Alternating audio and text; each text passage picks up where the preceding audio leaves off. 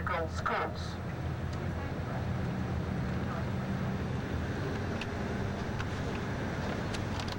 But on the way back, you will see the city.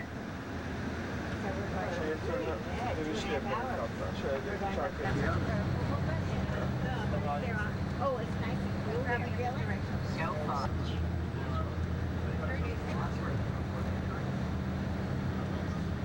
Actually, I'll say from abroad, now there's a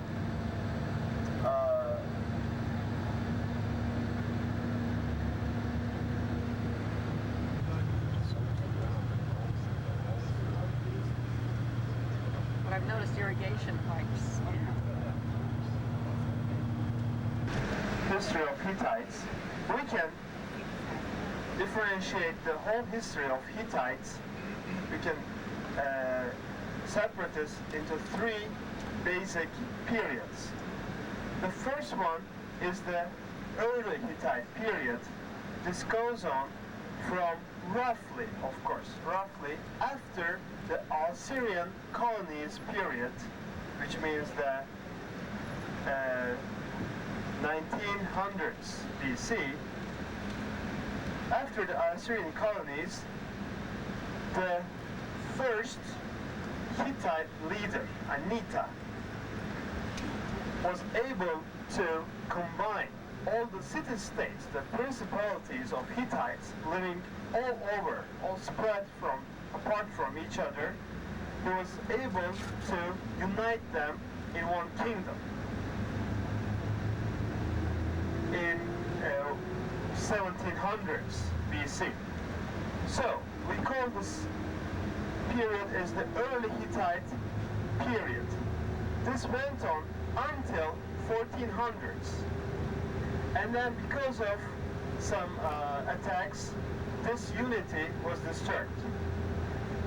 But BC, 1400 BC, yes, we are all talking about BC. So more than 3,000 years ago, yes. And then Hattusili the first was a very strong sovereign, very powerful. He was able to unite the empire again, and he moved the capital from Kayseri, from Kanish, Karo, I will explain you, don't worry, to Hattushash, to here, and set up the first powerful Hittite empire in the history. That's 1400s. So most of the ruins that you will see here in this side in Hattushash on your right hand side now, and in Yazlıkaya from this period, from 1400s to 1200s BC, roughly around 13th century BC. And what happened after that? Because of the attacks coming from western, but they still survived until 700 BC, but now for this time on the southern parts, on the Mediterranean region. And we call this period as the Principalities period of Hittites. So mostly, roughly, we can say that in Anatolia, when we say Anatolia, we mean all this west peninsula of Turkey, Anatolia. In Anatolia, there are three periods of Hittites. Now, who were Hittites? According to the excavations, first of all, the Hattis came. The Hattis were the first Indo-European people migrating to Anatolia. Hattis. This happened in the middle of 3rd millennium BC. So we accept Hattis as the ancestors of Hittites. And they were speaking a language similar to the Hurrian language. So we can Hurri. So we can roughly say that they spoke a language similar to Hungarian, or we can say they were speaking a Hungarian language. So the sources were the same. So the basic origin was the same. So that's why when especially Hattushash was discovered, the early archaeologists called this overall civilization as the Hittites after the Hattis which lived in this area. Now, when Hattusili I was able to set up the first empire, Hittites became one of the three biggest powers of the world then, with Egypt, Egyptian kingdom, and the Babylonian kingdom. So they had the borders with Egyptian kingdom and the Babylonian kingdom. Of course, they had many relations, both commercial, and they fought against each other also. We will see the beautiful works of art and some other finds tomorrow in the museum in Ankara, the Anatolian Civilizations Museum, which is one of the most important museums in the world, including like the cuneiform tablets that was found here, which was the first written treaty among the Hittites and the Egyptians after the War of Kadesh, the Kadesh Treaty. They were also very advanced in art, all kinds of pottery making, clay. They were able to work with clay, pottery, all kinds of friezes, reliefs, and house decoration. They were also very good at the cuneiform type of writing. But we will see all of those tomorrow in the museum. Now, since we came to their temple, let me tell you about their religion. We call the Hittites as the nation of 1,000 gods. So, when they came to the region, they wrote their concepts, godlike concepts, and at the same time they adopt the local gods. So we call them as the nation of 1,000 gods, and they had the feature to worship in the open air temples. So here now we are about to visit this first open air temple of Hittites. Yes.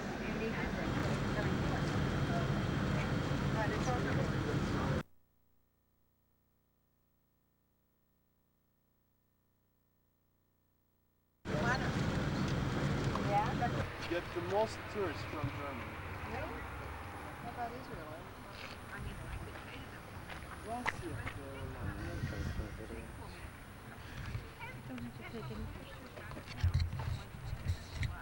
Visualize Yazılı Kaya as an open-air sanctuary, and roughly I can say that it looked like this. So before entering to the two galleries, there are two galleries on the left hand side, the gallery A and gallery B, but before entering there were the entrance buildings was closed by an entrance gate and entrance buildings. So this is the plan, gallery A, gallery B. So there were, in other words, there were three main buildings before buildings, as you see the representations here for entering. Of course, we are not left with those, but you will see beautiful reliefs on the rocks inside. We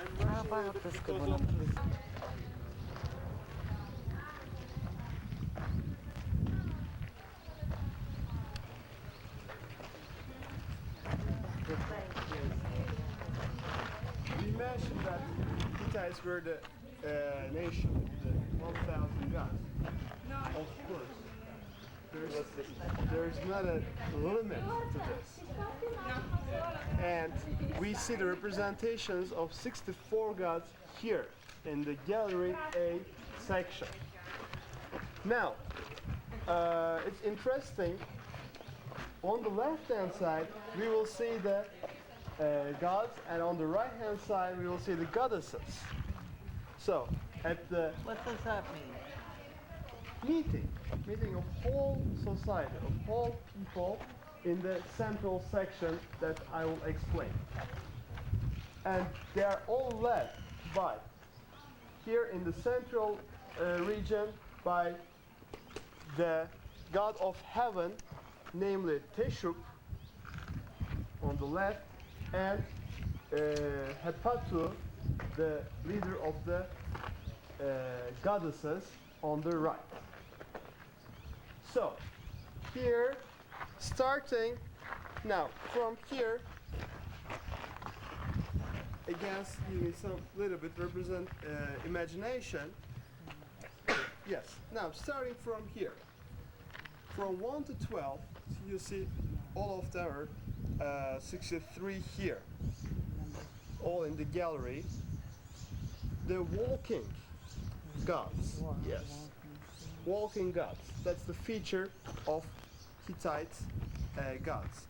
They wear a hat, like a conic hat, and they always carry like a sword on hand, as you see here, in a walking gesture, yes. So this is like a meeting, representation of meeting of all gods and goddesses. Especially during the springtime, during the harvest, they were celebrating the coming of the new year. That was the main religious festival and ceremonies were held here around end of March and beginning of April. So we can say that that was the heart of all the religious ceremonies. A little bit outside, about 2 miles to the real city. Yes. Now, until the number 42, until the figure of Teshub, we'll see on the whole side gallery, you see all these gods. Yeah. Yes. Oh, All along, yes. what he did. And please Only yours bear is in on mind, wood. there are more than 3,000 years old. And they survived, yes, they survived all through this weather conditions and erosion and pollution, all. Yes, until here. See, now, after here, we see the two figures, two gods, carrying the earth on their shoulders. Here, the two godly figures carrying the world on their shoulders. As you can see, over here, the two figures. They are holding up. Now, here we see a Hittite sovereign shown in a form of God, creator.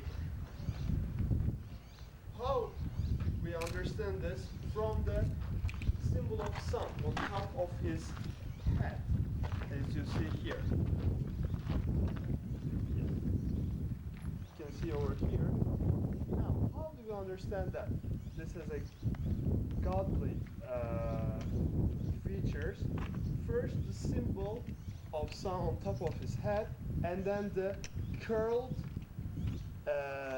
like an axe, curled stick that he is holding over there. Yeah. You might call it a staff. Yes. See, this is curled. So this represents And the overall, all the sovereigns, Hittite sovereigns, after their death, they become gods. This is very similar concept to the Romans, much later on.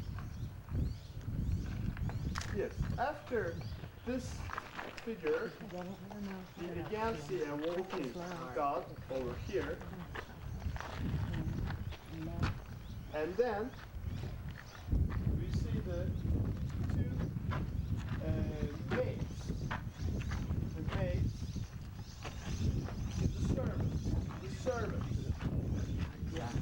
Now, that's again very interesting. These are female, as you notice, yes, from the skirts. These are female, but in the men's section. So this represents like a, we can say, a friendship or the combination of men and women. In the ladies section, there's also a god. See? So, mixed Well, they each were other. here in the men's section because they're servants. That's right, yeah, that's why I said. Because they serve it. Right. And they had to put a guard over by the women. Concept also, their belief, their faith also. And then comes the god of water, the water resources, the god of water here. Afterwards, you see, now, please pay attention, that's not very obvious on the left hand side, but he is holding a grain. From here you can see better, his left hand, his left arm is extended, and he is holding the grain. This is the god of grain, as we call it. Legs are shown from the sideways. Now, the last figure up here, before the main two figures, is the god of heaven of Hatusha, over here. God of heaven of Hatusha. Now, he's standing on two mountains of Anatolia. Please pay attention, they are carved, you know, so that to represent two hills or mountains. First one is this one, second one is this one. So he's stepping on both of them. So far, all of them face towards or walking towards to Teshub and Hepatu. So we came to the royal family, you know, or the divine family, we can say. Teshub, the god of heaven, and on the right, goddess Hepatu, goddess of sun. So here in this representation, you can see better the god Teshub is stepping on the two servants, and he has two sheep with him, which are called as Seri and Huri, which means day and night.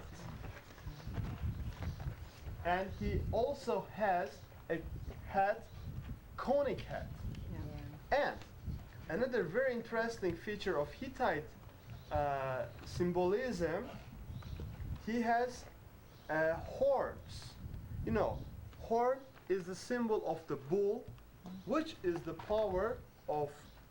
symbol of power and divinity in Anatolia, in all cultures, even from the for the prehistoric cultures that we will see in the museum. So when you see horns, this symbolizes that now he is not in the rank of a human being, he is in the rank of a god. And he has 5 of those on his head, as you see. And a long beard, and an earring, and an axe. And over his hand, there's the symbol, the royal symbol of Hittite, God Teshup. And he is looking towards goddess Hepatu. She's his wife. Over here. See, you can see the lion, and over her hand, her arm, you again can see the imperial sign of Hittites. Right behind Hepatu, you see their son Sharuma. Again, the god Sharuma. Again, that's another feature. Like here, there were the Ishtar on the men's section, and here Sharuma, although he's a god, he is in the ladies section, because after Hepatu, the ladies section starts. So Sharuma became the major god after Teshup. Again, on his conical head, you see those 5 horns and his axe over there. This figure, I hope you all can see. Yeah. This figure, Yeah. Sharuma, again, he is stepping on a lion. Again, being a symbol of the strength. Lion.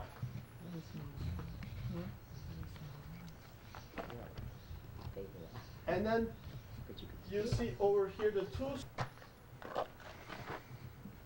Again, when you look to the ladies, that's very, very distinctive. You see the long skirts with the, like the ancient Greeks, you know, their hats are like the ancient Greeks. In the men always wear conical hats, while the ladies wear the long skirts and kind of rectangular type of hats. Yes, on top. And down there you see the double-headed eagle. Lion is the symbol of power on earth, and the double-headed eagle is this symbol. And it makes a sense that this double-headed, first two lions, first of them here, the first lion, and then the second lion, and the double-headed eagles, showing that this is the supreme family, or Tyria. Now, another interesting feature, over there on the rock, you see the relief of Tutalia.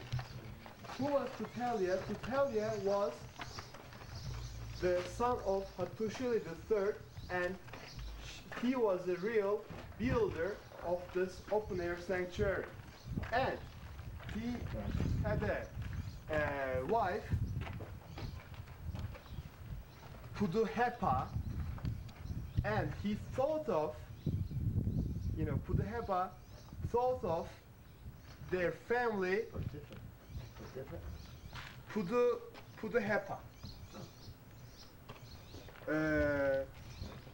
She thought of their family.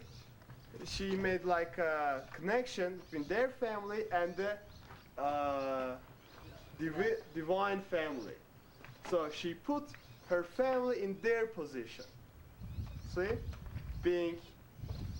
she is being like the Hepatu, Tutalia being like Teshup, and their son being like Sharuma. now. Yes. You say one of the... See, we are coming to this section shaped, See, I see the two eyes up there. rectangular shaped heads. Very similar to their one. This one, and as an accessory, they have the earrings. See? Again, in the walking gesture. How many years is this playing here? Now, this open air sanctuary dates back from the time of Tutalia. And Tutalia ruled Hattusha in 1250s until 1220s. So this site is 3,200 years old. Is that all? That's all. That's why at the tip. Over here, you see, this is one of the biggest achievements of Hittite art. That's the figure, or maybe you can say this is a statue of Tutalia, the one who built this sanctuary. Now, one thing that we notice again, the like a curved stick that he has, his axe, and his shoes. See, like a pointed shoes he is holding. Again, he is standing on two mountain type or the hillsides.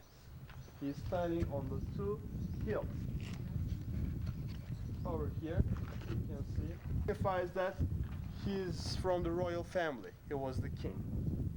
But the other features, and since he is carved not somewhere outside, not at the entrance, right here in the most sacred part of the sanctuary, in his lifetime, not after that, because that's normal. After his death, he became this rank. Yeah. Yes. But during his lifetime, He doesn't means have that. He doesn't have the horns. But he's replaced here. Yeah. In this part, it means that he accepted to be put here before his death.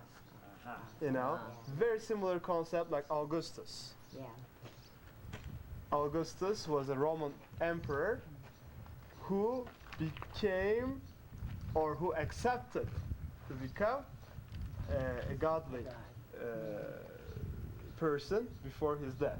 So the same concept we see here thousands years ago, before the Romans, here in Hittite sanctuary. Again, his right hand is extended like in a walking gesture, and you can see very clearly, you can see the imperial sign of Hittites. What Is we that call cleaned or changed? no, Why is this color just the rock? rock formation. But this symbol is so was built. He But ordered. he's not the one that did it. No. He's not. Well, he was. No, I mean, he wasn't the sculptor. He wasn't the sculptor. No, he was the king. He, I think, When you look from that edge, that's still, Shows its amazing height. when you look from that edge, you see it. it is rather protected area. Protected. See, the wind doesn't affect too much because it's covered, sheltered, and it's another place for priests and authorized people. So we are going to the second gallery. And at the entrance of this gallery, there's the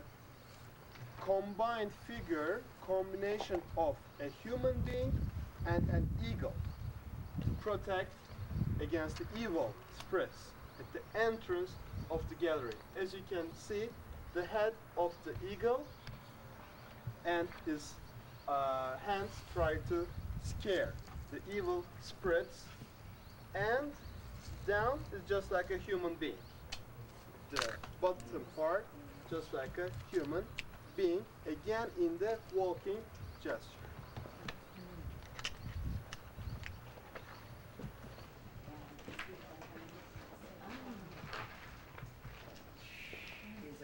Nature wonderful.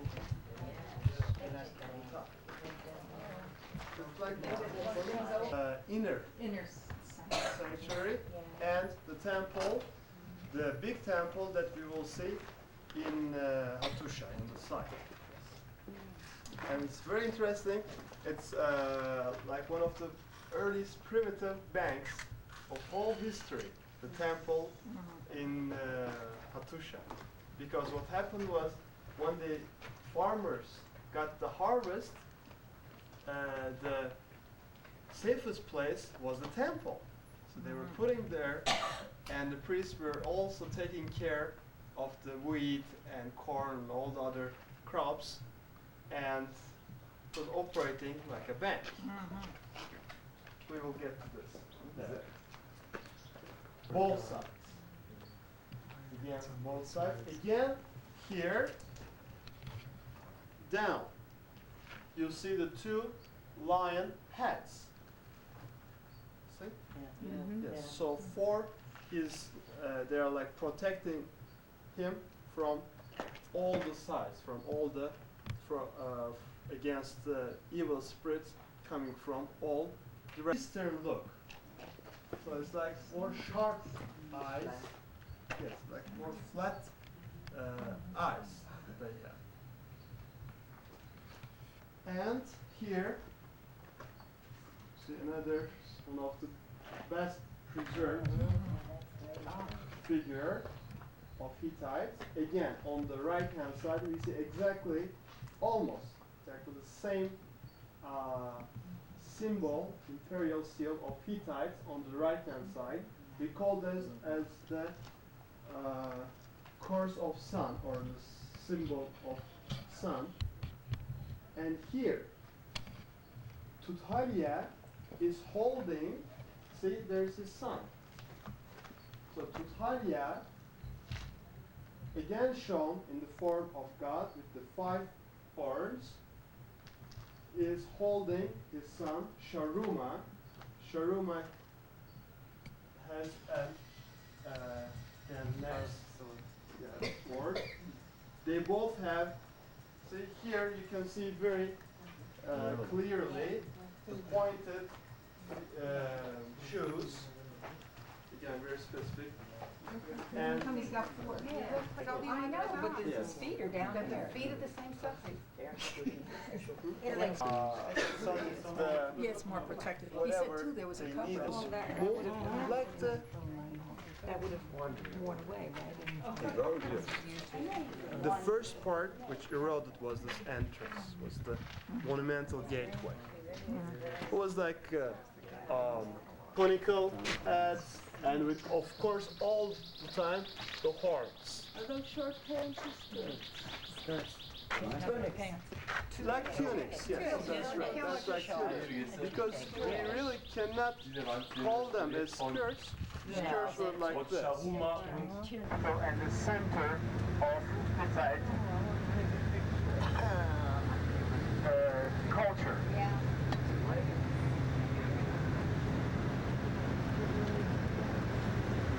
Now, Hattusha is located in a steep valley, steep region.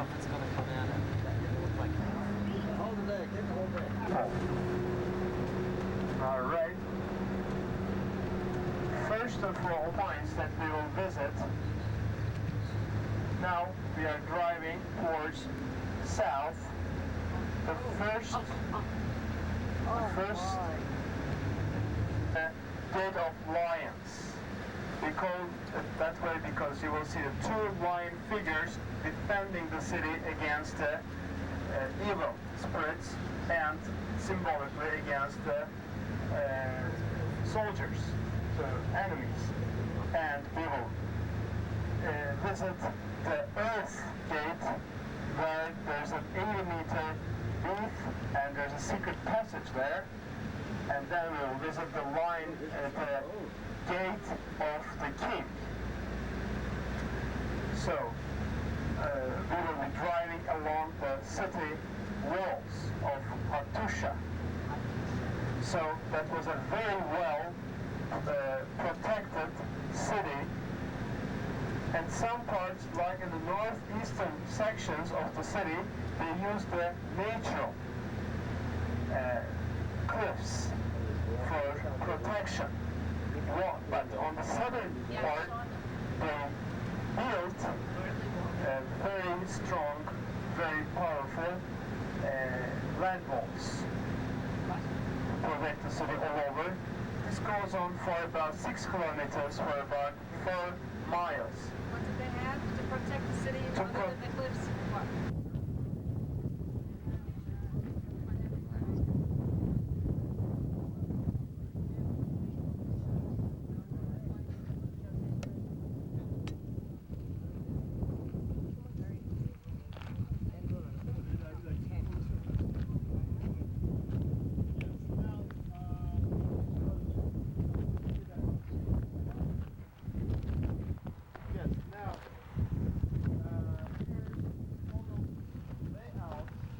Water from some river sources, which is like about 10-15 miles away from the city, and they use also again the natural landscape here in the northeastern part for distributing this water. So there were the walls surrounding the whole city. So this is an adaptation of the modern architecture, adaptation of this concept in a modern way. Some of them is 1/3. They really need to be excavated still. Some we found. You see some of the imaginary temples, citadels, and fortresses. Of course, there's a major citadel from the 13th century up there, but then the latecomer emperors moved. Just the same thing that we see in Istanbul today. They moved the temple. But unlike the other northern sections, there was no place, there was no high place here. So what they did, they opened a trench and they built those stones. They put those stones on top of each other and they created this hillside, this altitude here in the southern part of the city. And what they did, they use kind of arch effect, a primitive, a triangular arch effect here to open up the secret corridor under this altitude, under this height. For about, this corridor goes on for about 270 feet. Yes. And it provided a nice passageway for the soldiers. So as soon as they saw an attack, they could run up and close the gate from both sides, so they could be ready for defending the city from the top. See, if they didn't do that, they couldn't have this chance. So what they did, it was like an inclined surface, but it wasn't not like that this much. So they opened the trench, they took the earth and filled it. In other words, they they make it they made a trap, and they put all this. They laid all the stones like a wall until here, and at the top of those two inclined walls, they put the keystones on the top, and they formed like a triangular arch. And this arch works according to the principle of compression. You know, this another technique. You know, mason the terrace. See all this terrace on the eastern part of the hill, straight ahead. This terrace, we call it as the Great Citadel. So the emperor or the ruler lived there with his family, and also there was a guest house and court houses. on the within this terrace. And Hittite architecture and the planning was similar to Ottomans. That's very interesting. There was a main courtyard in the center and the buildings around this The main Romans too? courtyards. Yes. Romans built like that too? Yes, like they would call them atriums and the buildings around. So one courtyard after another after another. And this terraces were very convenient for building those kind of. Where do they think we should change our mind? Oh, look at downward. So wonderful picture. Where the shutter ran. So from outside you couldn't tell that was the gate. And for outside, of course, there were the farms and the houses of people, mostly made out of wood, and there were also the water wells, like artesian or water wells, to provide water to the city. There's a picture by the time you get there. Yeah. You never get done. You wouldn't have no phone coming, you come home and look at it once and you go away.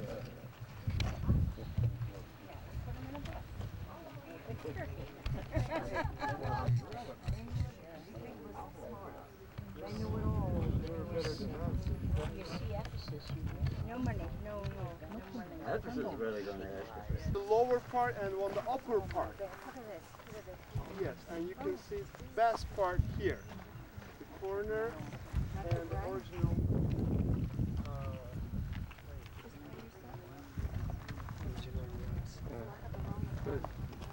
Güzel. Türkçe bilimetre, Türkçe bilimetre oldu. Okay. Look under my arm besides. You're getting an assist. I'm getting a You're getting an assist. Right. Thank you. Here 8 Thank you very kilometers much. toward here. That worked out all right. This soldier house, 20 meter. This soldier house. Together 20 meter soldier house. Okay. Thank you very much. Okay. Everybody came? Right. Looks like From everybody. this side on the eastern part, you'll see another. Ne aldı yavrum? Allah'a söylüyorsun. Sen daha sus. Sen King's Gate.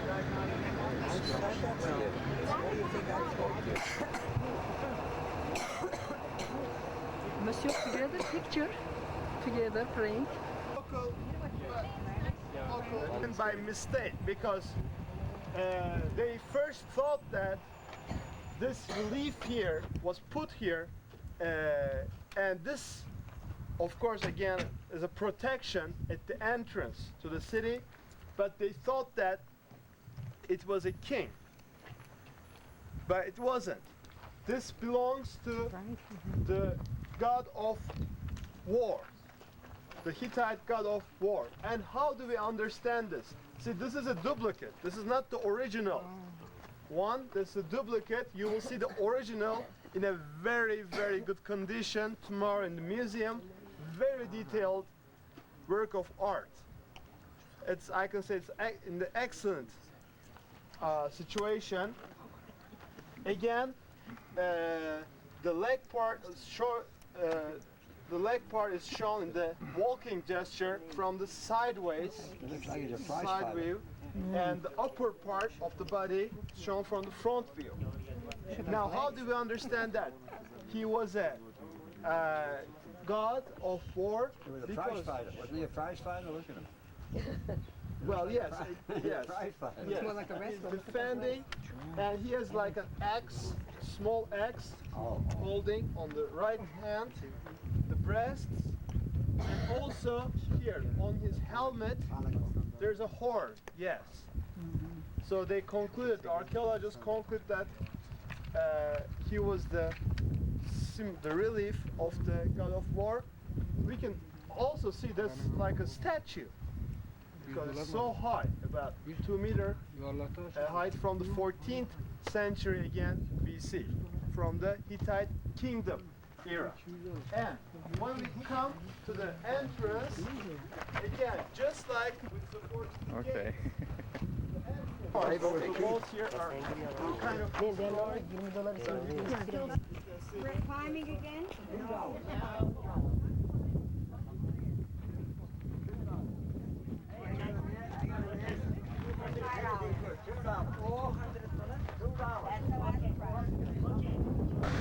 It's called a two-path party.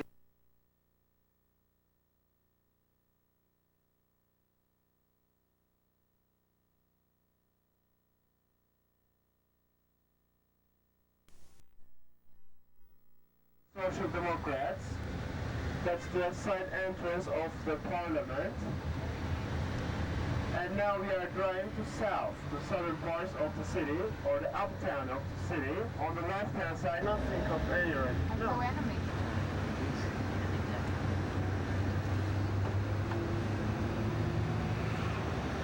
So, as the King House, this the, as you can see, all the buildings which belong to this house is pink. On the left, there is the embassy of United Kingdom. One house is around 3 million people.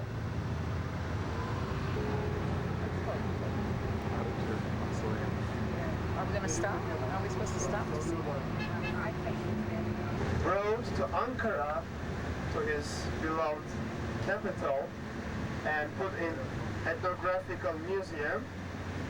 After the completion of Anıtkabir, he was put here in the 15th anniversary of his death in 1953.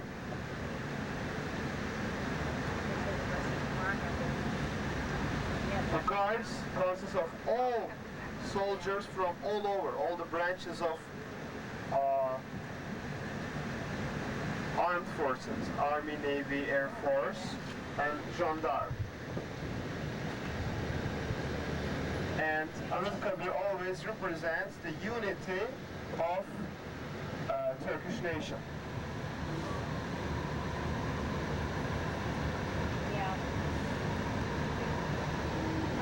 I didn't pick up my...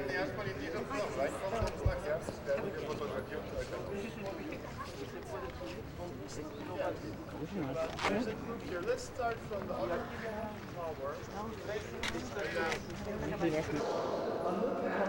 Anıt means memorial. Kabir means tomb. The memorial tomb, the mausoleum of Atatürk, is the symbolically is the unity of whole Turkish nation. He had a big appreciation to the old cultures which live on this land, on this Anatolia. So you will see some features, some parts of Hittites, like the lions protecting the entrance to the mausoleum, and then you will see the Turkish decoration, like the motifs of Turkish handcrafts, like kilims and rugs on the top of the ceilings. And then you will see the Ottoman architecture, the main courtyard and the buildings surrounding the courtyard. And you will see his tomb or mausoleum in the Greek temple form, you know. And indeed, we fought the severest, we fought against Greeks a lot at the end of the First World War to gain our independence. But he always said his principle was peace at home, peace in the world. So right after the war, he tried so hard to establish good relations, especially with the Greeks. And they also built his mausoleum in the Greek temple form, as you will see inside. Also in his mausoleum, you will see the Byzantine or Roman style of art of mosaics.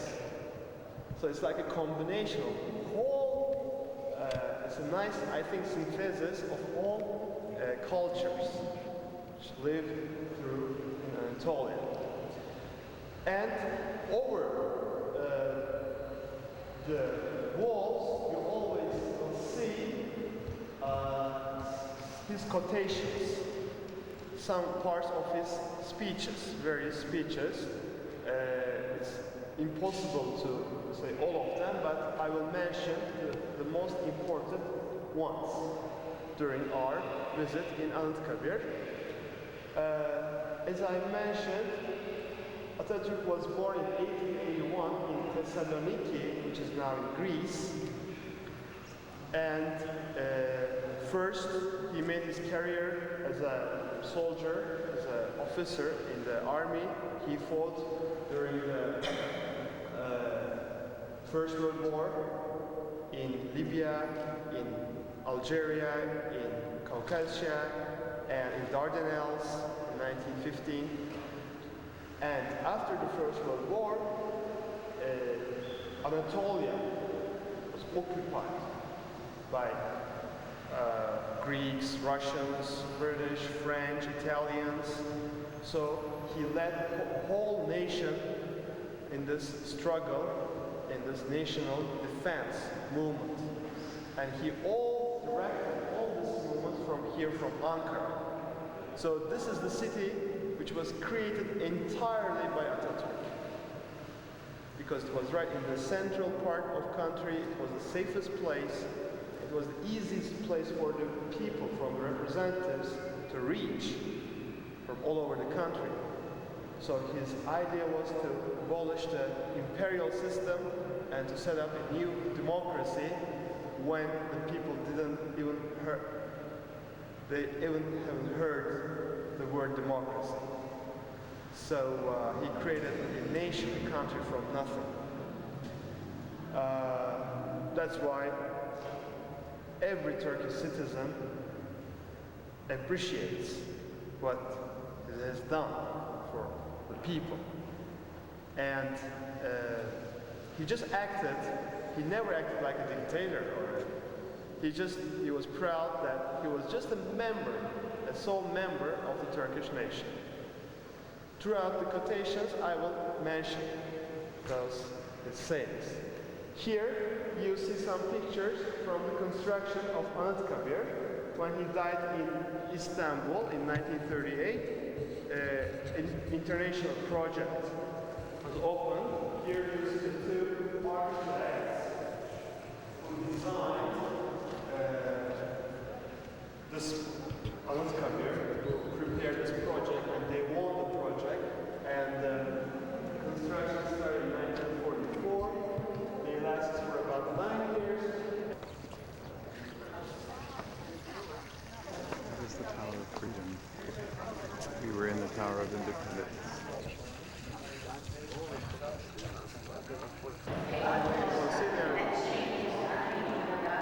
Yes.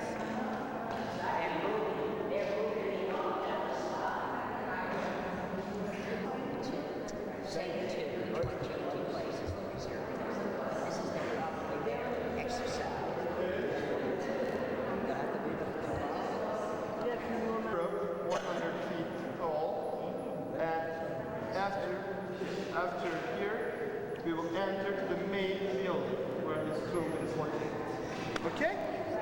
Yes. So described for once, so she represents the mother, a Turkish mother, for the sons, and also daughters who died during the national struggle. On the left, this girl is holding the bread basket or bread for the fertility. And on the right hand side you see the young Turkish girl looking to future. Modern Turkish girl looking to future. And they are holding the wheat, as you see the symbolic wheat as a main crop of Anatolia. On the left hand side, according to Atatürk, he is the real boss of whole nation.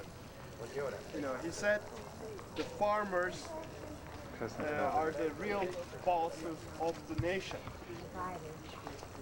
And on the right, soldier, the fighter and defender of the country. And on the left, the intellectual, new Turkish youth, again modern, holding his book and looking to future. Smile. Hold it. I want to get it on mine. Stay there. He's going to walk. Turkish youth. All limestone of Anatolia. What about the floor? The main ceremonial courtyard is about 260 feet in length. A lot of pictures. Come on, he said let's go. Yeah.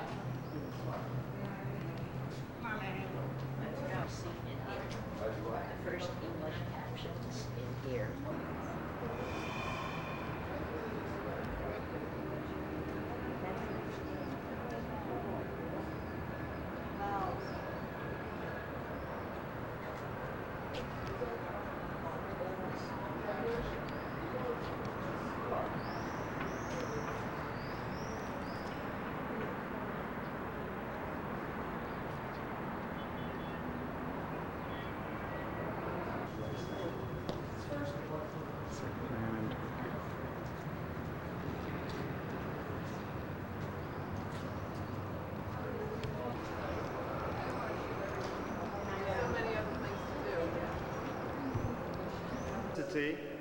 War is a murder, said here, and over there, the whole citizens of the world should be trained so that they will be away from greed, hunger, and hate. Okay, please. Mosque in the Middle East. Kocatepe Mosque. Oh, I got it. And here you see the tallest flagpole of Europe, monoblock, tallest. That's a present to Anıtkabir from a Turkish origin American citizen who lives in Ladders.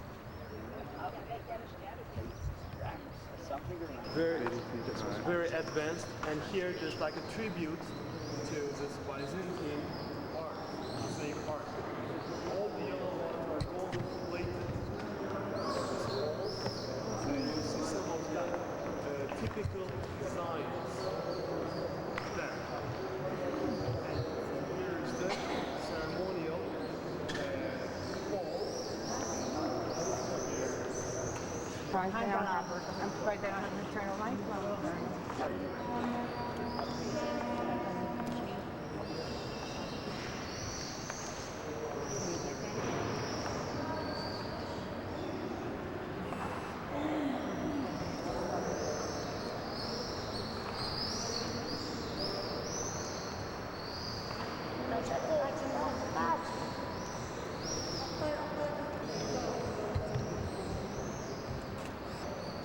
Yeah, well, I'm just getting the impression it's a full place.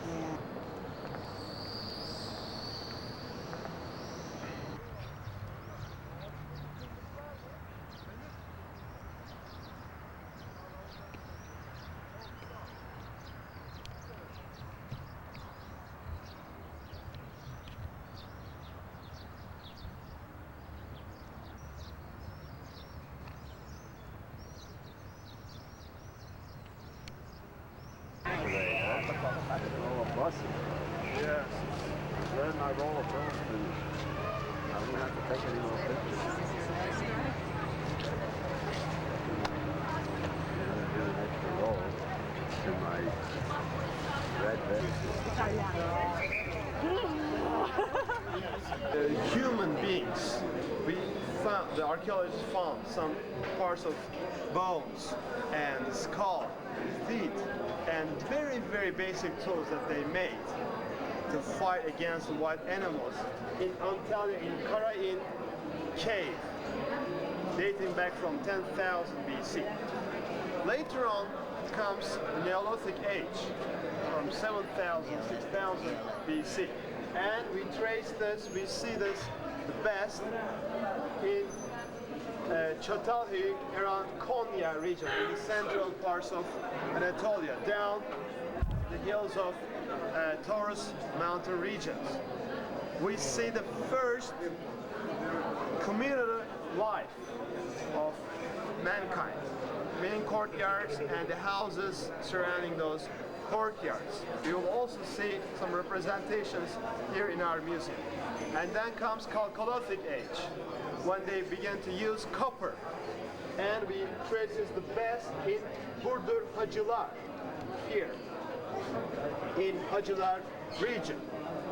So, when we summarize, first we will see Paleolithic age up to 7000 BC, and then the Neolithic age 7000 to 5500 BC, where you see the statue of the mother goddess of Anatolia here. And then comes Chalcolithic. Up to 3000 BC, you begin to hear about Hattis, the ancestors of Hittites. And then comes the end of 3rd millennium, and then Assyrian colonies. And then what happened? Hattusili I gathered all the principalities, Hittite principalities, all over Anatolia, and he moved the capital to Hattushash that we visited yesterday. So you here you see with the blue dotted points the Hittite centers. The early Hittite and Hittite Empire centers, and then, as we mentioned, down to 700s, you can trace the late Hittites. As I mentioned, you will recall, down much southern parts, closer to Mediterranean coast. And then we see the Phrygians. Those came from west, directly from west, and they established their capital in Gordion. You see Phrygians over here, Gordion. That's where Alexander the Great cut the famous knot in Gordion. And also you see the tumulus of King Midas. I'm sure you all heard about King Midas here in Gordion. They established here, but they moved to east, and they eventually threw Hittites down south, and they governed most of the parts of Anatolia. And as a last civilization, we see Urartus with the black bottom point on the eastern parts of the country. Urartu is just another saying of Ararat, to a very high position of civilization. They were very good at copper and iron working. From 1000 to 600 BC, Urartus. At the last point, we will see some coins, minted coins from the Western civilizations: Hellenistic, Archaic, Classical, Hellenistic, and Roman periods from the western parts of Turkey. Of course, this museum is not responsible of these regions. It's responsible of the central Anatolia, but you can also see them here in the last part. And we will be walking around this store shops area, but inside, where there are the 10 domes, the main courtyard, we will see the orthostats. Orthostats, like I mentioned here yesterday, the carvings and the reliefs. Mostly brought from Hattushash, Alacayik, and Çatal. Okay, you have any questions? As I mentioned, let me show again directly from your maps. You can easily find it in the central Anatolia, very close to Konya, about 30 miles, Çatalhöyük. It's one of the earliest human being centers in the whole world, Çatalhöyük. Now, here we see some parts of the house. These are all genuine, all original from the walls or from the caves of Çatalhöyük. As you see, the main cult was the bull cult, because bull was the main symbol, the tail. Yes. Overall, this is seen, and you can see the running small human beings, people, all around. This is what we can say, this is one of the earliest samples of human art. A scene from the hunting of bull. This is found in a cave? Yes, on walls. Yeah. See, since the bull was the supreme power that they could even think of, it was shown the very big form and the peak circular motifs. Again, in this period, she was called as Kibere, then she took the form of Artemis and Diana, and with the early Christians, she took the form of Virgin Mary, Mother Mary. But always the same concept. In Anatolia, one protector, life giver,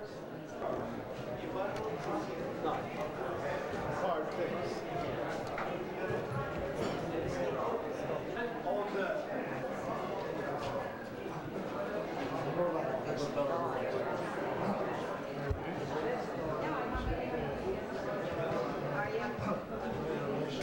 as you see, it goes up to 3000 BC. In this period, we see the first community life. As you see, the trenches here, walls, and the houses surrounding the main courtyards, and the social life started. Again in Çatalhöyük and Hacılar. Çatalhöyük, I mentioned in Konya. Here, Çatalhöyük and Hacılar. You see those samples here, ceramics. Ceramic.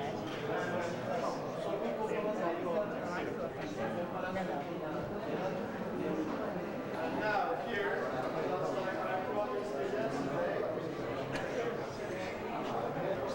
3,400 years old.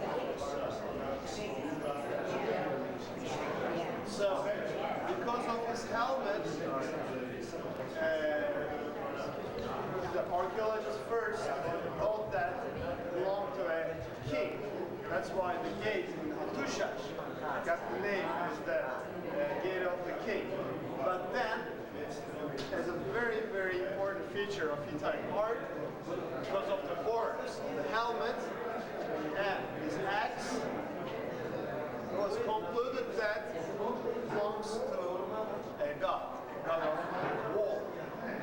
This beautiful example of Hittite art, it's almost like a statue, not like a carving. It's almost like a statue. All know they were able to get bronze, and they began to start the real bronze craftsmanship.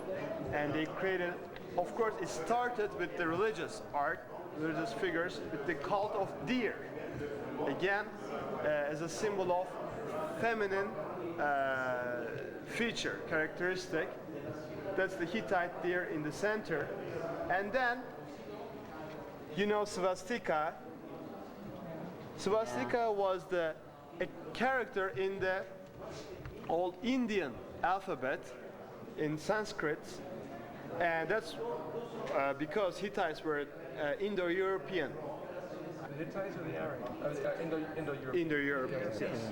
They use swastika as their...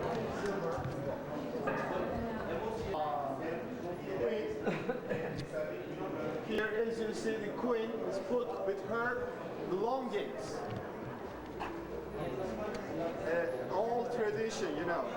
They thought that she might need them in her second life, so they will put all her belongings, and they will bury the king with the But I mean, the idea of just saying something.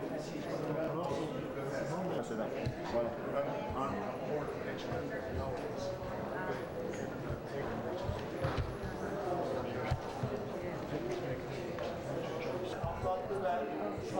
Close to Hungary. He was very fond of civilization, and he encouraged all archaeologists who was interested. Now, ladies and gentlemen, we came to Alisha period, the 3rd millennium BC. As we mentioned, this is just before, this is the starting of the Assyrian colonies period.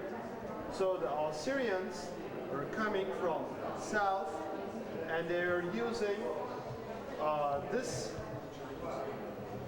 route up to Kayseri.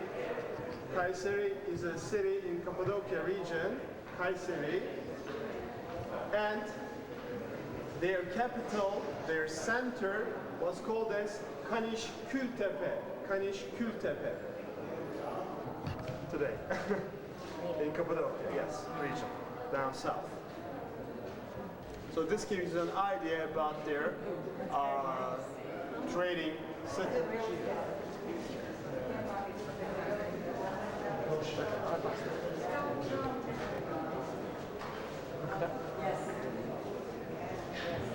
Assyrian colonists, the merchants came, they also brought their language with cuneiform writing in the year of approximately 1950s BC.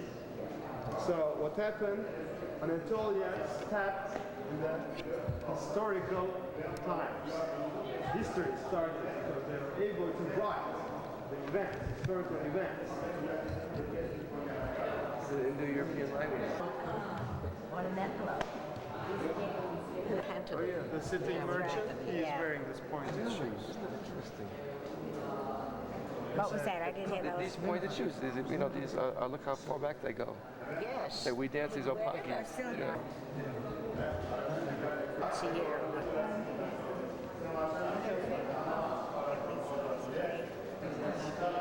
Yeah, she doesn't have a lot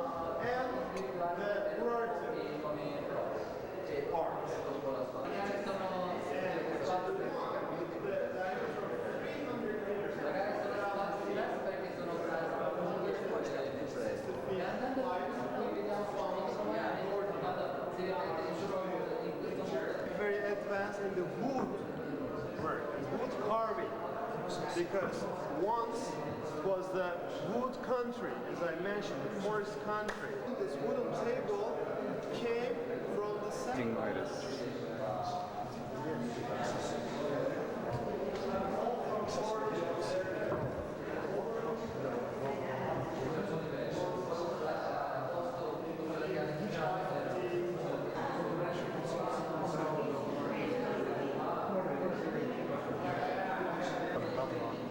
Oh, but that was the 600 BC. That was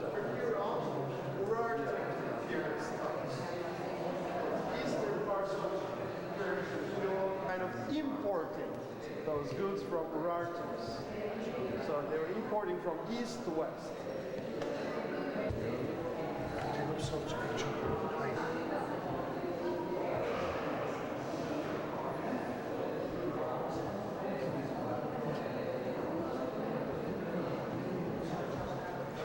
are pointed. They meet on the top. That's a typical Selçukyan feature, architectural feature, but Ottomans used this form also in the early periods. Okay. Now, these are the guards of the palace. Conglomerate. And that's like the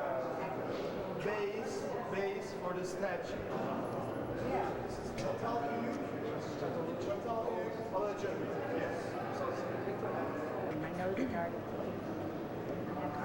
Here you see the family of the heir. Very typical feature.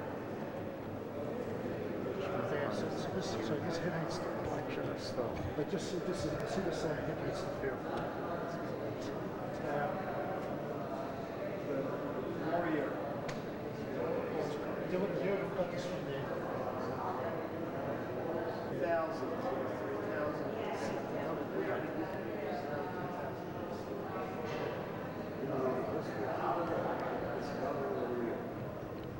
Well, it's obvious. First they were using the square blocks, but then they noticed that it was much easier to carve the edges.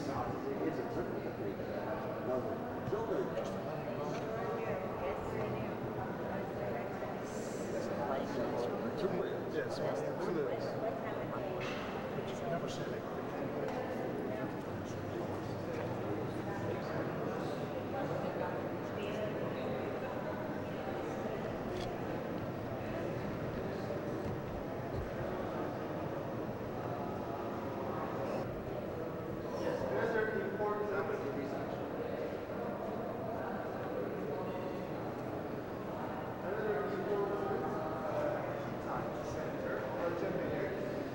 History goes back to Chalcolithic period. According to the construction layers, we trace this history. Chalcolithic and then early bronze was a very important city with Hattushash, same period. It's about 20 miles to Hattushash, and then comes Phrygians. They means like a trench. Trench. A legendary and it's Chota.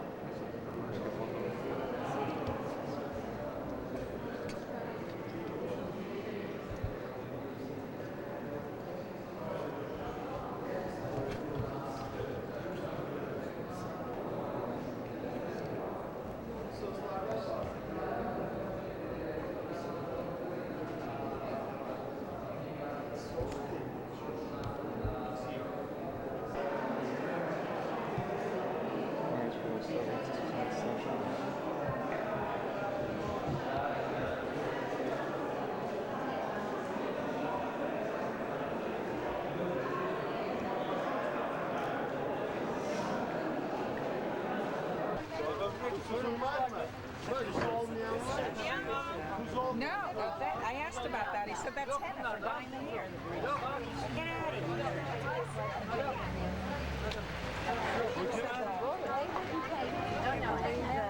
Ask him. I don't know how big, because I bought the carrot.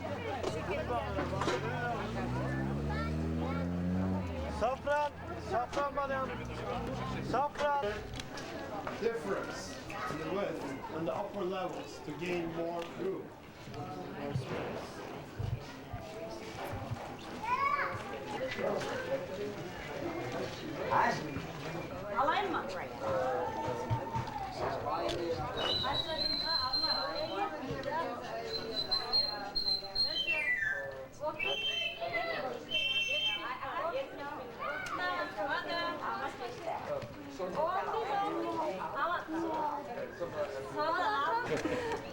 Okay. All right. That's a nice picture. I'll send it to you if it comes out. Later, where am I in your way? Let me know when you finish. No, not soup. No, salad. You don't have any. Those are Roman business names. Except when yeah, that's nice. Looks like home grown. That was fresh, like they picked this morning. Right. She should put them in mine, I think. Did he? Well, I don't know. I'll learn it. I forget to say it. I'm losing my manners. There's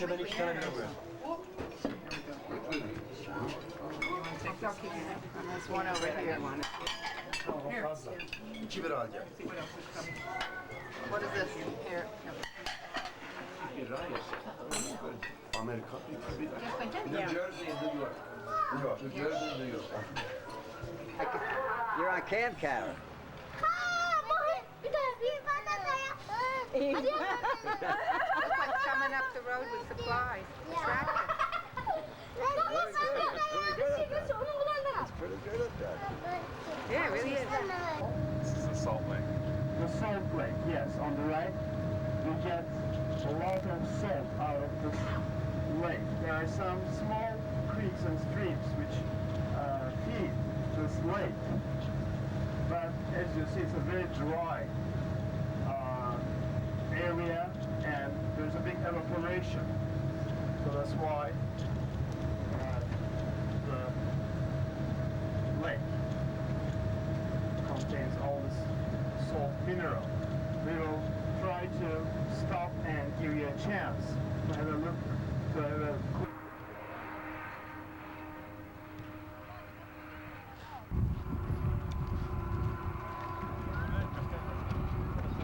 That's funny.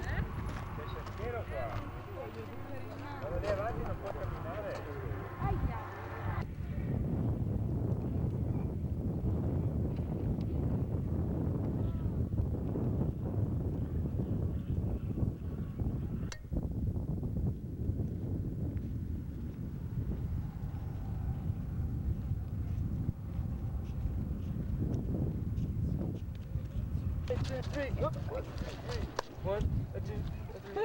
I didn't hear you.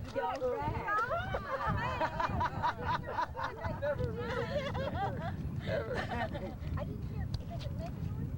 No. Did you get the music? Yeah. Oh, that I That's a dance we do. But I mean, I took it. That's what I was. Salt Lake. Go do it together. Salt Lake.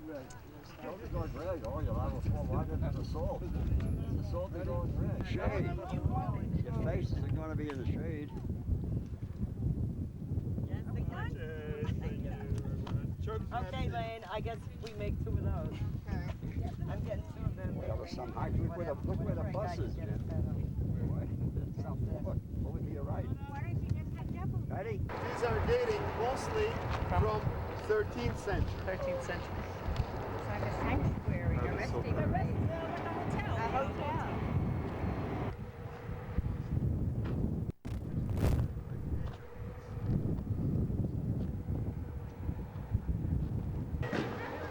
How do you like that? I like it. I get sure. Jim, turn around. Look at this.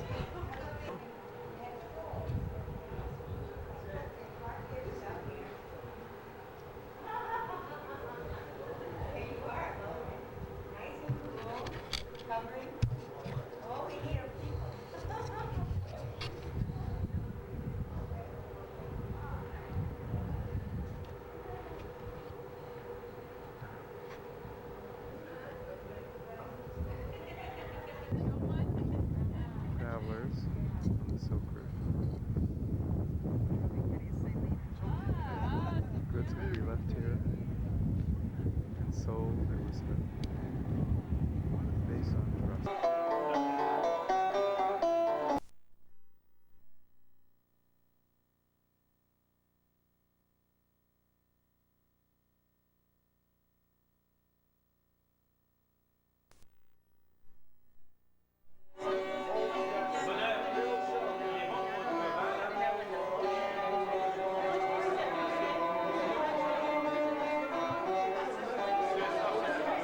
So I think this is part of it.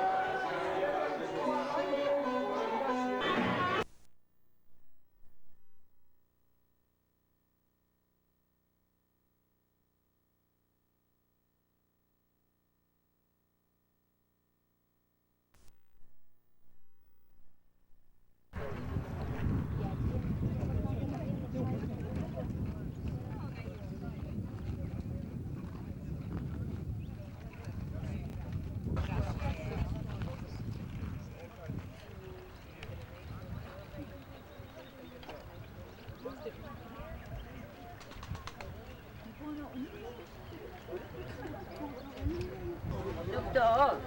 Espera un moment, mama. On té la meva dona? Lola? On té la meva dona? Lola?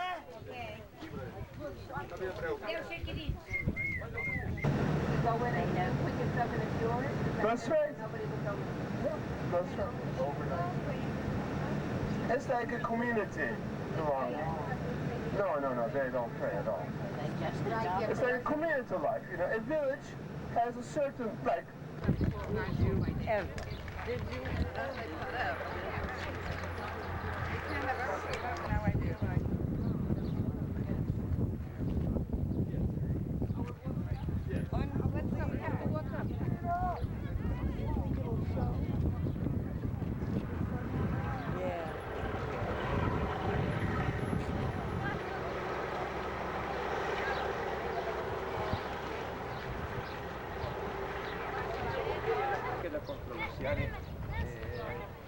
Ya digo, mañana fui pronto o más tarde, pero ya hay otros focos buenos para poner filmar.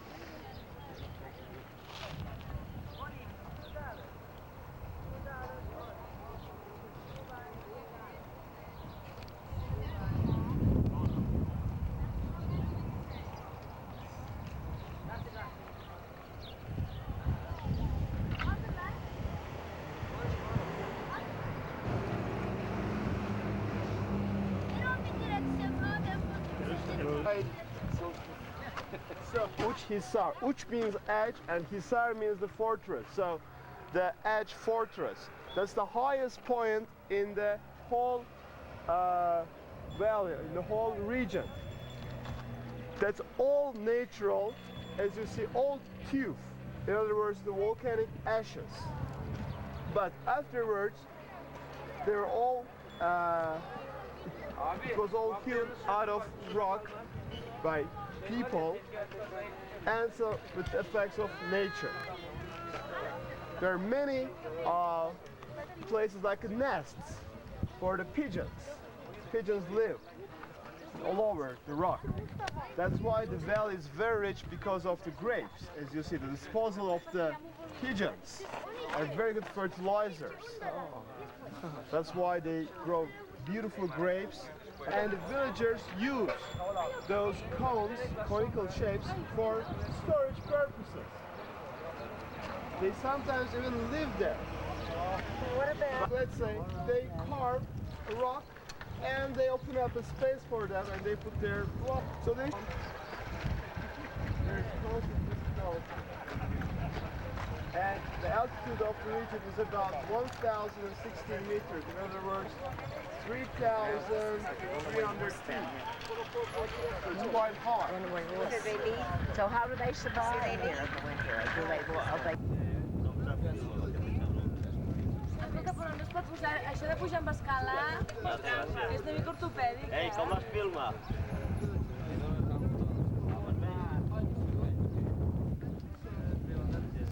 Però si no es veu res, no? Posi a terra.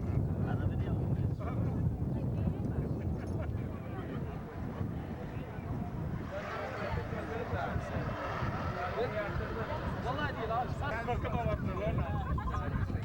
¿Estás filmando? ¿Cámara dónde está? ¿Cámara? Pero no cámara, también fotografía. Algú sap com va? Areas in the rocks.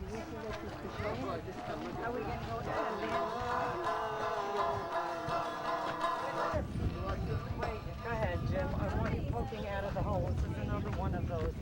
We stayed at the first class hotel.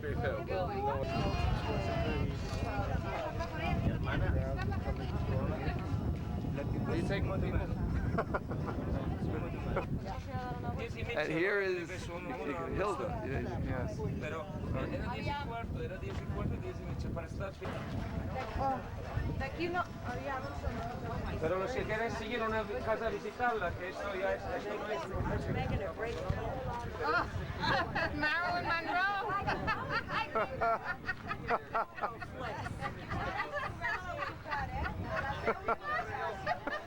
This may be the last time you see Okay, me? now turn around.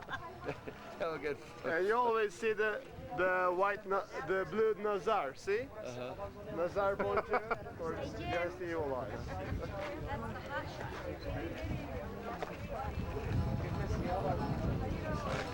Jim? Yeah, come here. And when you show the video, you can say this. That's intelligent. How do you open up the? How do you open it? Yeah, there's a little thing, right? A little runner. Just push it. No, in the back. In the back there. This That's one? it. That's it. Okay, Flash. Now smile. I hope it catches the magic. They know where you are. Did you get mine there? This one? That one.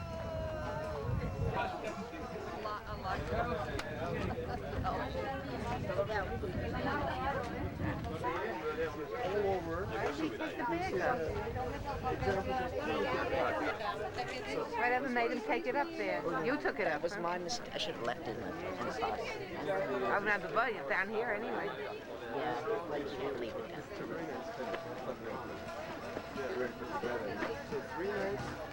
Salir al de la ventana.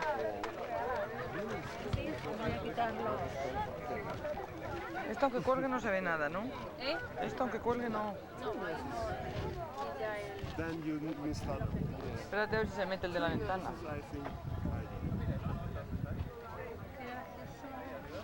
This is absolutely. Absolutely unbelievable. You need a hand? Any way to know how many people live here? In the village? Yeah. Hey, where's Jim?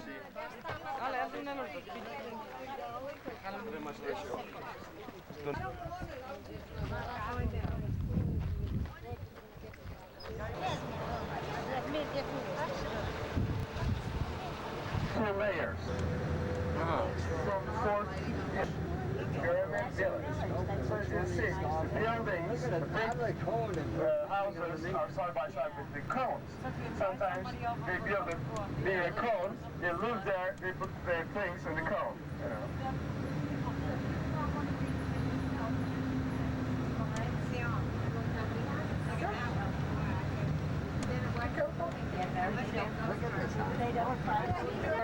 Sharing is like but the number is not limited. I mean, you call one place and it's yours.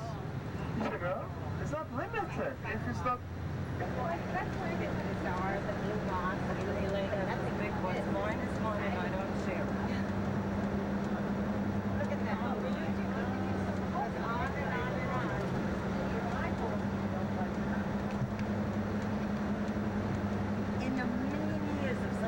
So as I mentioned before, when the Christians came here, they found this big, especially for them, yes. It was a very spiritual and quiet place away from the enemy eyes. And plus, of course, there are all the other advantages, like hide very easily. Nah. Wait. Small people too? No, in Florida. I live in Florida. I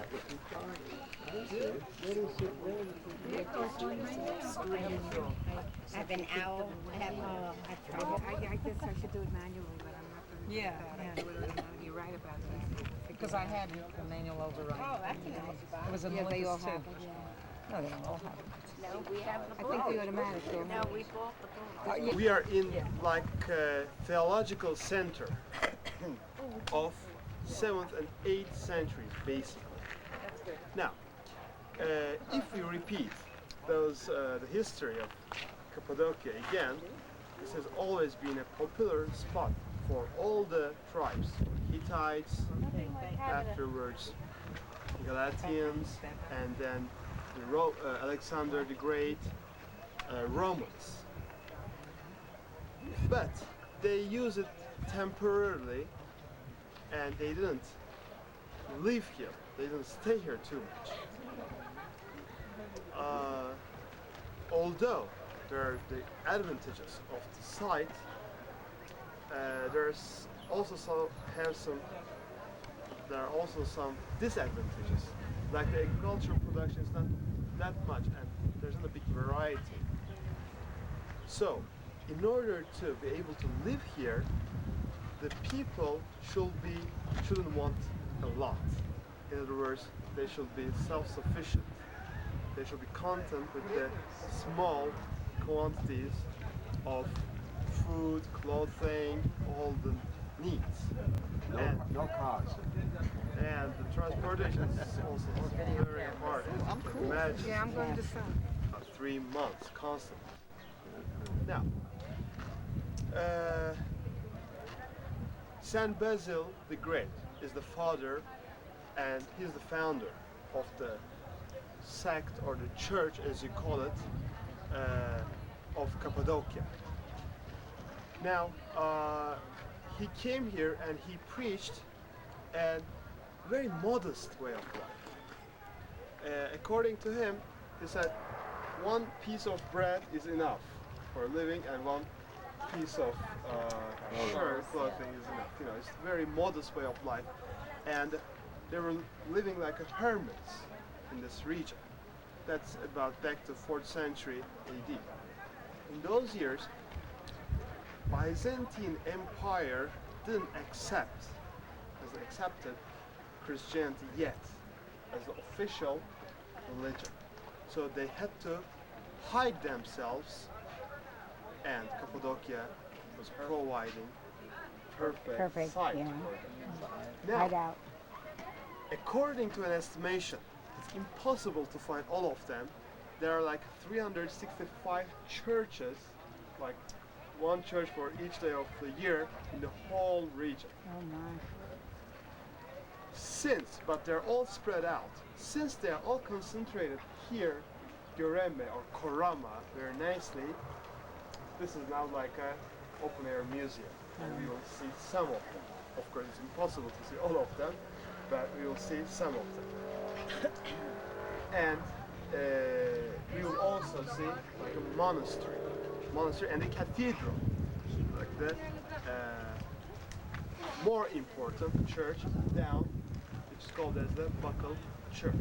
So it was really like a theological center, a religious center. We will go there. We will go there. You just scared them. We will go there. We will go there. And then people will look at us. All over, from upper parts of Egypt, from Palestine, from upper parts of Iraq, from eastern parts of country, from Constantinople, from west. So they will all gather here for learning. Now, this went on until a period called iconoclasm. This is a very, very important period in the history of Byzantine Empire. Of course, we mentioned Byzantine Empire. That was the Eastern Roman Empire. After they accepted Christianity as a religious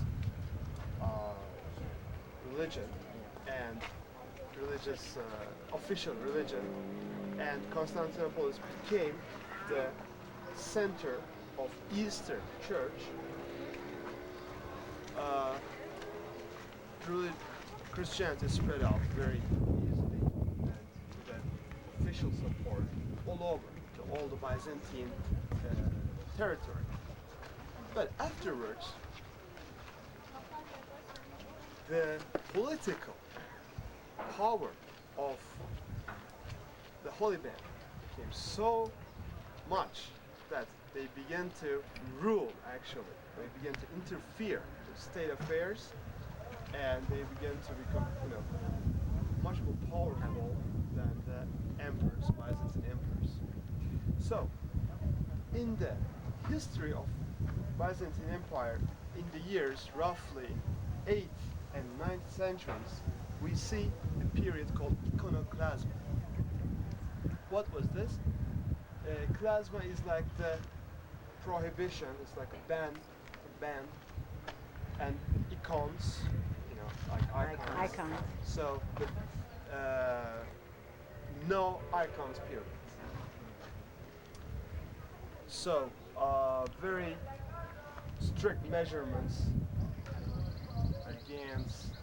the religion, and most of them were taken out of Constantinople, and they really didn't feel themselves comfortable in the capital. How long were they coming? Religious center here in Cappadocia, and plus it was a perfect hiding place for them. So what they did, they left the capital and they fled to Cappadocia. So that's the time Cappadocia reached its fame and its importance. So most of the churches that we will see here is from this iconoclasma period. And we also see this effect on the art, the Byzantine art. In those years, the art became so primitive because they couldn't draw all these religious images and figures and frescoes. Instead, what they did, they symbolized, symbolism. They used like a fish in order to express Jesus Christ. Yeah. Or they drew very basic crosses. And what they were using, just like the artists are using the local minerals, the mud for pottery, local vegetables and roots for dyeing the rocks. Just the same, like they use indigo, they use manganese, they use iron minerals for their art. And you will see beautiful examples now in the churches in the cave churches of Göreme Popular Museum right here. Of this iconoclasma period. But you always feel this pressed feelings and the work of art under pressure. Repressed? Like repressed, yes. Or oppressed? Yes, under pressure they did this, under this state pressure, official pressure. Yeah. So afterwards, they saw that it cannot be because there was big opposition. So the Byzantine rulers, emperors, had to accept them. So after that, we see the return of Byzantine art, even much more beautiful, elegant, and sophisticated than before. This is about the 10th century? Iconoclasma period, but immediately in this area, especially in the buccal church, you will see this. It's a very advanced, sophisticated work of art. To the art of capital, to Constantinople, to Istanbul. So first, Istanbul was influencing the whole overall territory, but then Cappadocia became the center of art, and they all over. Afterwards, of course, after the faith become legalized, of course Cappadocia lost its previous importance. That's too bad because people began to leave and go on spread freedom. So Cappadocia really lost its importance. It's affected by those temperature changes, and if you think all over, expansion and then shrinkage, attraction, all these movements, cracks occur, like some parts, all of a sudden, I cannot give you a certain figure, but approximately all the region about 10,000. Evet, yarıda. Just a second please, after this.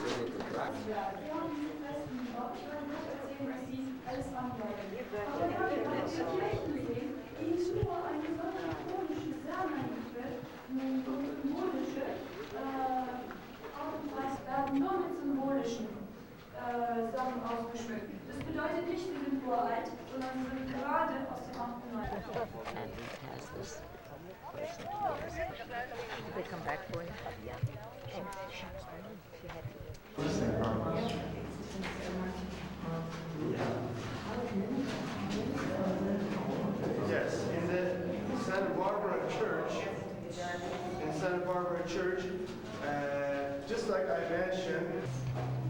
And the columns, see there are two columns which are not needed at all. So they're not structurally needed, just because they have a psychological effect in order to create a central name. Just because of psychological need, their need, and their desire for a real church. And how would anybody think that way up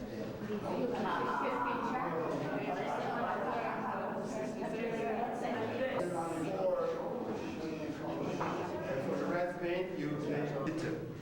Of course, those ones, like the pigeons, and then we also see the frescoes, which were added later on. We will see this scene much better because they were believing that they were infidels and they didn't want to stare with them, so they especially did the eye. And with the right hand, he is like a blessing gesture. We call this scene as Jesus the Pantocrator. Pantocrator meant all ruler, the all ruler in the ancient Greek. This is like a all.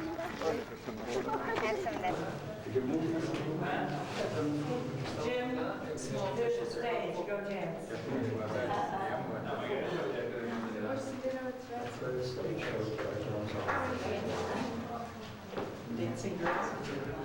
Yes, we are all here. Now we're in the Church of the Dragon. This name from this dragon that you see here, where St. George and St. Theodore are killing. Now, starting again, first of all, the one that featured that starting from right hand side, you see Constantinos and you're on the wrong side, yes. And his wife Helena, or Elena. Now, why are they shown here like officially for the first time? So that's why in some other various St. George was a native of this land, and it said that after drawing cross, he was able to kill a dragon. That's why that blessing gesture. On the left, St. Basil, and here St. Thomas, and the local saints. That's why.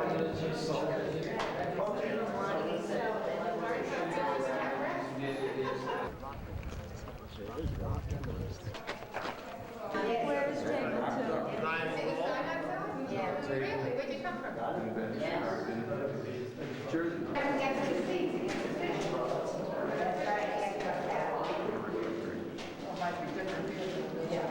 In the altar, in the absence part. Again, Jesus is sitting on the throne and Pantocrator form, yes, in the fresco.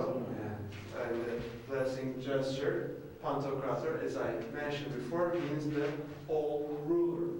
All ruler. And again here, again, Elen, you can read Elen perfectly. See Elen by the cross and Constantine side by side. As I mentioned in various.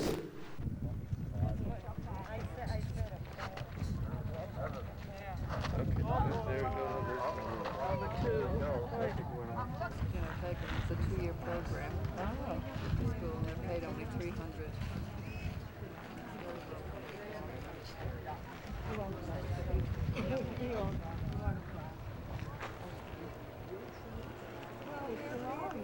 Yes, of course.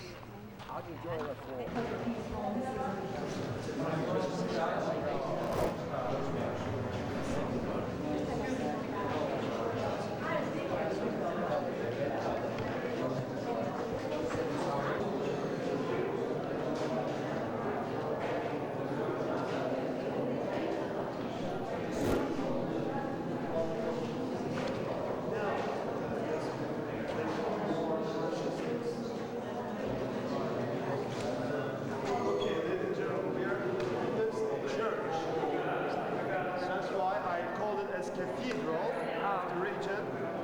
the Buckle Church. It gets the name Buckle.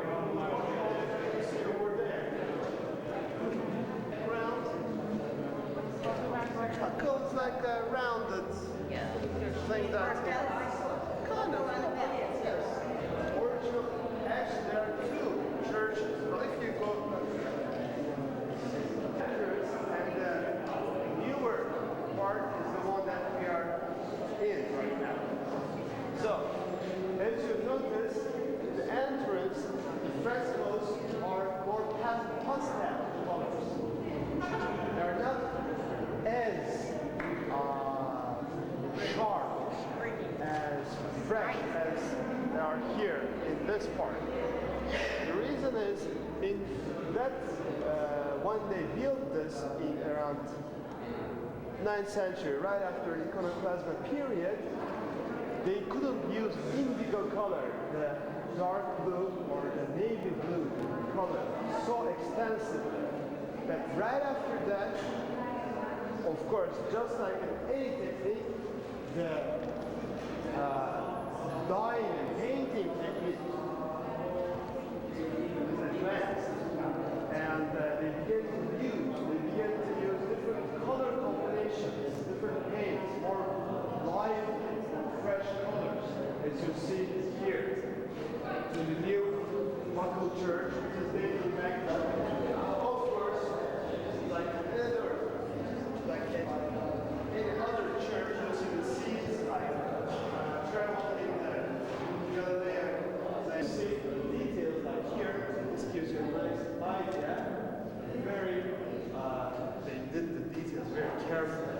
All the folds, the folds of the steels. So, are those fish around there? Or is that just a geometric design around that barge?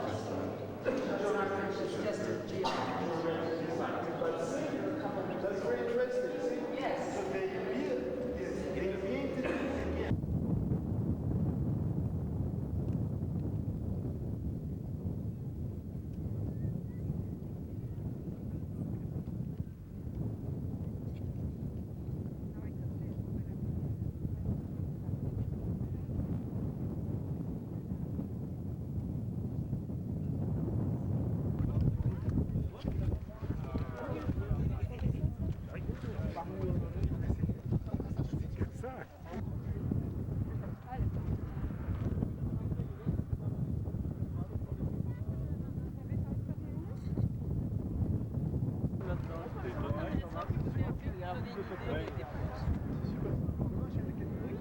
C'est beau l'intérieur? Oui, vas-y, hein. Non, moi j'ai déjà allé? Mais ça manque à ta connaissance en tant que guide.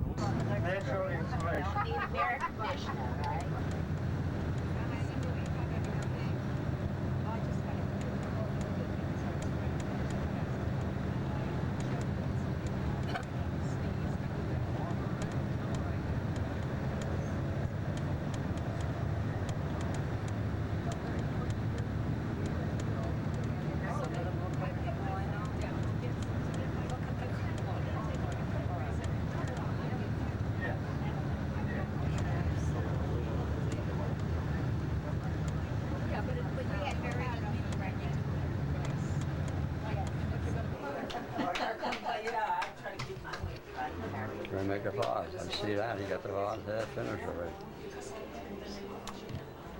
Hannah, here's where the work is. That's what we came in for.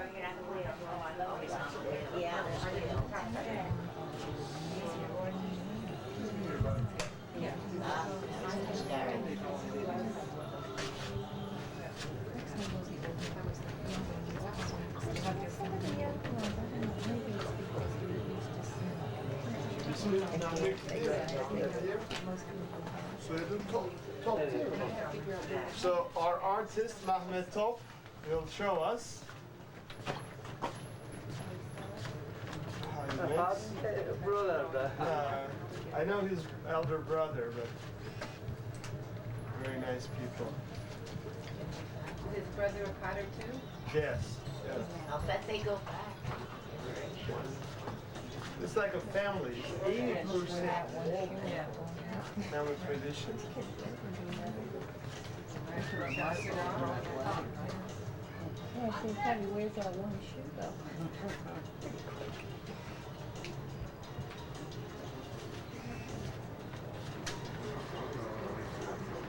Bu şey 4 tane toprak alıyoruz değil mi? Yani şeyi nasıl? Çilli toprak, kumuslu toprak. If I do my feet, I can't do the top. Yeah, raise your foot. Okay. That's quite a problem.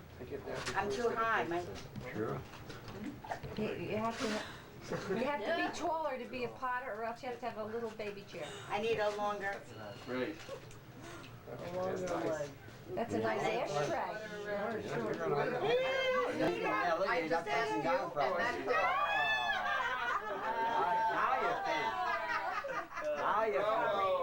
Now you appreciate how well he did it. Is it automatic flash, this one? That's an automatic flash. Okay, so... Too late. I got you though, I got you. Well, you have a little bit left. You can make a shallow ashtray out of that. Take care of all your smoking. Would you like to go on? No, they don't want to buy it. Cut it rough? Yeah, not so good call.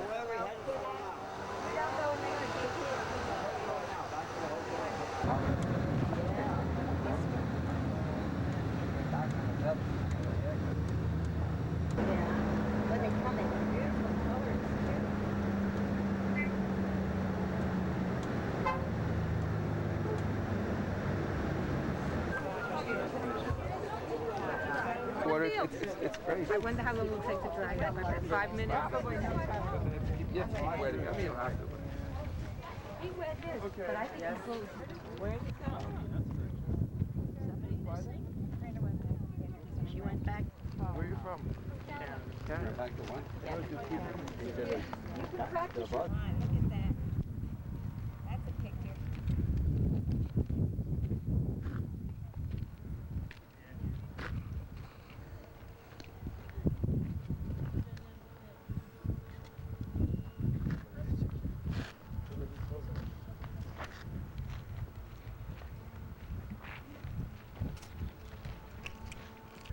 Through here. Oh, is that gorgeous? Avanos.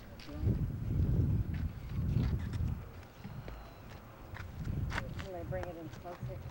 Yeah, you probably get better shots than I do. Well, because we'll see. We'll give it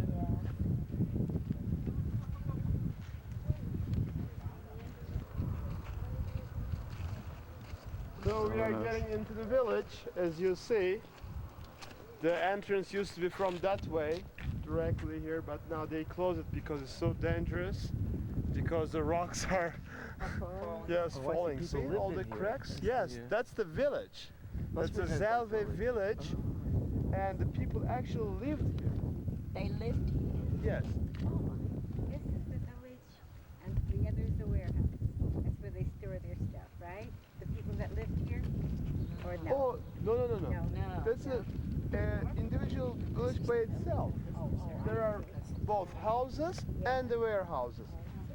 Just like, you see the like the openings, the holes, kind of openings. Yeah. They just close them with those bricks and stones, and they got their homes. This is the village. Here we will see their up till the 50s. like mosque, Ottoman Empire. and it's like a community. It's a village.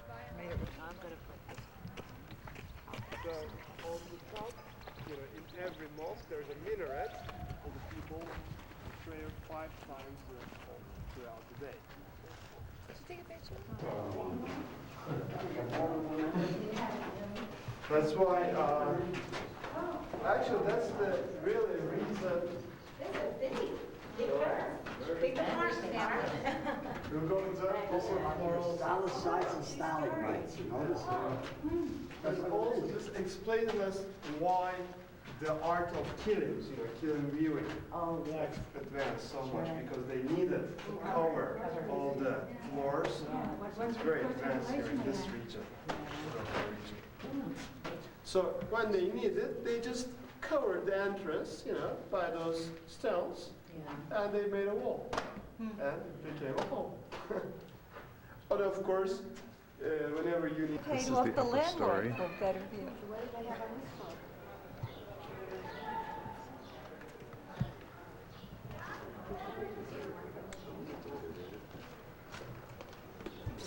Put them in the kitchen and they cooked in that hole. They run the hose out here. They run the hose out.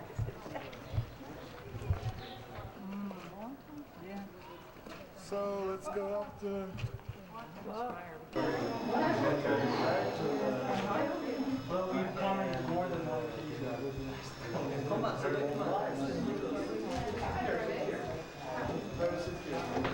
They really? Oh, we are.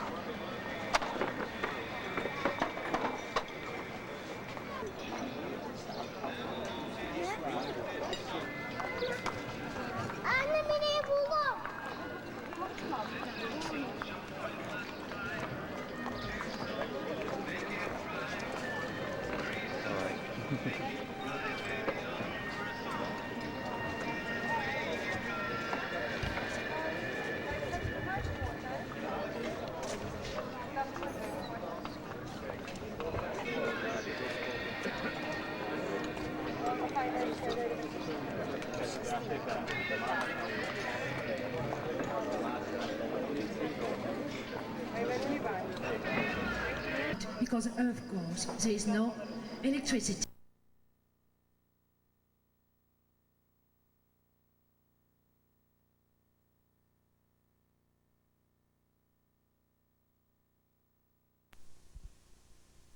We are now in Sardis, in the capital of Lydia. So now we left Ionia and we came to Lydia. All the coastal part was called as Ionia, including Izmir, including Smyrna, essentially. But like inland belonged to Lydia. And it was a very, very important site during the 7th century BC during the ruler Giges, and until of course Croesus, King Croesus in 6th century. And why it's so important? Because the Lydians were the first people who minted the coinage, the coins. During the excavations, many coins were found here, and this shows us that this has been a big commercial and economical financial center for whole Anatolia as well as whole Middle East, because when Persians came here in the 546 BC, they conquered whole Anatolia and they made Sardis like their capital for the western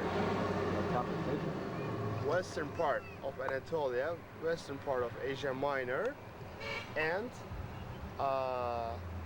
it was like the western end of the big road which transferred whole Asia Minor, and from here of course they will be shipped overseas. So Sardis was a big financial and banking center also. Again, as we mentioned yesterday, the Artemis Temple was used, again here we have an Artemis Temple here, was used like a perfect bank.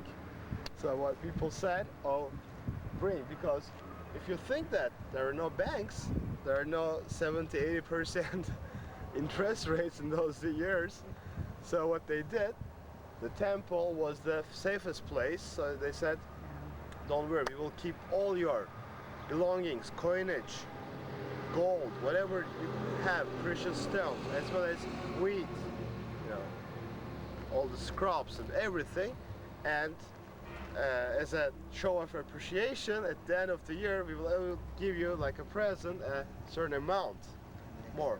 So all the wealth just rushed, all the wealth accumulated here in Sardis. Yes, it went through all this, again, very, just like most of the cities in this part of Anatolia, again, Alexander the Great, and then Roman times, again during the Byzantines, it's been a very, very important city, and most of the ruins that we will see now, they back to 2nd and 3rd centuries AD. We will just see this part, because in this part we see one of the finest examples of synagogues, because the city had a very large Jewish community dating way back to 3rd century AD. From 2nd and 3rd centuries we will see those synagogues and the entrance of gymnasium. So now we are in the town hall, we are in the city center, I can say, main shopping district, and that's why along our we'll walk and we will see all these shops lying side by side near the main road. And another nice example of the latrines, Byzantine latrines, very typical tradition from the Romans, just like we saw in Ephesus. Again, very social. Byzantine shop. Side entrance, look at that.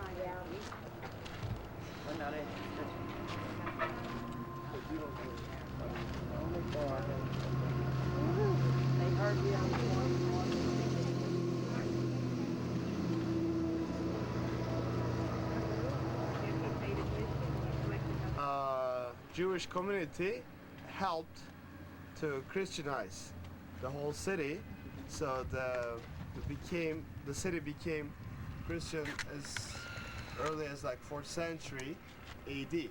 Here we see a very nice example of this. We see a basin with the crosses, what we call is the Byzantine type of crosses on top.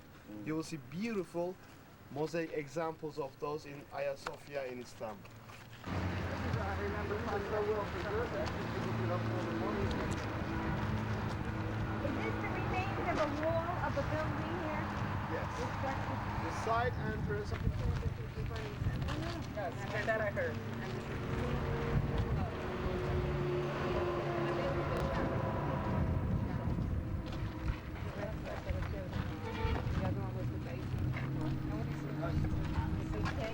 Synagogue. All these bricks are original, of course. They are restored, see all the cement, binders in between, but the original bricks, you know, the bricks are all genuine, all original.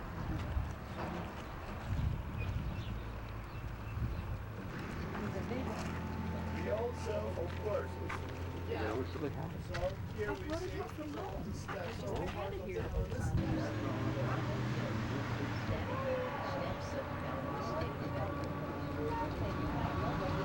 I guess we're going to see that. That is really shot. All piled up, and the pipes. And here, the synagogue, this is the outer wall of synagogue, and this used to come as far as this point, and this is the marble paved platform dating back from the latest periods. But today, we see just the inner part of the synagogue. From the last periods, do you mean? 3rd century. 3rd century. I don't understand what they meant. 3rd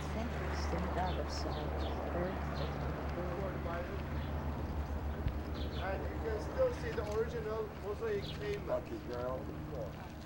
Form the situation, the form of synagogue and the entrance, monumental entrance of gymnasium, thanks to the efforts of Harvard and Cornell universities, and especially the Americans. The American Institution of Oriental Research came and carried out extensive excavations here. They found a great number of coins, especially, and some Lydian tombs in the site, as well as the parts, the finds from synagogue. So most of the columns were put by them.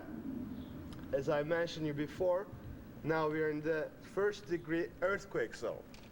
So it was shaken many times throughout the history. But still, they were able to get those beautiful mosaics back.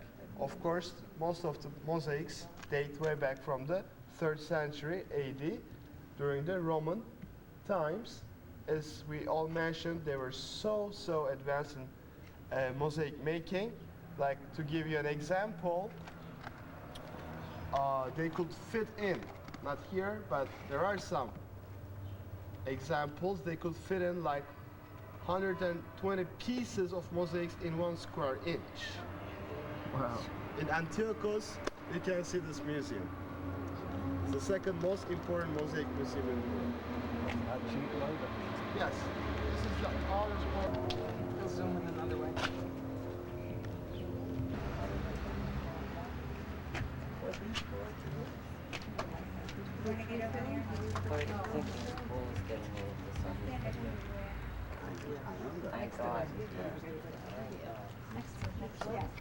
Yeah, come on. You know, that is true.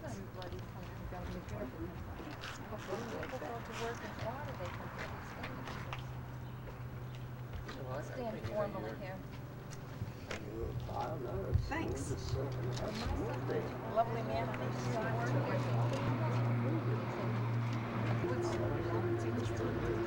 These are all representations, and these are like imaginations of the archaeologists.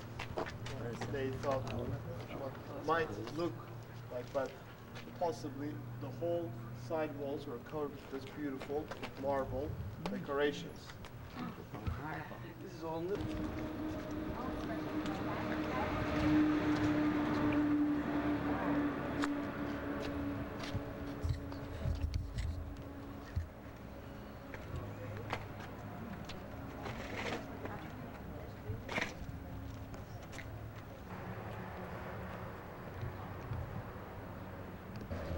No. All right, look at me. Okay. Good.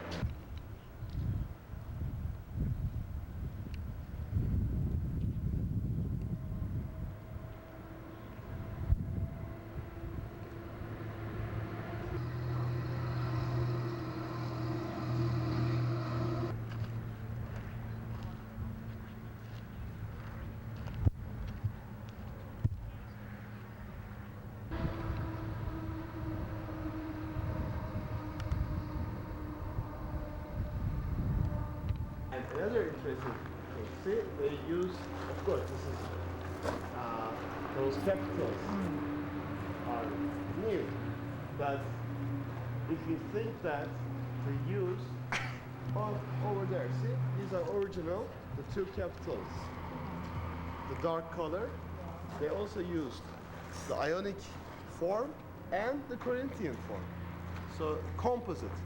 So this reflects the latest period, after post-Roman period.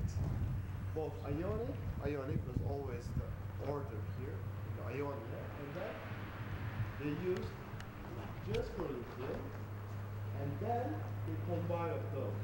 The Ionic was just scrolls, right? Yes, scrolls.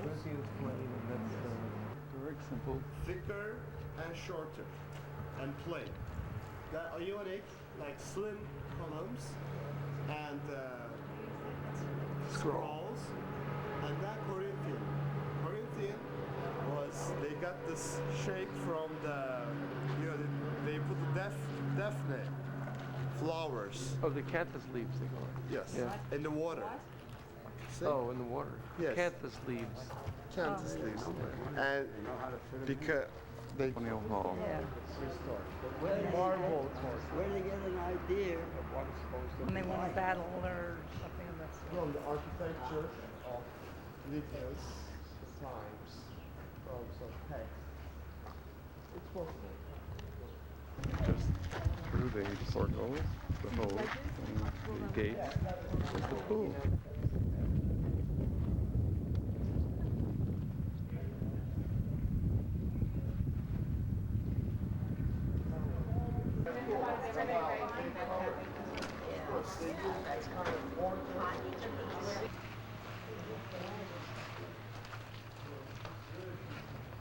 It says rest area. Let's rest.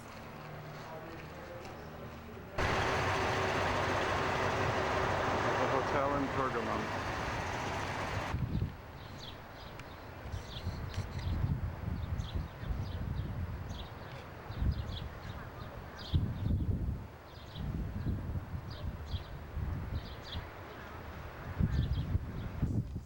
How did you say it? You said it some other way.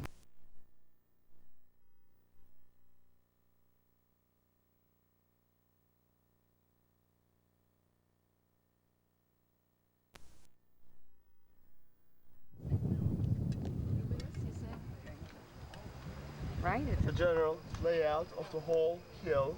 A brief survey, just a brief background of history. Some finds, some pottery finds show us that the side, the hillside, was also inhabited during the prehistorical Oh, it is. ages. But of course, the biggest, the most important part starts with the arrival of Alexander the Great.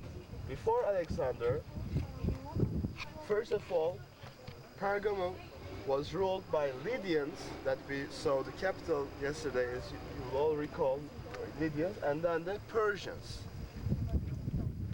In 546, the Persians came and conquered the whole land until the arrival of Alexander. So when he came to Asia Minor from Dardanelles, he immediately conquered all this land, and then Philetarios, as I mentioned, with this big treasury, he founded his empire here after Lysimachus, the general of Alexander. And then, as I mentioned, his nephew, Eumenes I, and then his son Attalos I comes, and Eumenes II, the greatest, the most glorious period in the Pergamum kingdom, until 159. And then, as I mentioned, most of the buildings date back from this period. So please bear in mind, between the years 197 and 159 BC, during the time of Eumenes II. And then comes his son Attalos II, and maybe I mentioned before, Ivan, and then Attalos III. Even Antalya, the big city, our great city on the Mediterranean coast, Antalya is named after Attalos III. Big Attalos, yes. First it was called as Antalya, and then we call it now Antalya, because he ordered his men to go out and find a paradise on earth for him. So they reached to the Mediterranean shores, and they said, this must be the heaven. This must be the paradise. So that's why it was called as Attali. Okay, what happened in this state? Attalos willed his empire to Roman Empire because he didn't have any sons anywhere, so he willed his empire to Romans, so it became just a part of the Asian province of Roman Empire. And then after this date, Roman Empire era starts. The population and prosperity grows larger and larger, and but afterwards, in the 3rd century, as I mentioned before, with the since some other cities emerged, it lost its importance in 8th and 15th centuries. First under the Byzantine rule, and then typical Seljukian rule, and then the Ottoman rule. And in 1878, the German excavations started in Pergamon. The main reason for that, the construction of railroads region. And the German architect, German engineer Karl Humann first came here, and he found out this huge site, Acropolis and Asclepion down the valley, and he carried on some excavations in the site, and then he was assisted by some other German engineers here. So mostly, and still the Germans keep on excavating this site since then, so more than 100 years. So let's go. Columns.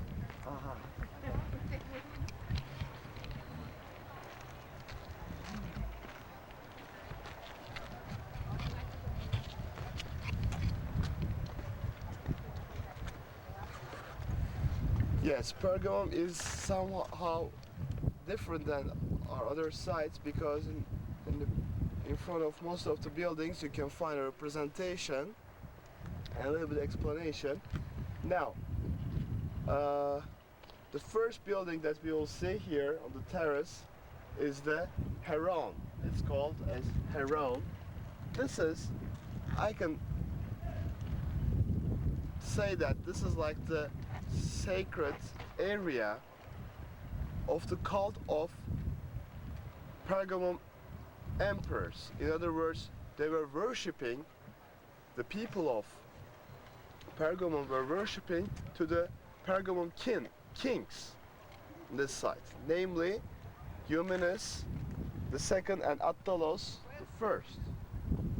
So all this area, this somehow like a rectangular area, this Heron, was used because of this purpose, the worshipping for the Pergamum rulers. Here you see a representation, a reconstruction of all the area, and so this is the Heron. When we, this is of course north, south, west, so it's located in the southwestern part of the whole terrace. Now let's go and see the altar.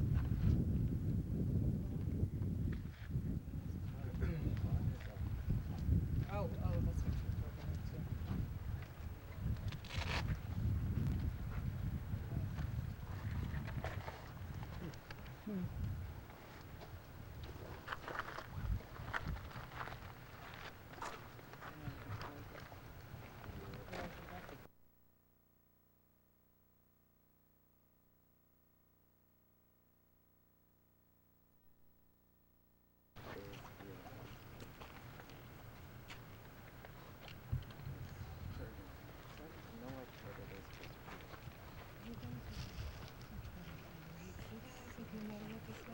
talking about. Of the Zeus altar, one of the Zeus altar, yes. Now let's see.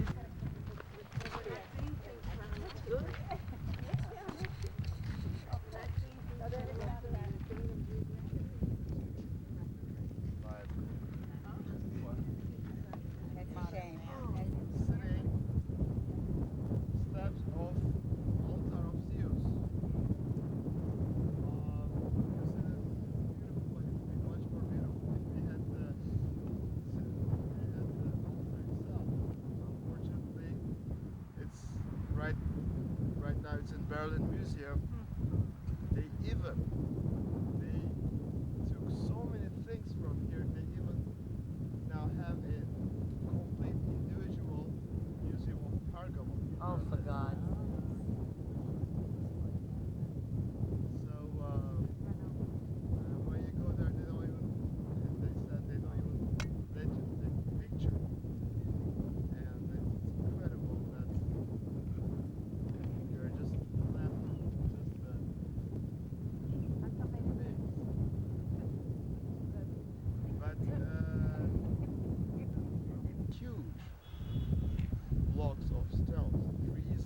statues.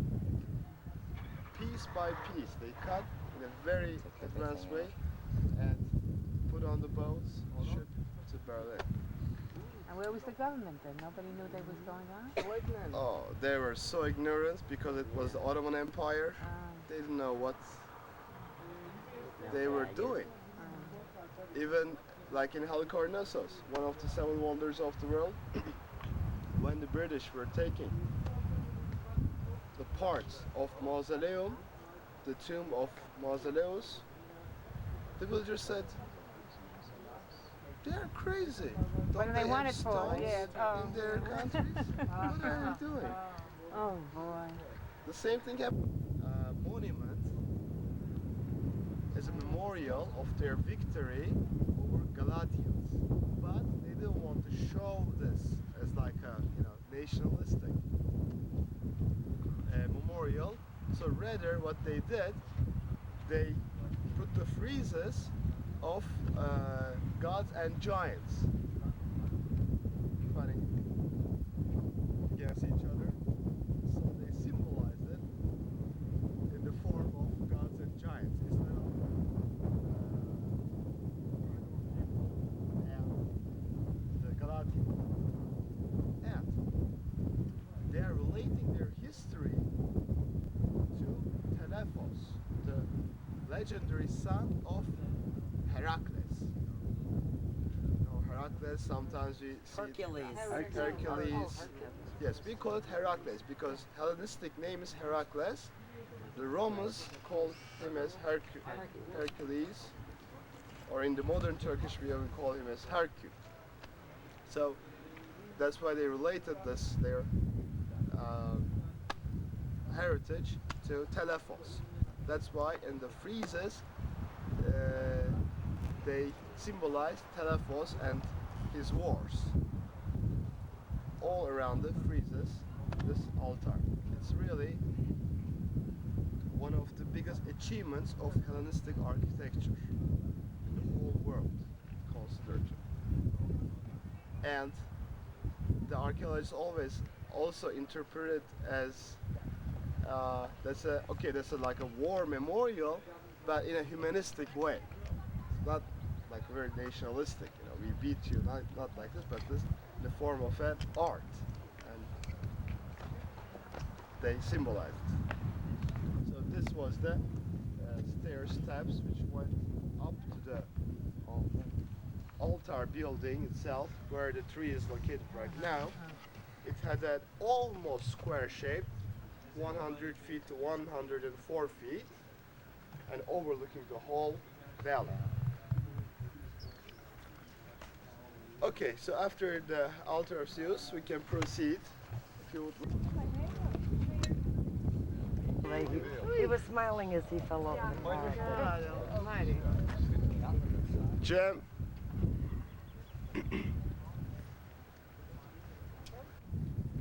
Important site of Pergamum. When you look way down, you will see a huge military base where all the trees and the white buildings, yes, are located. You can even see the tour buses over there. At the end of the street, you can see the Asklepion. That's the sacred area of Asklepios, the god of health. And Pergamum was known as one of the most important medical centers of ancient world. With the treatments that they used. We will also visit this area.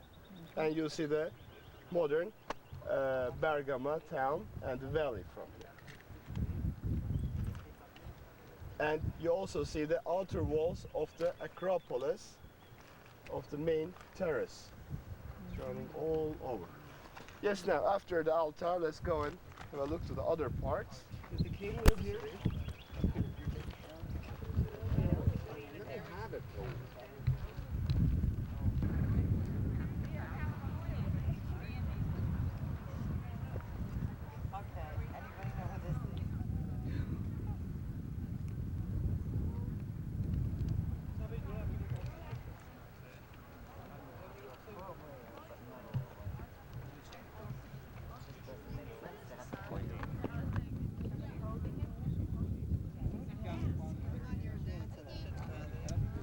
Yeah, but what?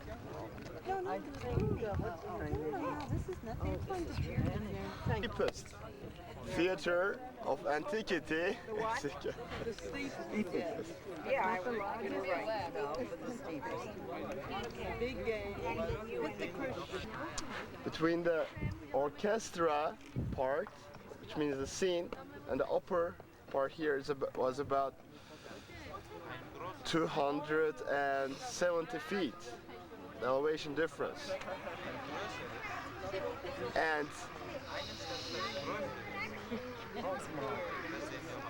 when you think that it was a rather small theater, containing about seats for about 10,000 people, this gives you an idea on how steep it is. Just like, well, so far we have seen some theaters like the big theater in Ephesus. It's like not even the half as steep as this. But of course, this is just because of the terrain. It's just it's like this, nature. So as I mentioned you before, since Pergamum is a Hellenistic city, they were not so advanced as Romans. Like in Romans, they didn't need any hillside at all. On a plain, they could build up huge, colossal theater supporting itself, like Colosseum. Colosseum, of course, is an amphitheater, but they could also build like a semicircular theaters.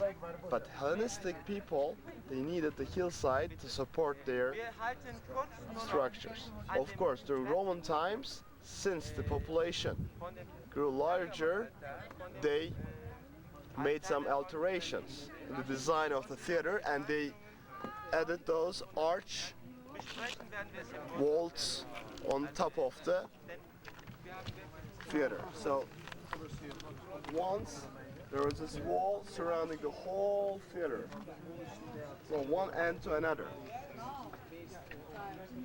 But we are just left with this part today. That's typically Roman structure. So as I mentioned, in an antique theater, there are mainly three parts.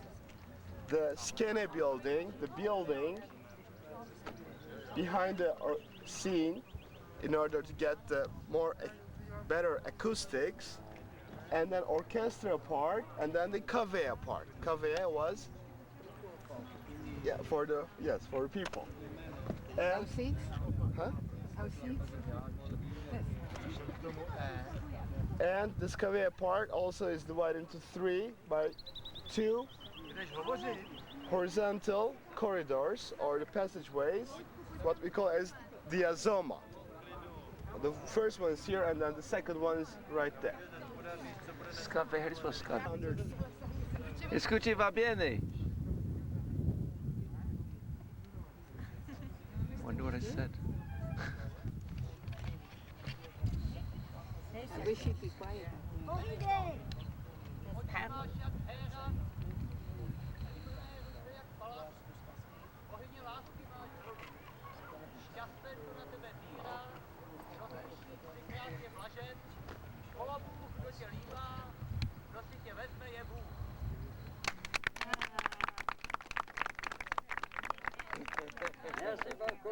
Yeah.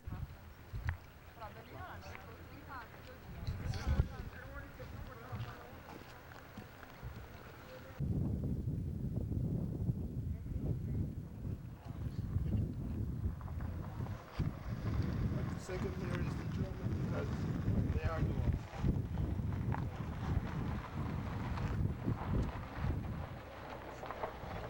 Yes, now we came to the site of palaces, the palaces of Pergamum rulers, namely the three main rulers, Attilos the first, Eumenes the second, and Attilos the second. Their palaces having courtyards, the main courtyards in the center, and a group of buildings surrounding those courtyards, the classical type of architecture. And here again you see a nice representation to help you to imagine, to visualize those palaces. And you see the general layout of this main courtyard in the center and the buildings.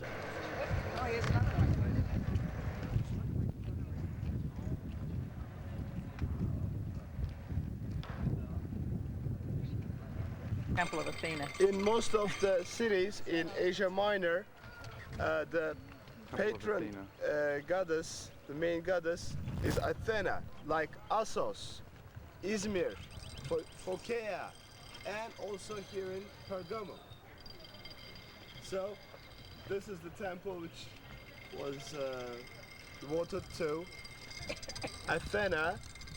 It was originally in the Doric order, in simple Doric order, but all the columns that you see here, Corinthian representation, they're all restored. So this almost completely depends on imagination of archaeologists. It took maybe about 15 years. You know, I came here when I was 6, 7. Still, since then they are keeping on restoring it, and they did so much. With the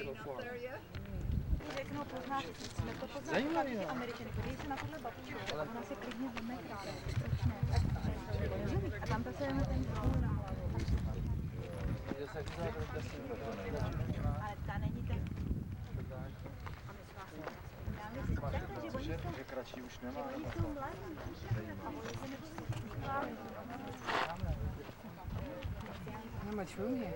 We're going down this way? Point over here, so you can appreciate the art and the architecture of Hellenistic age. The walls are all completely built on these sharp cliffs. As you see over here, there's a turning point. And down there you see the fortifications. This area was used like the barracks for the army for defending the city from the arsenals.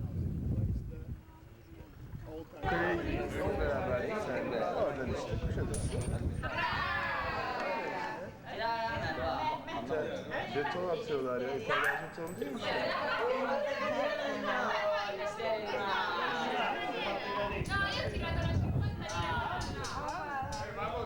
Direkt şuradan mı? Şurada otur. Şuradan.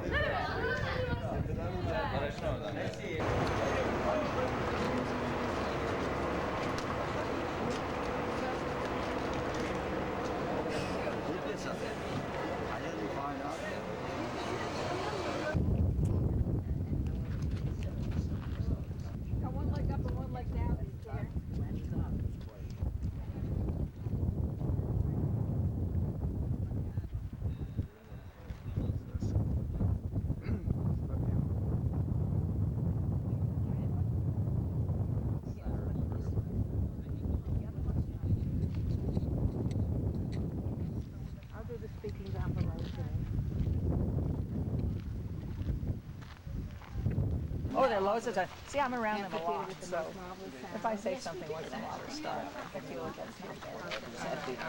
Yeah, oh, yes, because as you know, we work together too. They say the signs are so well, they don't know. Well, I don't do too much. Yeah, and I remember. She's got to set that Way up. up on the top. Also, when you're in charge and they have to roll. Oh, well, that's something else. But I mean, I didn't tell Galen?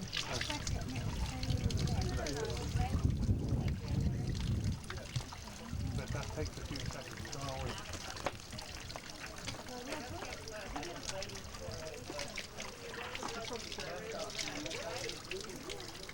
I'm going to take a picture of you while you get blessed. I just assumed you didn't. I feel like I'm a mess. That's getting Who cares on holiday? It'll be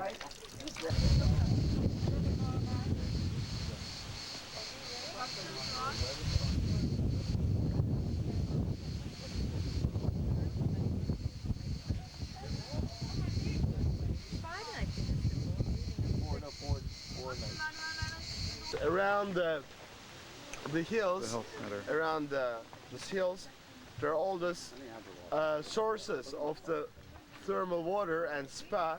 That's why also it's a big earthquake zone, as you know. If a place, a land is a big spa area, then there are lots of earthquakes, just like Japan and some various parts of Turkey. So, as I mentioned, this is the primary zone of dangerous zone for earthquake. Okay, it was devoted to Asclepios, the god of health, and he was supposed to bring health to the sick people. So the sick people would come here from all over the world, from ancient world, from Egypt, from Mesopotamia, upper parts of Iraq, Greece, to get cure and medical treatment. So as I mentioned you before, at the entrance of this sacred area, the holy area of the temple of Asclepios, there was a sign which said the death cannot enter here, and then no wills will be read here. So imagine you're a sick person, you enter here with this psychology, and then you always sleep here, and in various times during the day you get a cure in the mud bath, in the mud, and then a therapy, a group therapy. That's why this theater was used, because of this reason. That's really a group. That's a big group. Yes. And during the yes, during the evenings and so. This is they were Asclepion. also- Asclepion, yes. They were also using some drama and acting.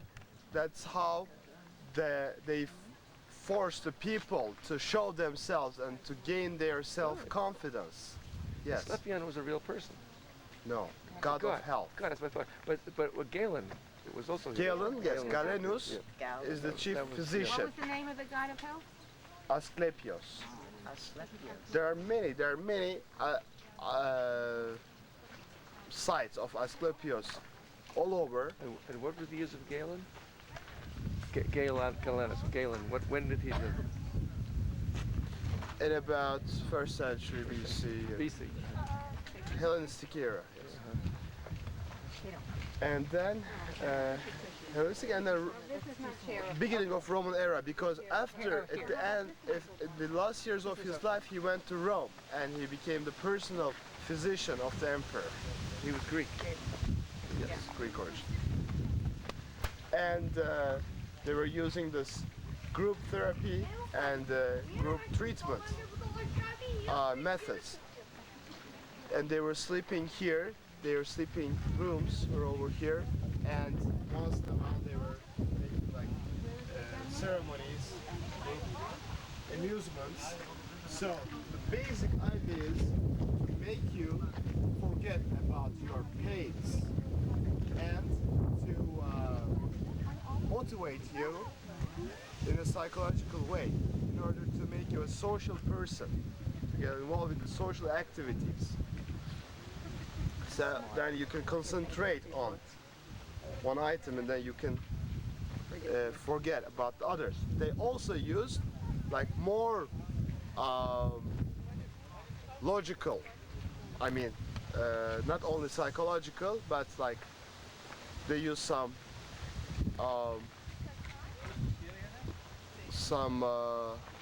medicine, medication. They use some roots of the plants, some herbs, and that kind of medical treatment system, what we call as the whispering system and the whispering tunnel. Now we will see this tunnel. Let's go and have a look. The sick person. So you're okay. It's appropriate. Go down. Nice meditating atmosphere. Please, you walk down. And the water still comes close.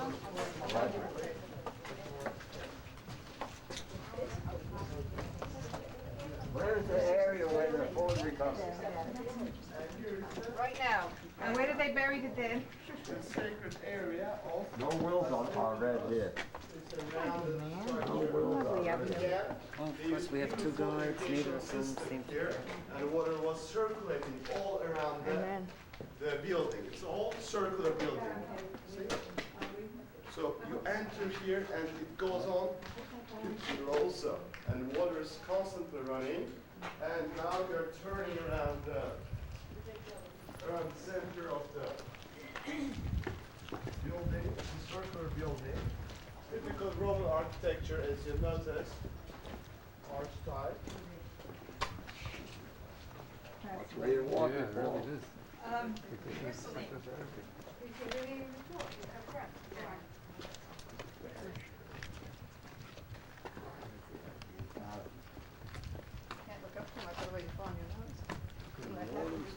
As will help to the dancing classes of Jim. Yeah, but you might have. But I know you need to go back now and have people stationed there. Either that or kill us. Now, Sure. big pipes and see the certain inclination, about 2% of inclination. And they used to bring water here, and the water used to run directly down. So giving all this meditating atmosphere, the whole structure. The sanctuary was Asclepios. Asclepion is the god of... Yes. The Asclepios is the name of God. So this is the sanctuary of Asclepios. Oh, I see. Yes. The name of the center is Asclepion, and here is the representation again, like a reconstruction form. Again, main courtyard.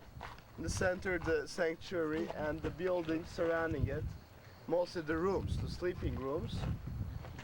On the right, the theater, which could hold up to 3,500 people approximately.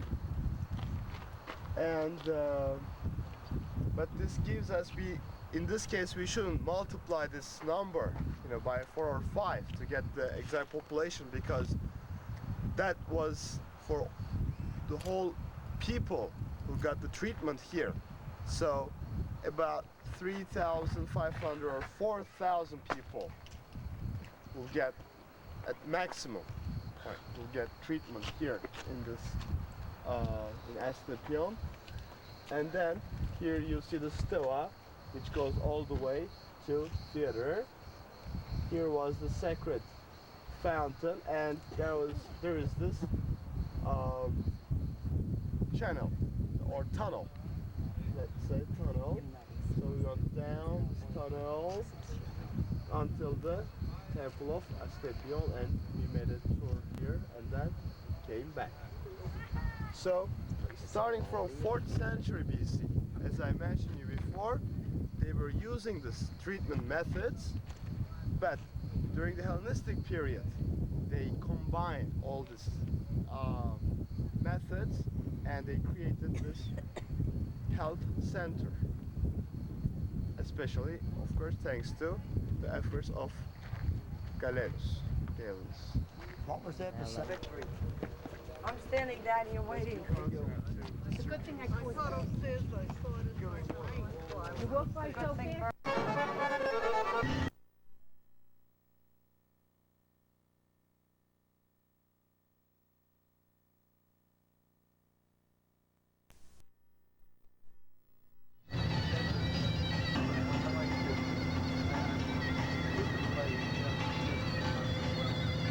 This is the hotel in Bursa.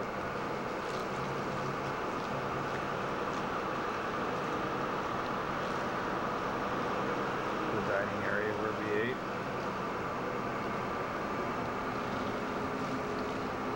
Up to the pool.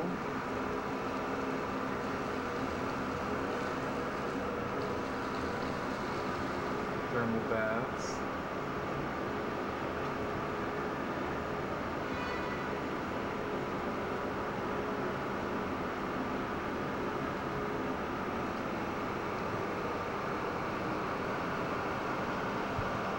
Right in the heart, in the center of Bursa, On our right hand side, you can see the Kozahan, which means the silk market, the traditional silk market.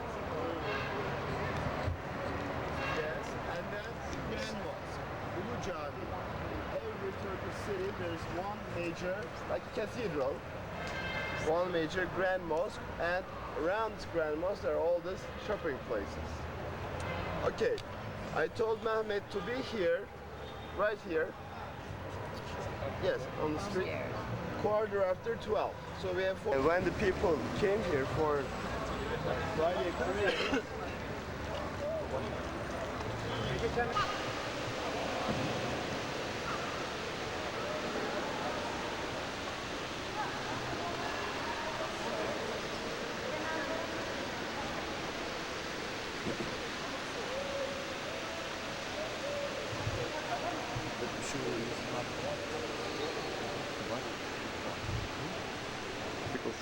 it's 100 years after Selçuk days.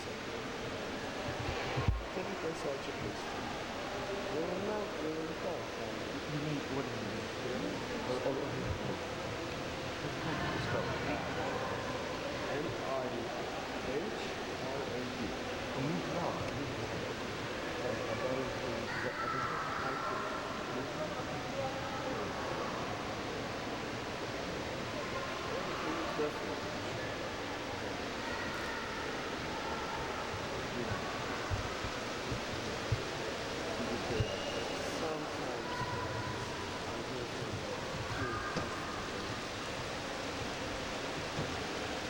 Of oh, I see back there. You're right. And this is for the friendly conversations.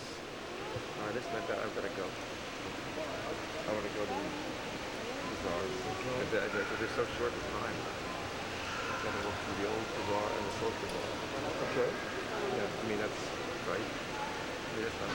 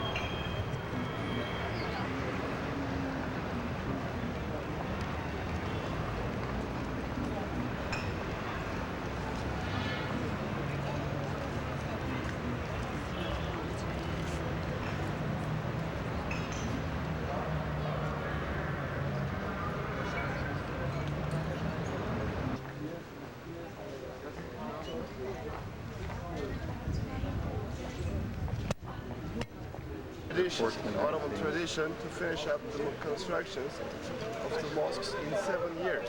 It's good luck, right? 7 years, good luck. No, I have nothing to do. So the Grand Mosque, which we visited, dates back from the 1299, just 3 years before the great defeat of Bayezid, the Thunderbolt, as we call him, by the Mongolian ruler Tamerlane. So in 1402 he was defeated in the Ankara plain, and the whole state, Ottoman state, found a big chaos situation. It was a big time of chaos, anarchy, nobody knew what to do. There was chaos. There was no main ruler. So it was a terrible situation. And then and there was big competition among his sons, 4 sons, and finally Mehmet the first was able to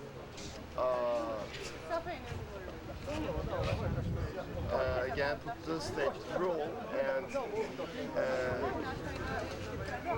that's why he is considered like the second founder of the whole empire, Mehmet I.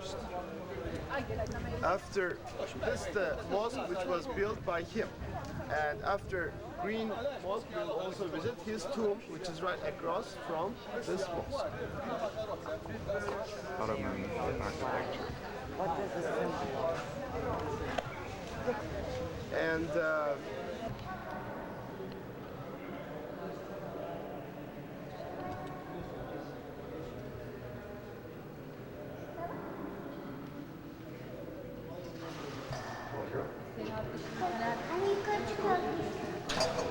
we can even define it as like the late Seljukian architecture because it's got the features of Seljukian architecture, just like the entrance, the gate that we saw, a very typical Seljukian design. Again, the green and turquoise color is dominant in this mosque. The front seats are for the men and the back seats, the rear seats are for the ladies, as you see. And still, as I mentioned, in the Grand Mosque, the fountain, the water was inside the mosque during Seljukians. So, because of the lack of space inside, and they were using this as a meditative sound. Because of the lack of the space, Ottomans took the water outside of the mosque. But in this early Ottoman mosques, we still see the water inside in the first courtyard, first nave of the mosque. While in the later Ottoman mosques, we cannot see this. And you will recall those tiles that I mentioned here in Konya, the hexagonal tiles. They are all originated from Bursa and Nikea, or Iznik, as we call it. Again, the mihrab part is very, very ornamental. The mihrab part and the minbar pulpit on the right-hand side, having the green curtain.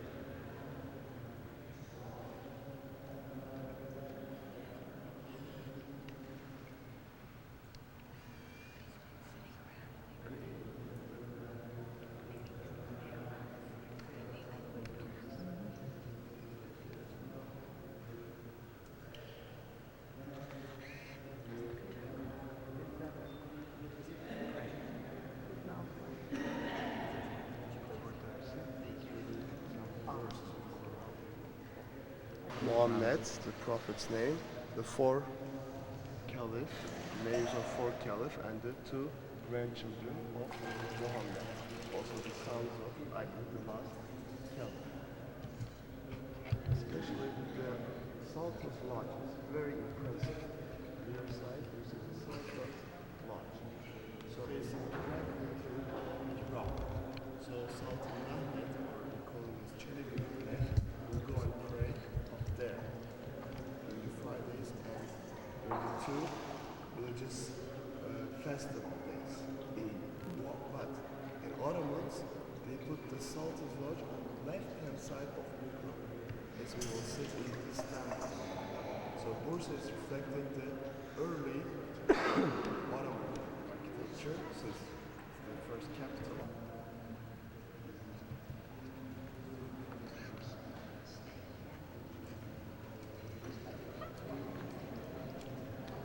They came here, they would discuss the secret state affairs here in this mosque, in this quiet and silent place.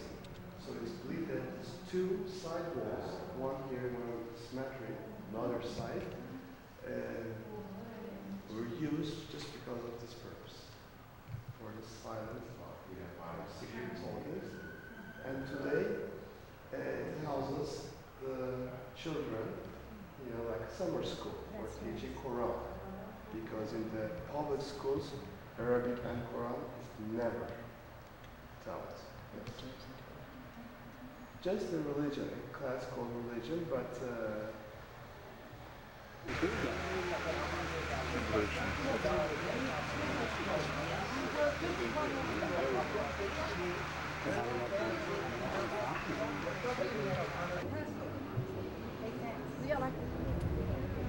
I know what Ramadan is. all that church. Oh, I mean, but 10 around days, that time. every day, every year it goes 10 days. Oh, yeah. Because Islamic calendar is 10 days shorter than respected as the second founder of the empire after Osman, of course. And he's the last sultan who ruled in Bursa, because afterwards the capital was shifted to Edirne, Hadrianopolis, which is now on Bulgarian border, and then after they conquered Istanbul in 1453, the capital was shifted to Istanbul. Now after Selim, after the grandson of Mehmet, as you know, the Ottoman sultans were always the caliphs, in other words, like the representative of Muhammad on the earth. But even before, the sultans, after their death, they were very much respected. Still today, you see the people, even especially on Fridays, they come to the tombs of the sultans and pray for their souls, like blessing for their souls. And most of the sultans, Ottoman sultans, are buried in Bursa. Even before, I mean, even during Bursa was captured and after. Because since here is the origin. Yes, let's go.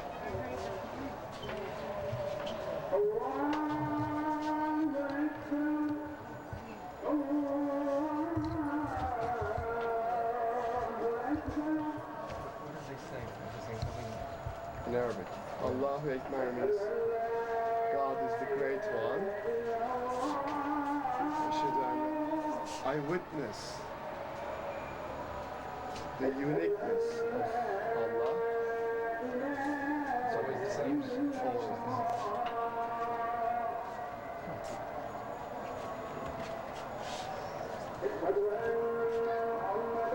I witness Muhammad is his representative.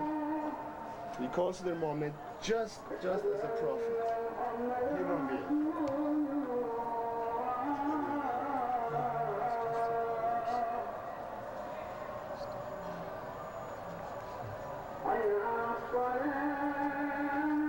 Let's come and pray.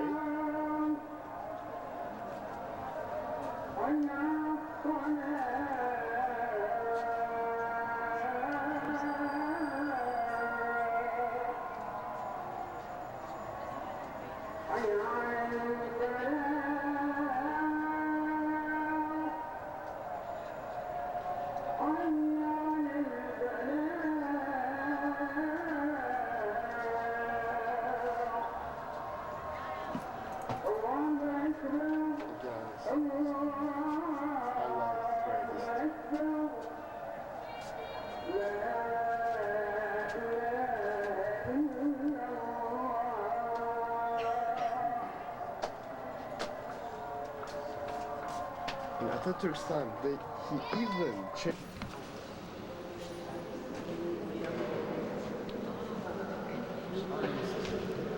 Look at the ceiling. Oh. Look at the windows. Look, they're gorgeous.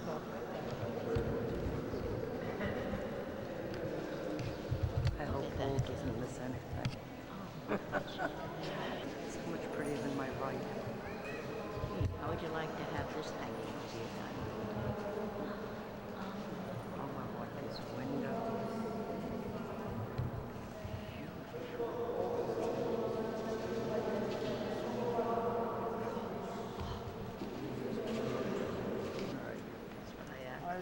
It's of course less. I mean, I hate to say this.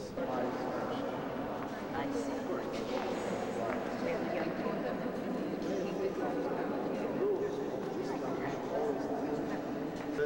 The styles, decoration in the style of mihrab, and showing the dome of the mosque. It says, this nice smelling and bright tomb belongs to the charity lover. Like,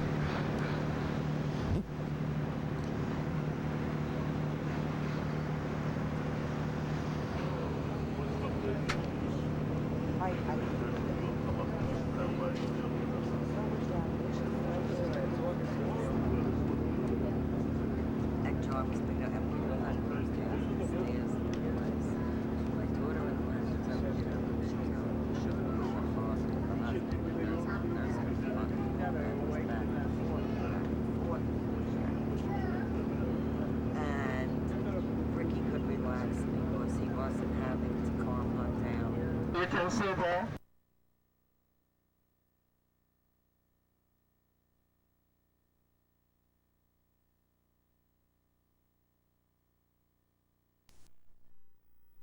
Fortress of Istanbul and my university on top of fortress. Bosphorus University. And you can see the summer palace of the Sultans and the Asian fortress on the left hand side.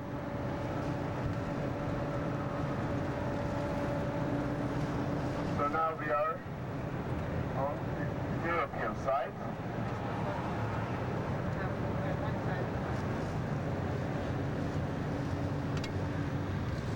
Now we are in Europe.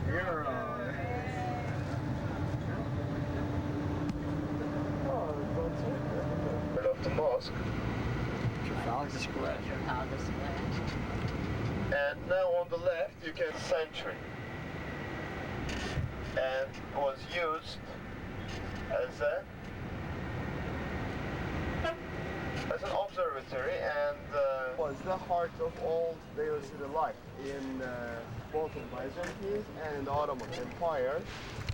And most of the chariot races and the political events, gatherings with meetings, as well as riots, rebels, they all took place here. Right here? It's right here, yes. This is Hippodrome. This is Hippodrome all the way, this square. Let's see. The central section is called a Spina of Hippodrome, and of course you should visualize it just like the stadium that we saw in Aphrodisias. So it had a very similar shape with a length of about 1,700 feet and a width about 500 feet. So there were the seats for the spectators all around. There was a special lodge of the emperor, so he will come and watch the events here. And maybe it was covered with beautiful marble statues, and maybe some of you have seen the Basilica of St. Mark in Venice. St. Mark's. There are 4 horses there. If you think about it, on the facade, down from here. Then here's Blue Mosque on the right, and here's Blue Mosque. It's right here, it's Hippodrome. Yes, this Hippodrome. See the obelisk. Oh, I see. Going this way. I see. Here is Blue Mosque, and here's Hagia Sophia over there. Oh my. It was all covered with bronze, beautiful bronze. Bronze? Bronze, yes. But unfortunately, during the 4th Crusader, the Latins just ruined the whole city because they were Catholics, and Constantinople was the center of Orthodox Church, and they just ruined everything. And during this campaign in 1204, they melted all the bronze. You can still see the holes, which combine the bronze to the limestone, but they are now all gone, and they minted coins out of this bronze. And it's length about 20. Ground level, we see this difference, about 10 feet difference, the elevation, the level, so original ground level and the modern level. The reason of this, you know, throughout the history, everything just piled up, all the statues and some other stones of some other structures. A palace. Pasha is the title given to the generals in the Ottoman army, but then they also gave this title to the high-ranking officials like viziers, grand viziers. So Ibrahim Pasha was a very important grand vizier in 16th century during Süleyman the Magnificent's time. In order to show his position and power, he built his residence right in the center of the city, Ibrahim Pasha Palace. Now, this building is being used as the Museum of Turkish and Islamic Art, as we call it. The reason we call it as serpentine is now there's a 6-meter base, the lower part of the column, about 6 meters, and it used to have an upper part of 3 meters, and on the top there were 3 golden vases and the 3 serpents. Right. And it's all bronze, and we know that it was brought here during 6th century from the Temple of Apollo in Delphi. It was erected there to commemorate the victory of Greeks over Persians, the 31 Greek cities over Persians. But unfortunately, again, those 3 golden vases are gone. Just one of them can be seen in the Museum of Archaeology in Istanbul. If you are really interested in archaeology, the Museum of Archaeology in Istanbul is one of the best ones. It's considered like in the same level with Hermitage, Louvre and British Museum. Yes, this is here. Well, let's see.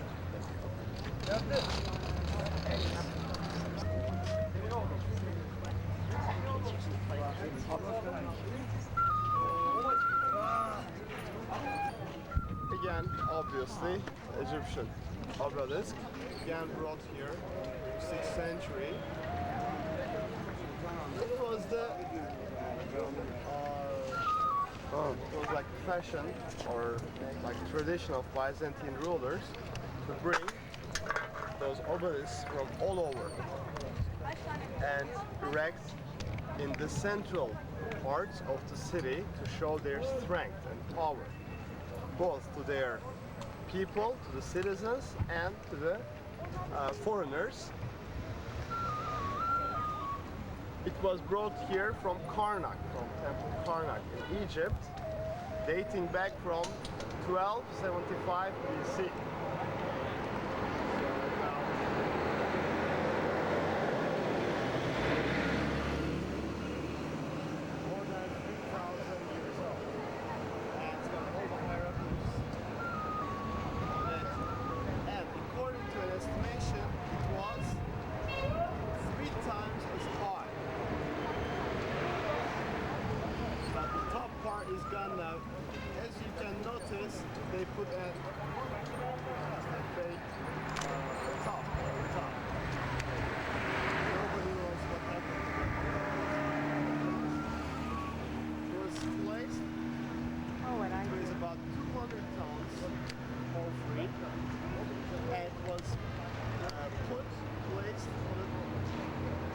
Byzantine basement.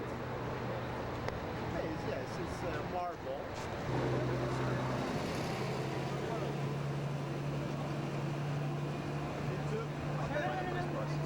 Bring it up here to the harbor, just to bring up Abi. Blue mosque.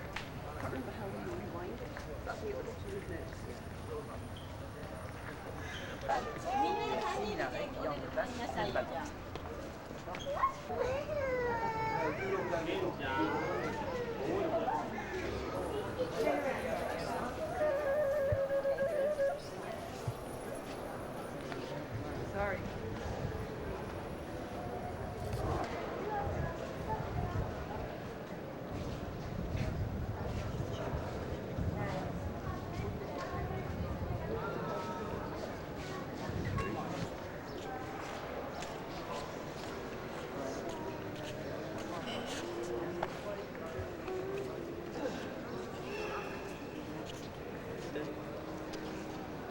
Make a deal.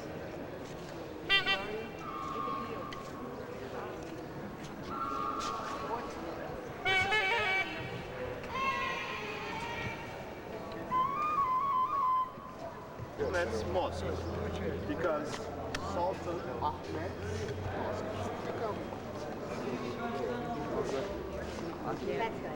and it's called like Here, this Manny, because sit it down. was built during Come on, sit down. the reign of Sultan Ahmed. He was a very pious person. He started the construction of this building when he was 19 years old. Between 1609 and 1616. So, again, as you notice, 7 years. It's always tradition to finish the constructions in 7 years.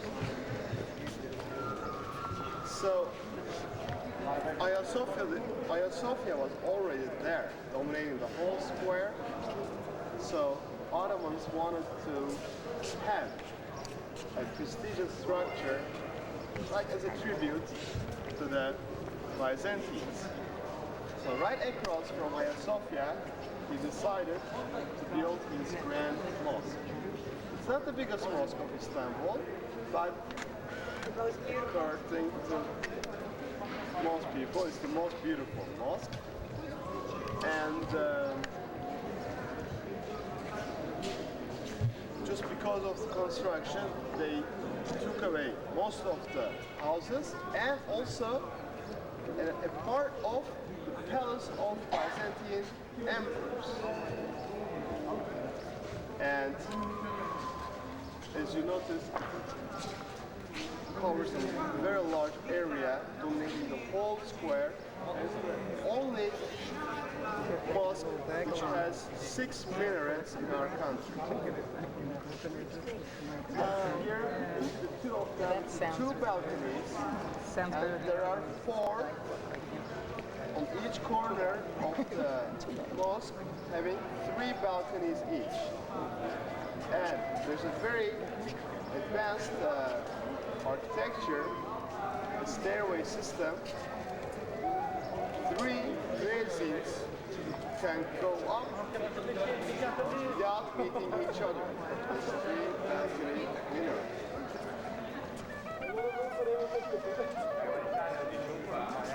Balconies, and this symbolizes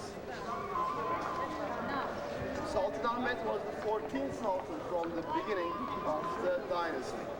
But if you consider the 2 sons of the Sultan, he is the 16th from the very beginning. So this is the symbol of his order in the whole dynasty. 16th Sultan, so there are 16 balconies. When they started construction in 1609, he made the first shovel, and he often came to the construction site to speed up the whole construction. And unfortunately, he died just 3 years after they completed the mosque at a very young age, 29. Now, a typical late Ottoman architecture, you see here.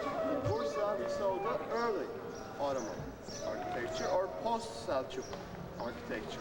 While here, blue mosque represents the middle late period of Ottoman architecture, having a courtyard with a water reservoir in the center, and then the nave part inside.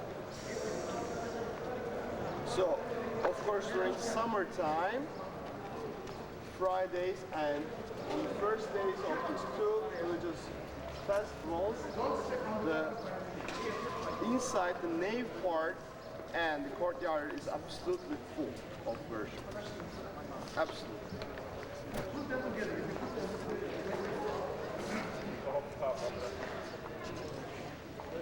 The architect Mehmet Ağa wanted to give the shape like a step-by-step shape. First the minor domes, and then the quarter domes, half domes, and one main central dome. It's a unique architecture. Inside you will see this much better. Yes. Inside the Blue Mosque.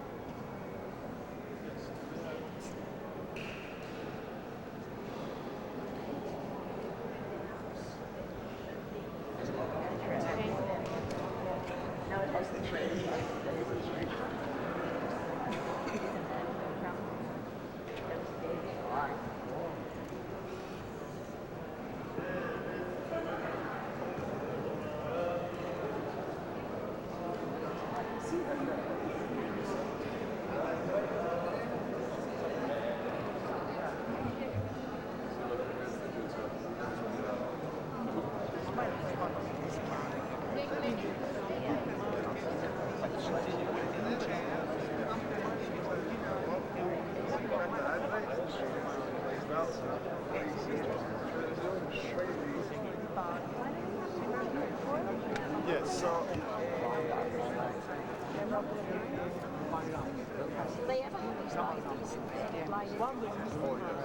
night prayers and Friday prayers. In terms of architecture, there's one central dome. It's about 130 feet from the ground level, which is supported by 4 half domes. And each of them is supported by 3 quarter domes. So 12 quarter domes all around.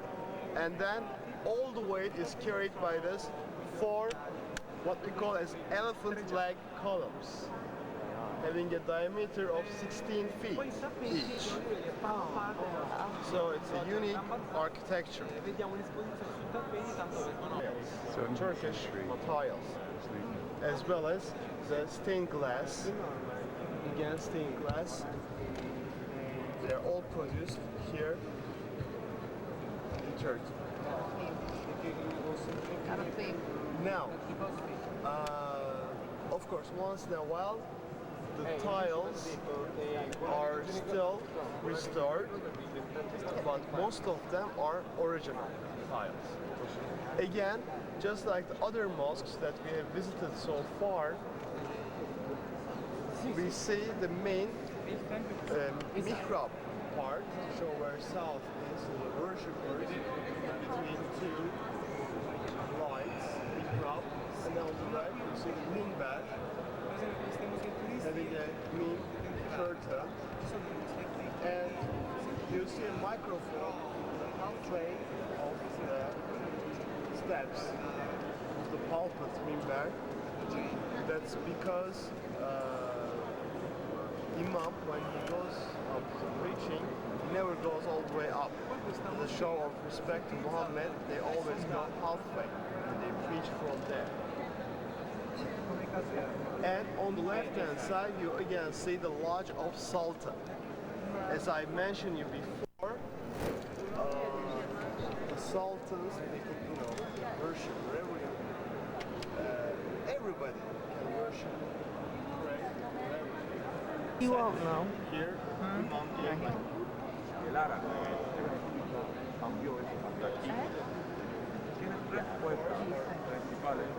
God, on top you see the roundel, on the arch of God, and on the left Muhammad, the prophet's name, and then the four names of caliphs, and on the rear side the two grandchildren of Muhammad. So you'll see those in the huge forms in Hagia Sophia. Hagia Sophia. This is incredible.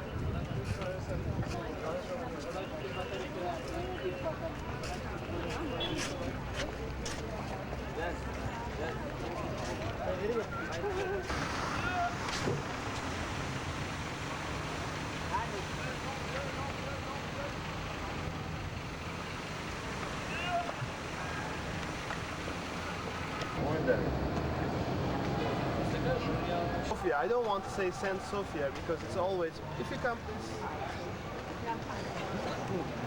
it's always confusing. Some people misinterpret it as, or mistranslated it as Saint Sophia, and most of the people think that there was like a saint, a lady saint, and her name was Sophia. It wasn't like this. In the ancient Greek, Sophia means wisdom, and Aya means like divine. So it's divine wisdom. Now, this building is not the original building. The original history goes way back to 360. There was a wooden church, one of the earliest churches, Orthodox churches in Istanbul. But later on, it burned down. Then it was rebuilt, and in 402, after a rebel, it was destroyed badly. So, when Justinianus came to power in the beginning of 6th century, he was able to stop the Nika, famous Nika revolt, and he was able to do that by killing about 30,000 people in Hippodrome, and after he got the control of whole empire, he wanted to build the greatest structure ever built in the world. And he was actually competing against Solomon's temple.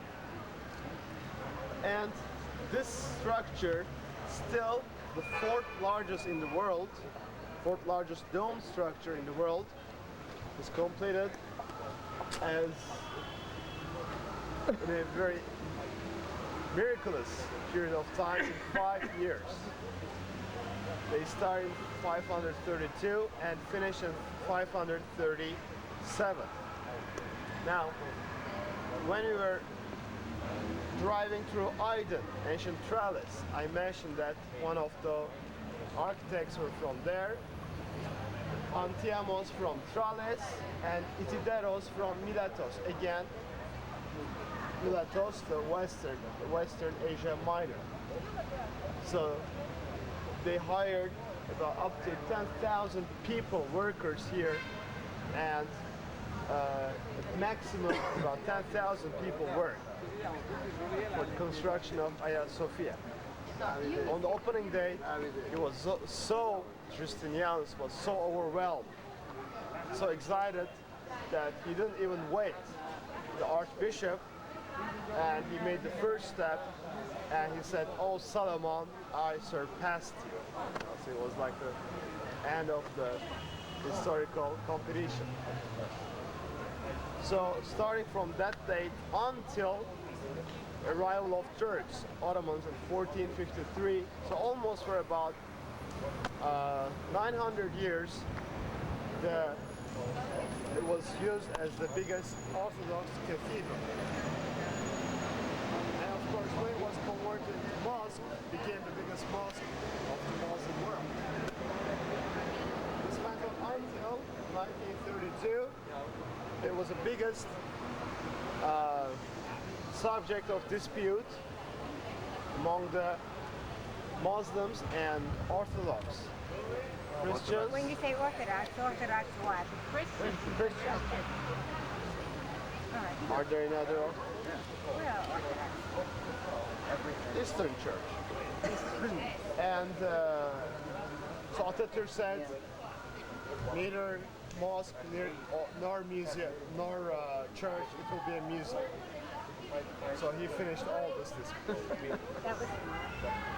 But still today, still arguments going on after 60 years, and still some fanatic people who want back to be mosque, because the Muslim world, whole Muslim world, lost its biggest mosque in the world. You will see inside, it's an incredibly huge structure, immense structure, and you will see a nice combination, harmony of two world religions.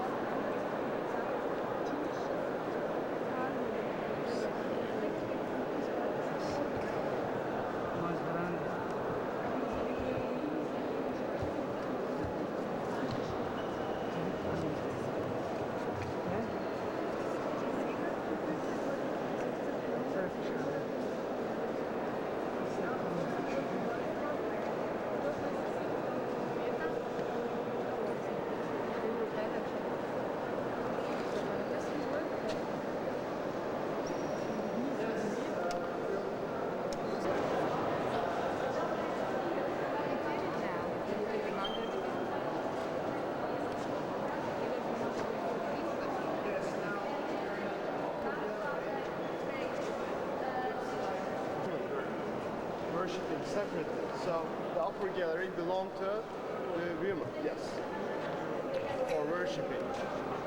And as you notice, you find a very nice harmony blend of two religions. First, Mother Mary and Infant Jesus on the apsis of the church, the mosaic of Mary and Jesus.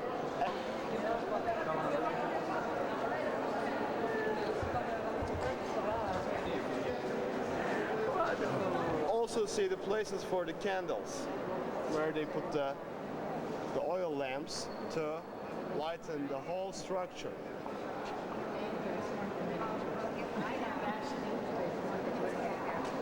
He made a reservation. Oh, he's moving on.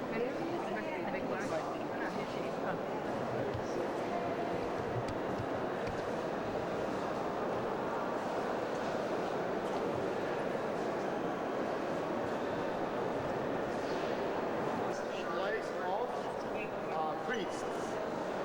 So that section belongs to priests, and there are some secret rooms and passages. But the interesting thing is the whole part out of marble. It's all solid marble block. Here's the key, lock, partition, and then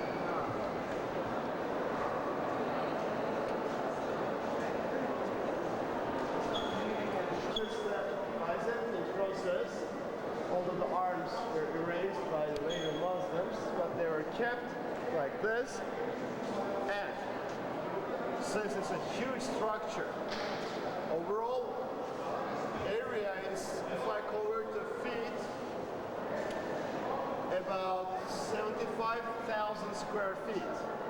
So of course, in case of a shaking, there are always local displacements, I should say. So, how to understand, how to measure those displacements? Sinan, the great architect of 16th century, put those rectangular shaped places and he put the glasses and mortar. You know, they are both brittle materials, mortar and glass.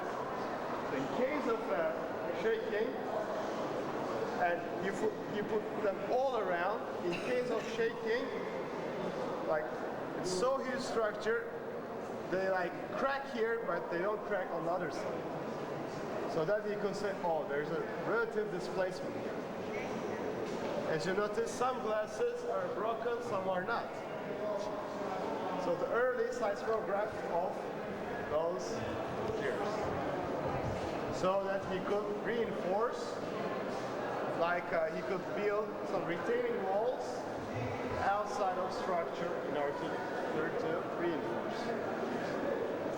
And when you look from here, you will notice that arches are leaning towards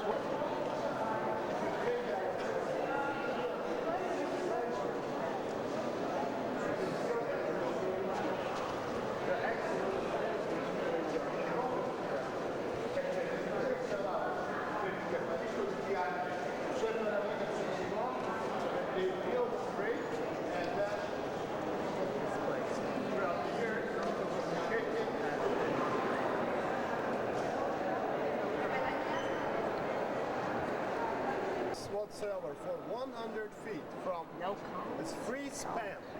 See, from here to the other side, no column supporting. It's the masterpiece of Byzantine architecture. After Ayasofya, they didn't even try to build something larger, they just imitated it. It's 30 meters. If you measure from west to east, it's 31 meters. 1 meter difference in diameter.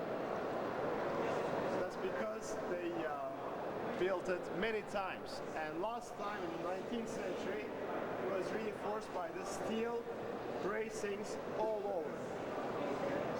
The height of the dome from the ground level is 56 meters 60 centimeters. Feet? What does it mean? Stick form dates back to the 12th century. After iconoclasm, remember I mentioned iconoclasm in Cappadocia. And even when and all the golden, all the yellow mosaics are all golden plated. When you pay attention to the ground,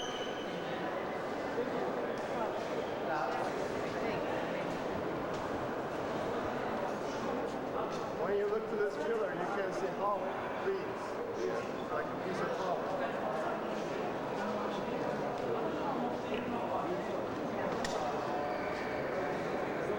Period,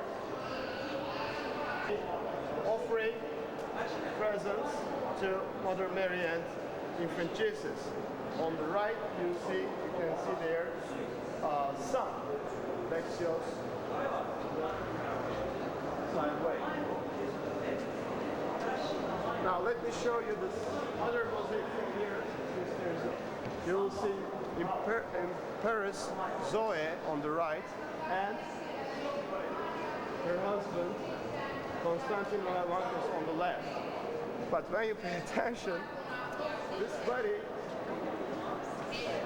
and you will notice that they erased those two words and they kind of squeezed it in place. Why do you think they did this? See, it's erased the two words, and it's like because somebody died while they were working. Sit close, got close. Now the story goes like this: Zoe didn't get married until she was 50, and then first she got married when she was 50.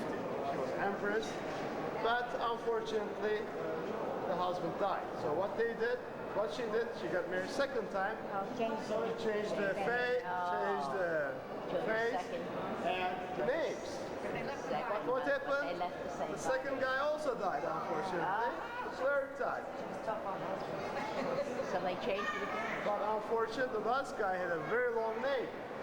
So they erased and they kind of squeezed. See, Constantine, it says Constantine on the top, and then Monomachos in the rear. And it was very small rooms and they squeezed it. They put them in.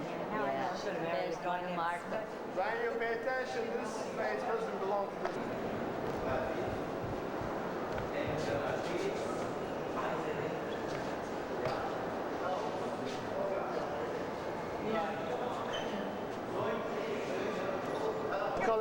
pink color because the material absorbs the water underground, and he felt this wet feeling, and he suddenly noticed that his headache disappeared, and since then it became like a belief.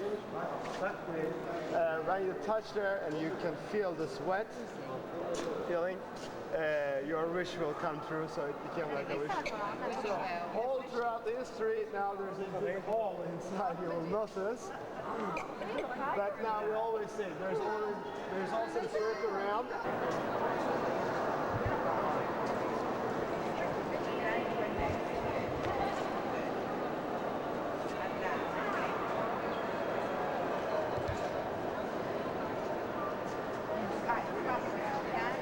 See, it's about 100 feet column-free span.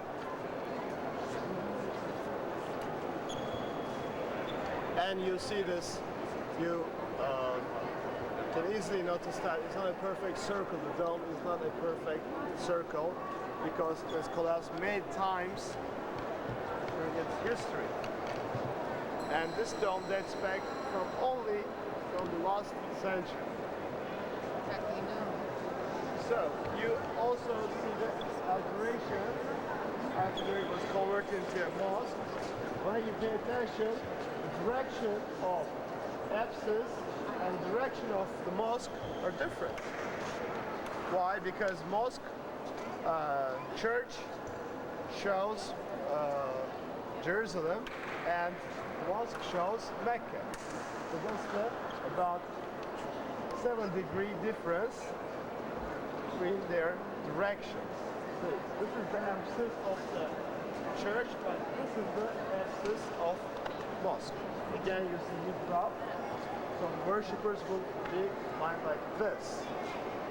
Like it was a mosque. Not directly, straight, but with an inclination. Again, mihrab, lean back. 8 roundels. Again, 8 roundels you can see in the 8th part. And of course on the left, the lodge of the Sultan. Where ornamented stand. Royal box. Yes, royal. Okay, so let's have or special ceremonies. He will come and sit enthroned here for the royal family. Just like the gate we saw in the center. The central gate belongs to the royal family. Only royal family can enter from there, and they will come here.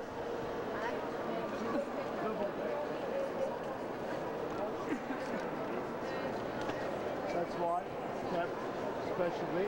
These are all original Byzantine payments.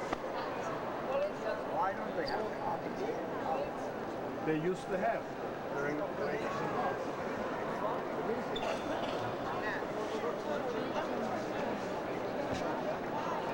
church to mosque.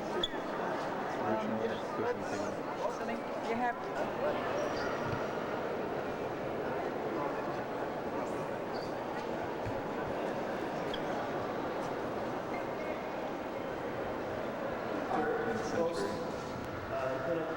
period. It's very on the right, Constantinos, the owner of the city, and on the left, Justinianus. So yes, the Byzantine artists put some depth in it. So in order to you affect the feel of eternity. So when you believe that, you go to eternity, eternal life. This chamber is particularly important because, as you see here, there's a mihrab. Mehmed II conqueror, when he conquered the city, was a Tuesday. 3 days after that was Friday, and he prayed his first Friday prayer right in this chamber. That niche was made just for him to show where it's at.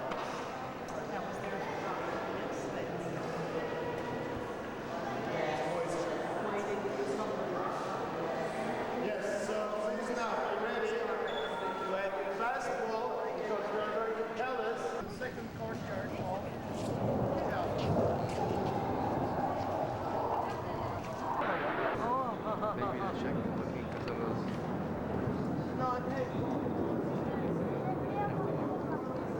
they replaced the biggest cannon, the cannonball, down here. So that's how the palace got the name, as Topkapı.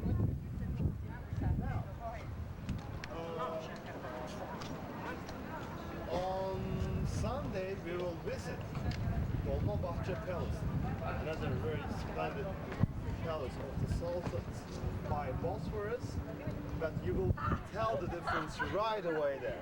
It's typical European palace, like maybe if you have seen like Versailles and some other palaces. It's very, while Topkapı Palace is very Turkish in architecture. And in this palace you cannot feel that like daily life of the Sultans, because this palace has been empty for about 150 years. Topkapı. Yes, because in the middle of 19th century the Turkish Sultans, Ottoman Sultans, left Topkapı in pursuit of more modern Western. And all this time they can't rent it with all the housing shortages? All the homeless and American. Western style palaces by Bosphorus. Now, first of all, let me tell you a little bit about the view, and then we'll visit those courtyards one by one. Now, this is the this courtyard was built entirely at the beginning of 19th century, so this is the latest part of the whole palace, and the Sultans preferred this courtyard because of its quiet atmosphere. Now, we are looking directly to Asian side, completely different continent. Here is the entrance of Bosphorus. Over there, as I mentioned you, the islands, the Princess Islands, mostly the Armenian princes were living there. That's why the islands got this name as Princess Islands. There are 7 major islands in the Sea of Marmara. So this is south, this is north. Now we are looking directly to the biggest import seaport of Turkey. That's the biggest import. So most of the imports are down here in this harbor. When you look straight where I point, with the 2 kind of towers, that's the train station of the Asian side. So all the trains which go to Anatolia leave from there. Straight ahead, having 4 towers at each corner. It's again called, like my name, Selimiye Barracks, because it was built during the time of Selim III. It's so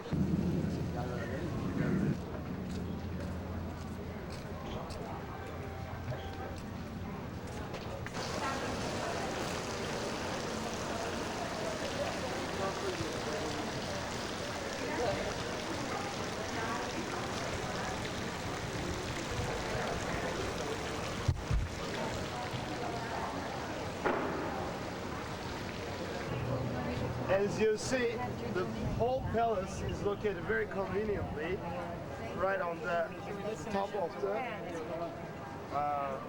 tip of peninsula, and all these gardens belong to the palace.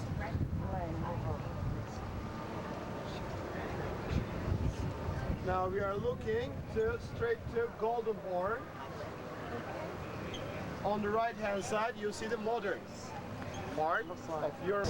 Sovereigns of the empire had a campaign over Iran and Iraq, and he was able to get Baghdad and Erivan.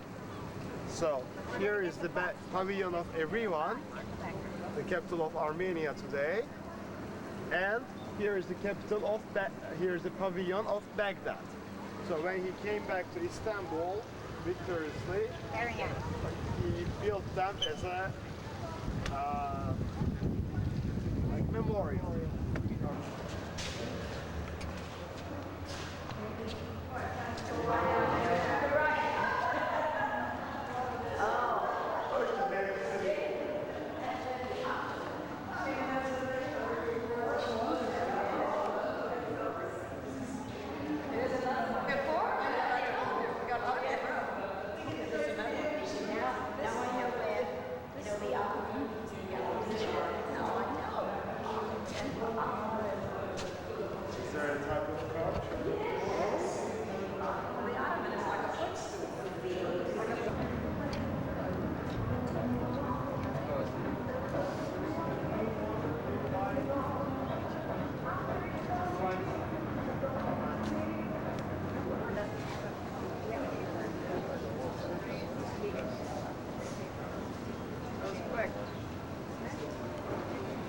sons of sultans, they also collected like many poor boys, and they did like big ceremonies of circumcision at the same time.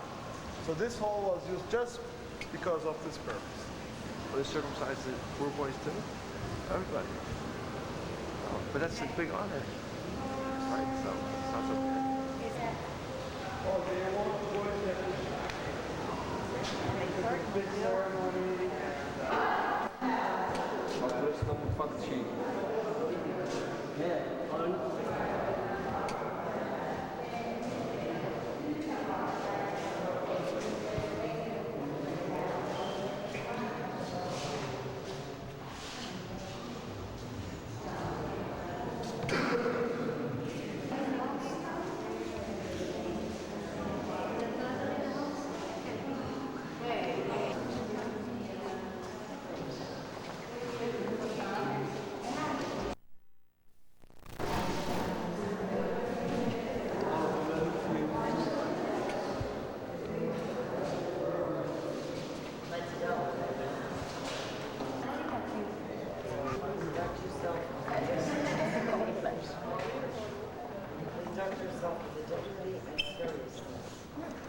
Place belonging to Muhammad, our prophet. So this section is considered sacred for the, especially for the Muslim visitors, but it's the one of the most important sections of the house itself. So throughout during the empire times also, it was important, was a private hall only for the religious festivals. They would open it to the visitors.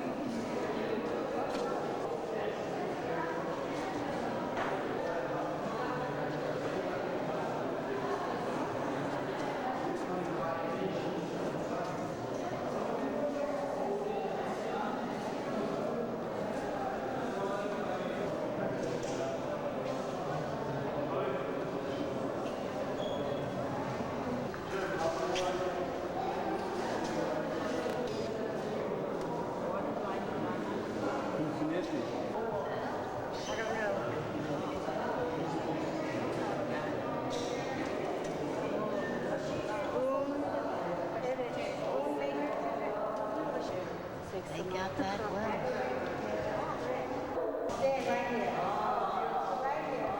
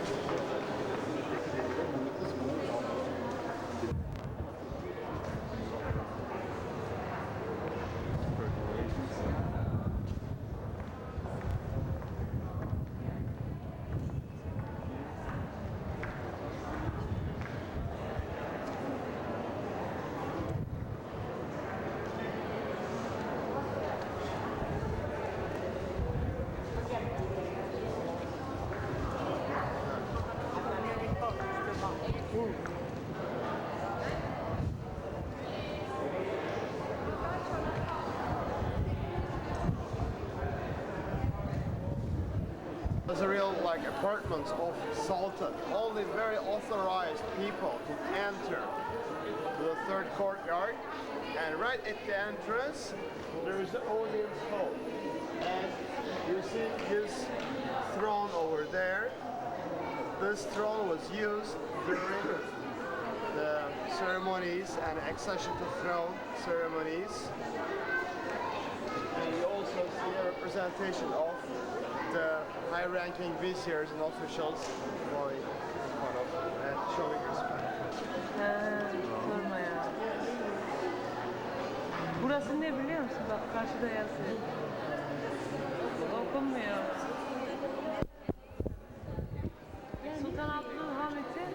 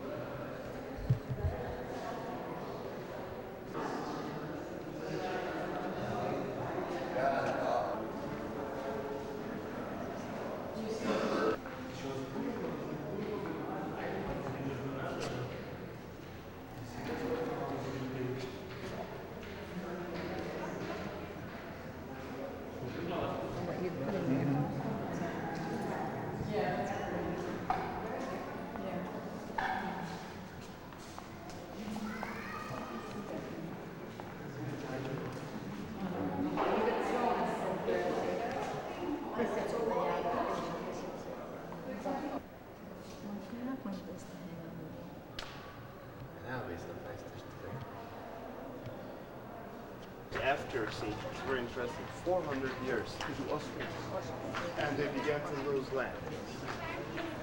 And the empire collapsed in 1922. So imagine from 1299 to 19. Reflected. I don't think I get it. What's in there? Is that going down? No. Get yours back. What is this?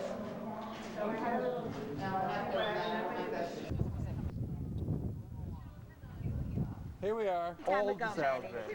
In 1950s, they left. In 1950s, they left. And now they're living in a trailer park.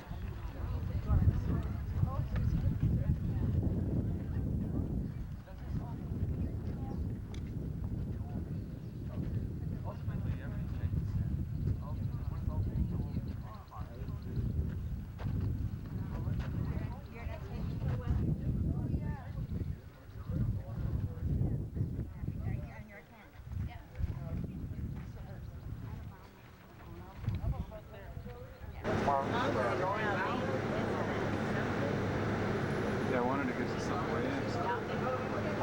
Well, we are...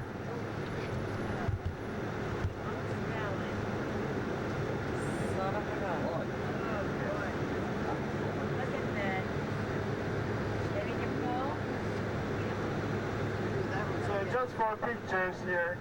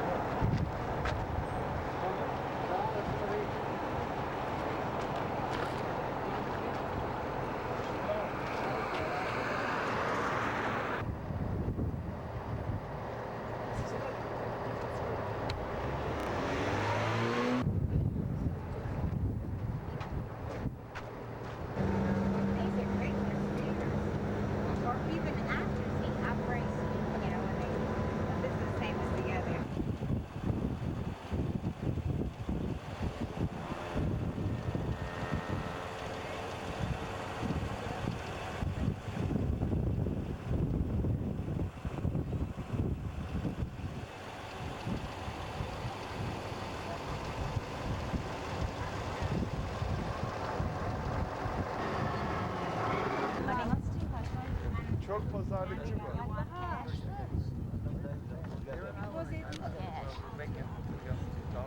You want dollars? What do you want, dollars? So where are we? 30, what do you say, 30? 30.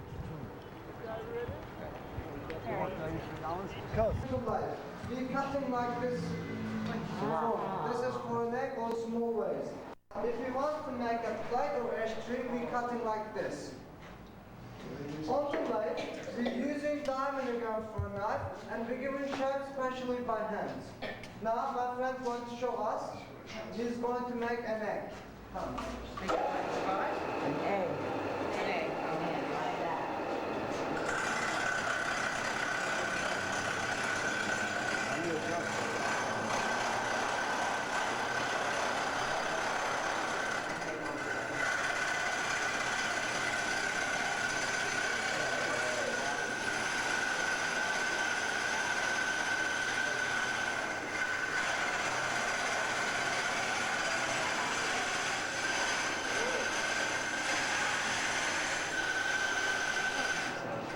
Plenty of dust, so be ready.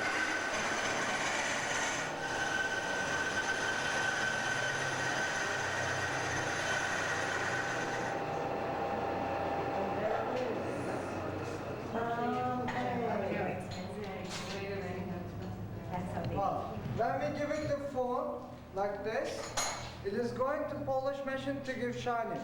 To see the color tree. You see it got the whole color. We are using 3 different size sandpaper.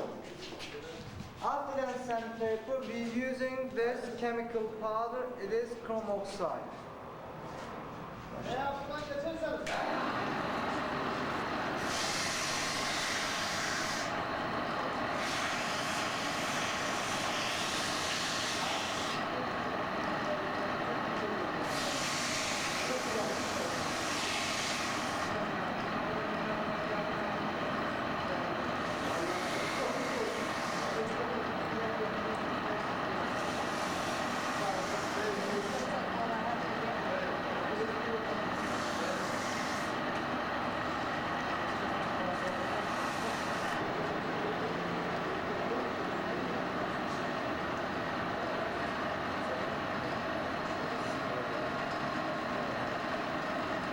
Our halberd leg is ready.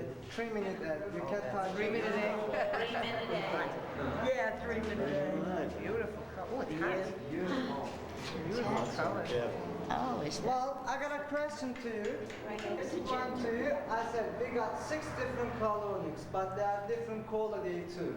First and the best quality onyx, green, red, and the black one. Second quality, yellow and the gray. Last and the pool quality, white. Why they are first quality? They are coming more deeper in underground, 100 or 150 meters deep. But when you look to white, it is only 20 meters deep in underground. And this stone is a relative of the agate. It have a different hardness. This tree is much harder than the other trees. And we have two different stones, onyx and the marble. This is onyx and this is marble. 2 times trigonal marble, you see? But when you put the light, onyx is translucent. But you can't see the same thing on the marble. This is the difference between onyx and marble. And in places like Iran, Afghanistan or China, they have a different technique called as a single nuts or zene nuts with your name. She can show you a couple of those if you want to see the difference between these two techniques. Take a couple of single nuts, take that's a single one. She goes around one only. Easier to tie and this technique allows for more than 2 or 3 girls work for the same carpets at the same time. And in places like factories, they even change in shifts. So this way they can easily complete a carpet in this size in about, say, a week's time. Same size of the carpet in Turkey takes minimum 1.5 to 2 months to finish by one girl. That's the basic reason why you don't get to see the Turkish. It's quite a big difference. Yes, sir. It takes a week in a factory? They don't have a tile. It's much smaller than right here from Canada. It's another tile. They don't have any tile. They just work and vertical and horizontal threads inside there. I have a question. Yes, please. Do they ever make a mistake? What happens if they make a mistake? You don't see it. You just let it As go. long as it's not a big mistake. Yeah, you could just, it just doesn't, you can't find it. Yeah, okay. I mean, in every single handmade carpet, you find a mistake. Not too big. If you want to go look for it. They make mistakes on purpose sometimes, believing that. How long does it take to train a girl to do this? There are no schools, no nothing like that. In Turkey, it always said as a family art. It's a family art. Family art. Of course, always at homes, passing from mother to daughter, and keep on going that way. There are no many people things from nature. By using different plants, roots of different trees, such as this one, that's 100% natural plants. German, Bayer, yeah, that's the factory. And Swiss. That's Swiss.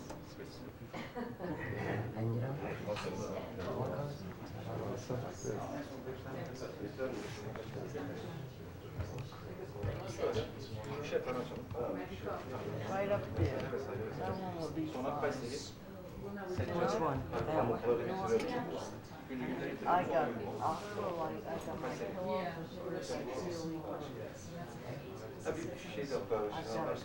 Would you like a drink, please, before we start? Actually, a cold drink?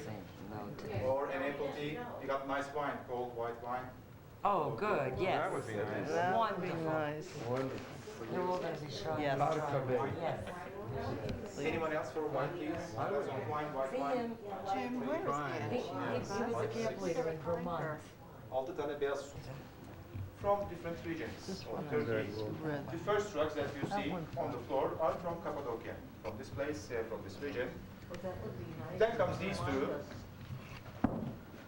From the west part of Turkey, from the tobacco region of our country, a town called Milas. Being our tobacco region, you get to see the tobacco tones mainly on these carpets, yellow and brown. Or from Antalya, from the south part of Turkey, genuine nomadic carpets. The sizes are approximately 4 by 6. 4 by 6. Yeah, I got you. Regular prayer rug size. Then we would like to show you some of our pure wool rugs made in the eastern part of Turkey. Sorry, Cappadocia again, another village called Taşpınar. The very end, I love that part of my book. Talking about business, giving you the prices. I will. Just give me 2 more minutes. Oh, that's all right. No, it's all right. I've heard a couple of girls calling me already. Borders with Georgia. Kars is the name. What? There's a color called Kars. Kars. It's 5 by 7 or 7 by 10. Ideal size for a living or a dining room. Pure wool. Wool on wool. From Kars again. You see, all naturalized. Wool on wool. Are they reversible? Oh, is that cool? Reversible. Yeah, that looked like the other side looked very nice to me when you turned it. You can, of course. You can use the English language. What should he say? I would also like to show you this beautiful example from, you've seen the smaller sizes of the Gordion is the name. A very fine example of a that's the one I need. Is that it? We found it for you? That's mine. 6-7 tane çeyrek almışlar. Smallest size is 3x5. Smallest size available in this category. 3x5. That's the size. Take home.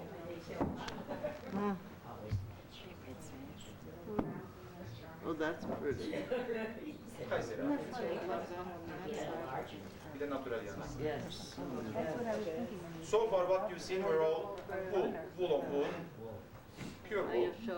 And I would like to give you some idea about the combinations of wool and cotton. You've seen the looms outside already. Here are our own products, our own productions made by our own girls. Wool and cotton rugs made in Cappadocia. Worked and webbed. The threads inside the rug is cotton.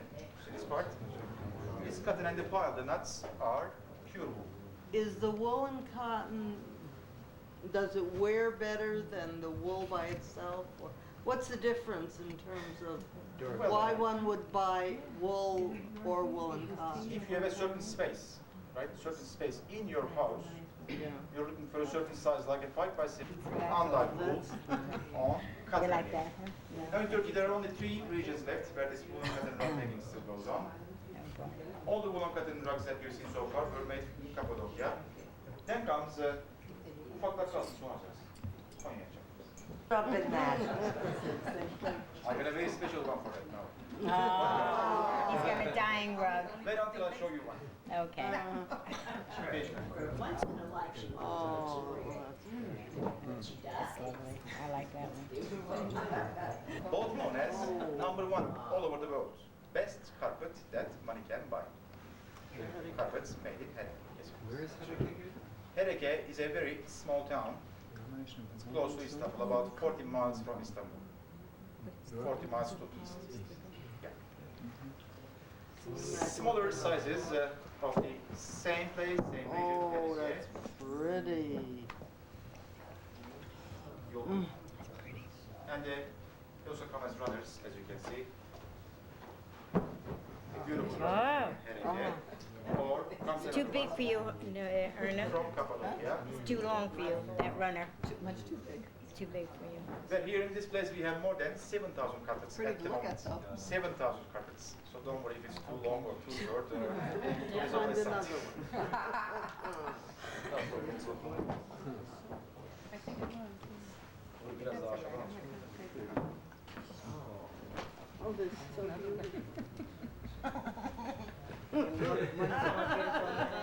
I want them. But I hope I'm not boring you. Please let me know if I'm being too much or if you want me to go into further details, I can. Art pure silk. It's cotton silk. As you can see.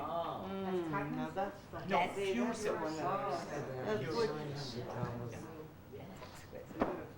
100% Here pure I silk. suspect. Having approximately 700 double nuts in a square inch. Quite a number. Whereas the number can go as high as some 1900 double Turkish nuts Eva bought 2. in a square inch. 1900. Having a fantastic medallion pattern or a family prayer rug. A family prayer, symbolic of course, or another prayer rug on those rugs. From Hereke, having more than 900 double Turkish nuts in a square inch. 900 double nuts in a square inch. Oh my. Whereas the number, like I've said, can go as high as some 1900 double Turkish nuts in that area. Forget about nuts, try to clean some 1900 nuts. I think you'll find it being very difficult. The underground. Er stond even een bordje met een rode pijl.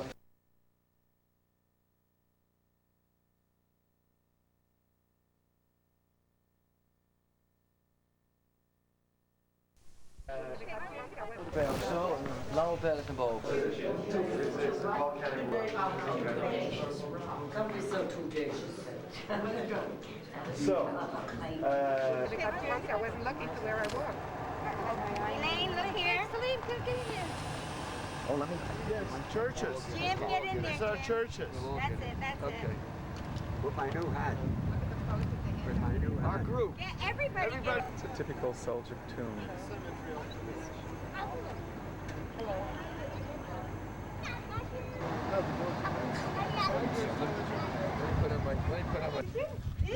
Okay. Oh. She's like a 40-year-old midget. Yeah, and she was. And then I thought the other one was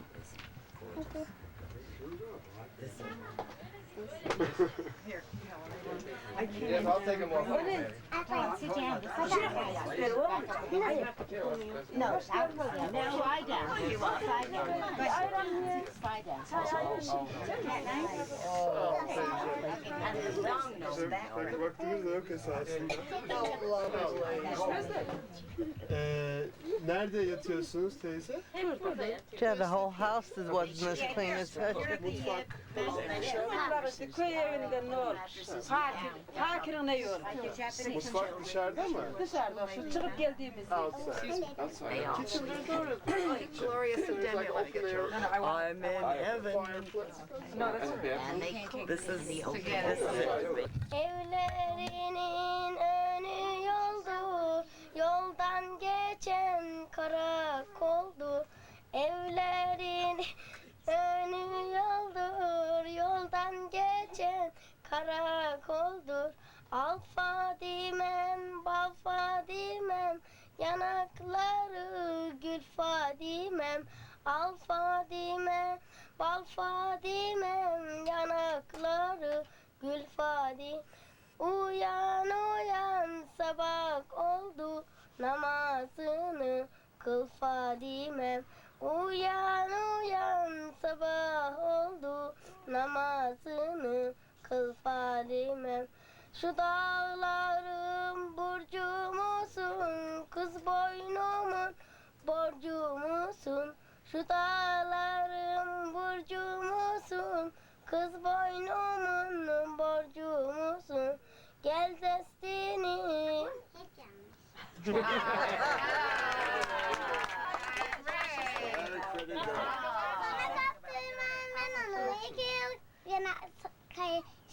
Evlenemiyor. Ben ona söyleyeyim. İkinci kızıyla. İlvanlı mı? Kayayı kıyı tuttu İlvanlım, İlvanlım, İlvanlım aman aman. Dibini burcu tuttu da Afistanlım kaytanlım. Dibini burcu tuttu da Afistanlım kaytanlım. Bizde bir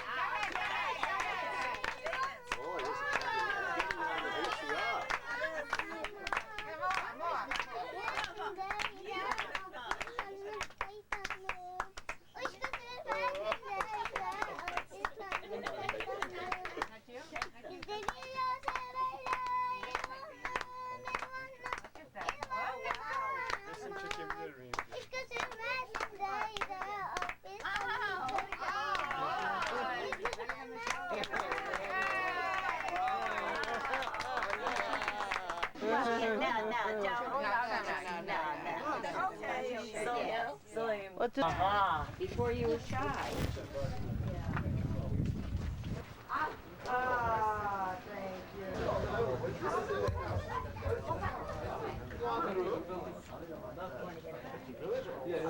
you. May I take your picture?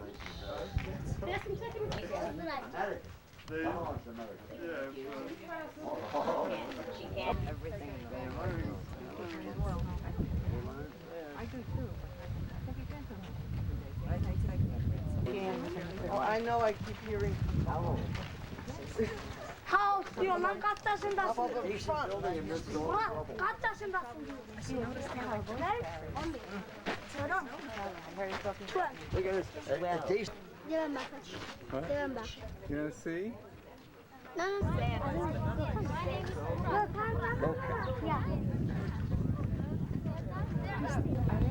All right, that's close together with the two of you. Come on, boys. I don't know if I'm going to get it because it's the last one. Okay, I just taught Thank it you. English. Thank A you. lesson of English as a second language. And at the inscriptions at the entrance,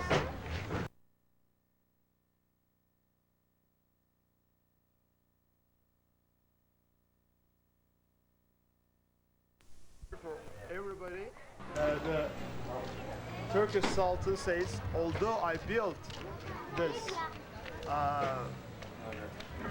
structure for everybody, don't thank to me, send the thanks to God. Yes, because He is the creator. So, after entering, as I mentioned, there's only one gate, one major gate to the caravanserais.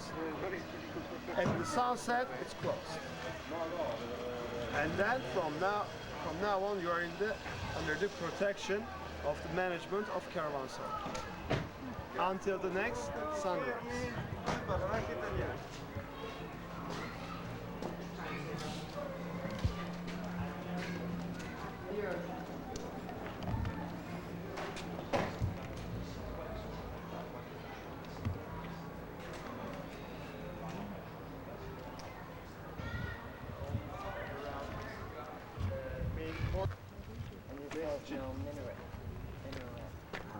Yes, the muezzin goes up and calls from there. All of them are the same. Just the size is different.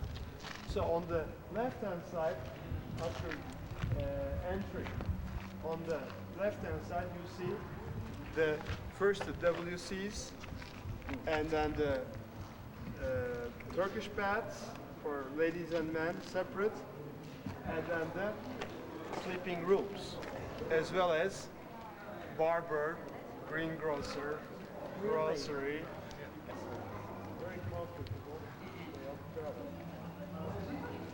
Architecture. So they all meet like this. You will see this beautiful example in Emperor Cuba. Yes, that's why, like Alanya on the Mediterranean coast was called as Alaiye, which means the city of Alaaddin, and now we call it as Alanya. So that was the biggest achievement of Seljuks. They were like a land country, you know. They couldn't ship their goods and they couldn't control the seas. But once they conquered Alanya and Antalya, then the picture was complete. So they could control the whole. And these caravanserais lasted until when? Oh, during Ottoman times also. Until they were they used. stopped using last century? Until 18th, 19th centuries. Right. Because of the Taurus mountain regions here. We will see some parts of this around here. Taurus mountains. So like, let's say you want to go from Konya, from capital. Oh, of course, they are common. Because of the height. Oh yeah, imagine storm. Imagine building. Look at this. If they turn it off.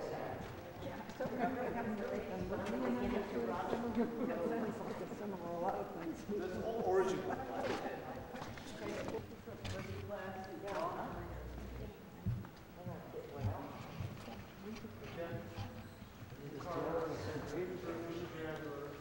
Drifts.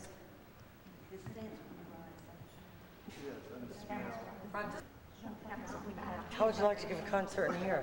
So caravans are very important parts of Silk Road. And which kind of drugs? Of course, all kinds of spices. That's you can find all over. Could you show us some of In the Oh, they used to be water pipes, right? There's about 65 meters.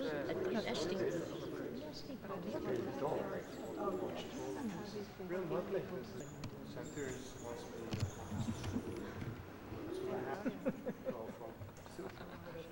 and that's why Izmir on the west Aegean coast and Istanbul became so important centers. Because I told you it's just like Britain.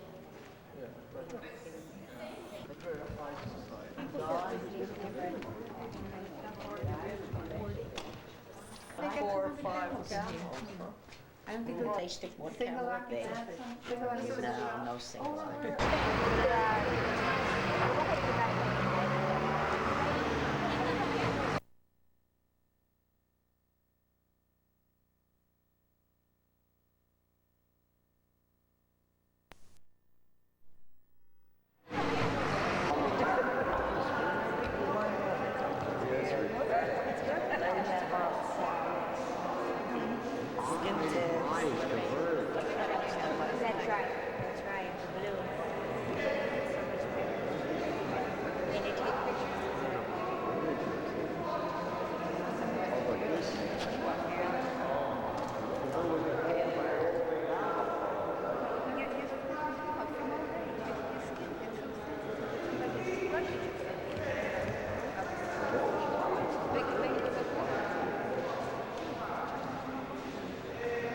Another thing to look forward to. As I mentioned before, means the university. The Seljuks were very advanced in the natural sciences like mathematics, physics, as well as astronomy. First, the madrasas were started as theological religious schools, but then they began to teach extensively the positive sciences, mathematics, astronomy, as well as philosophy and religion. So they gave very big importance to higher education. And they had just a system very similar to ours today. They had professors which were called as müderris, medrese and müderris, professor, and there were also ranks like assistant professors, assistants, and of course the trainee professors and the students. Now, since Konya was the capital of Seljuks, we see the best examples of those madrasas here in Konya, like Karatay madrasa. This one. Karatay was a statesman. We call them as vezir. Vezir means like a minister.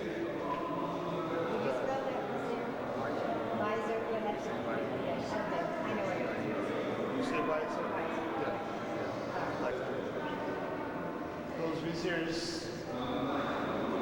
almost competed each other to create build mosques, madrasas, baths, social buildings. It was considered a very good merit to have one and to leave one for the use of whole society. Now, we're in the central building of this madrasa. Of course, most of the buildings are in ruins now, except this major central building. This was as a tile museum, tile and ceramics museum of Seljuks, as you will see. Here we see beautiful examples of green and turquoise colored tiles of Seljuks, dating back from 12th and 13th centuries. As we have seen in the video last night, they use this blue and turquoise colors as a symbol of heaven expansion. So, most of these finds were found during the digs, during the excavations of Alaaddin Hill, the central hill that we will see. And again, almost all of them are dating back from 13th century. 13th century AD. Now, they were also took a flash on that. Must have yelled not to. Very advanced in those tile making and inscriptions on the tiles. We call this art as çini in Turkish. Çini. C with the CD, I and I. Çini. Yes. We see the best examples of çini in here in Konya and in a town called Kütahya. Kütahya, close to Bursa. Bursa, İznik, Nikea, and Kütahya. Kütahya is still the center of our art of çini in Turkey. Kütahya. So most of the ceramics and the tiles that you see are from Kütahya. By the way, another announcement, another nice surprise, as you wanted to see Troy. See, let me explain here on this map. If to be able to stay in Troy, well, we had to choose. Either we had to give up Bursa and see Troy, see Dardanelles, and then go to Istanbul. But as a result of the negotiations, we found out that no hotels are available right now in the Çanakkale region, in the Troy region. So, as a solution, and for you not to miss anything, We have it all. we have it all. That's good.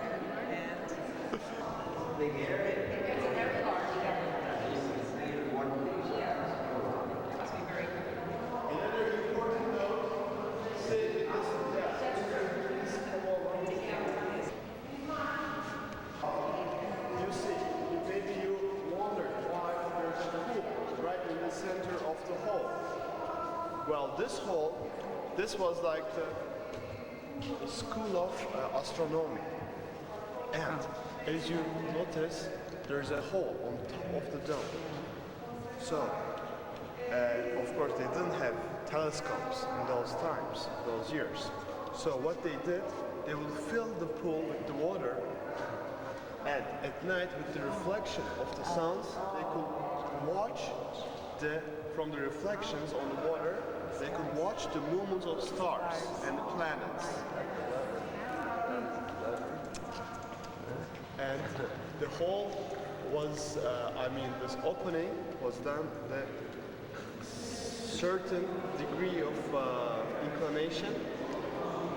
So according to the various times, various periods during the night, it's possible to watch, to follow the movements and displacements of the planets from here from.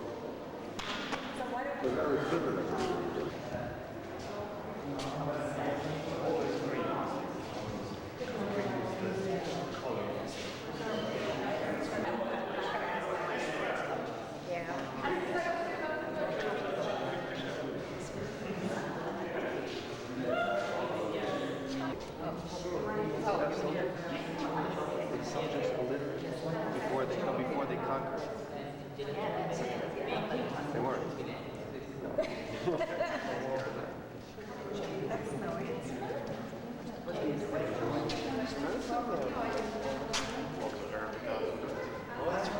Started from 10th century.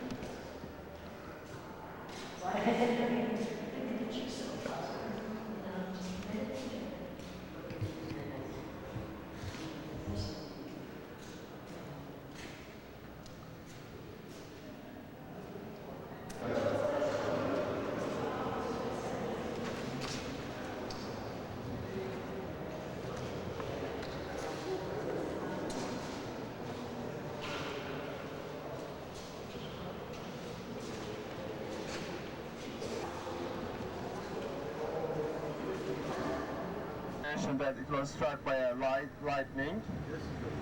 Again, fine example of the Selçuklu art, and the ornamented gate, decorated gate on the right hand side. Fine arts school during Ottomans, now it's restored. Dervish person? Yeah. On the left, you see the Selimiye Mosque, again like my name.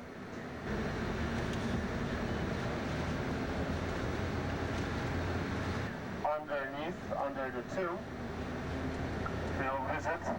Under the dome, we'll visit.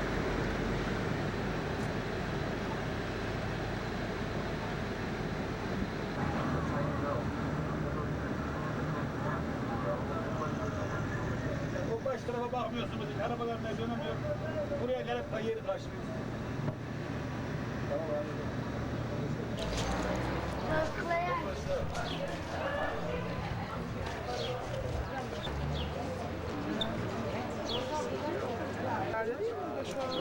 Section of Mevlana Museum. Here we will visit first of all the tombs of the dervishes. There is a big hierarchy in the sect, dervishes, and then the higher dervishes, and then like the Sufis. Afterwards, the eldest ones, and then we'll see the tomb of Mevlana himself and his son. Here you see the famous work of Mevlana. It's called as Mesnevi, and it's containing about 5,000 verses, and it's one of the greatest Selçuklu philosophical principles, teachings of Mevlana. It says, yeah, either appear like you are, or be like you appear. Oh, I like that. Oh, Don't be a hypocrite. Yeah, that's very right.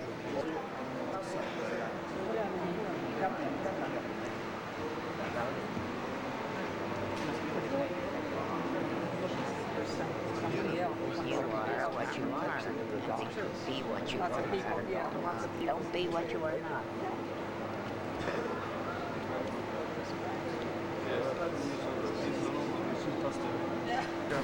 Pilgrimage for the local people, especially if you belong to Mevlevi sect.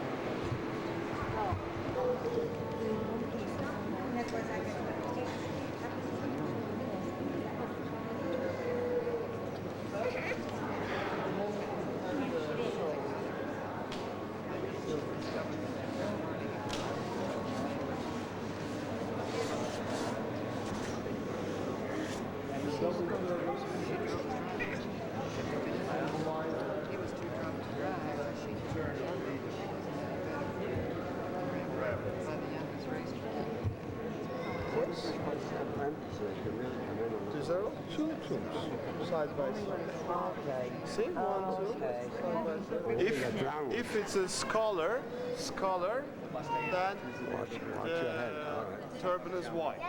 Like here, you see the tomb of Sheikh Kerimettin section now. So the nave, central nave of mosque is here. This is like the side, like that. The second courtyard of the mosque. On the top, you see the place of the women. Of course. Behind the fences, and downstairs is the place of the men. Please pay attention to the very, very fine decoration on the prayer rocks. Prayer rocks.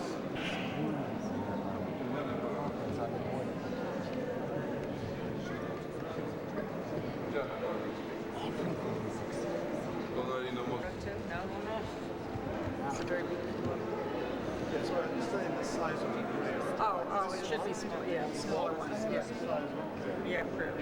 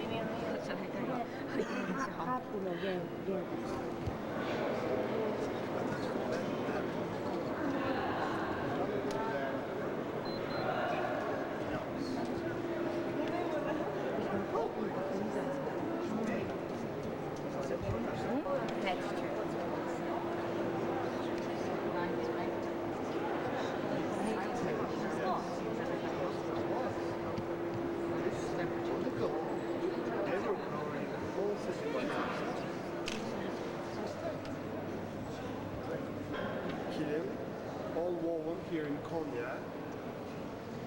We call these pieces as seccade.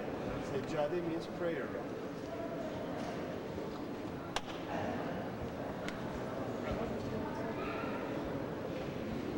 Again, a very typical prayer rug.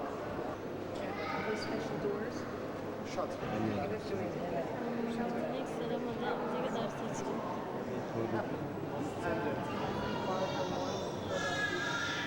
These are all various religious literature, books, and Quran. This one is according to the modern calendar. There's approximately 620 years difference between them, but not always göç or migration. That's pilgrimage. We call this as hijret. It's 11 days shorter than the modern calendar because it goes according to the moon. It's a lunar. こっちはこっちにの、あっちはあっちなの。当たり前じゃん。じゃあ分かんなくてもほら、こっちに英語で書いてある。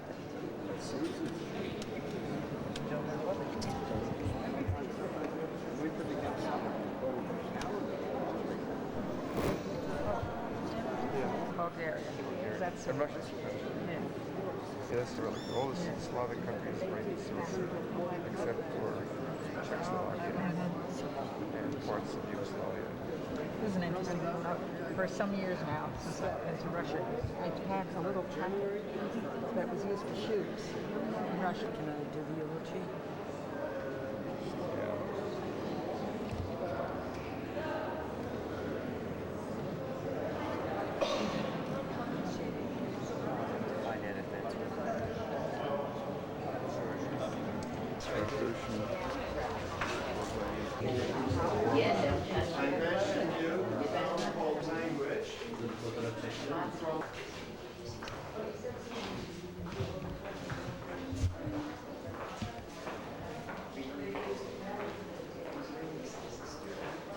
See the green ones are lying down for them to carry up to make it green.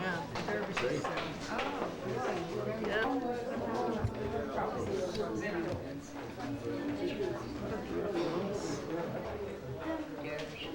But he had plenty to read. Technical, please.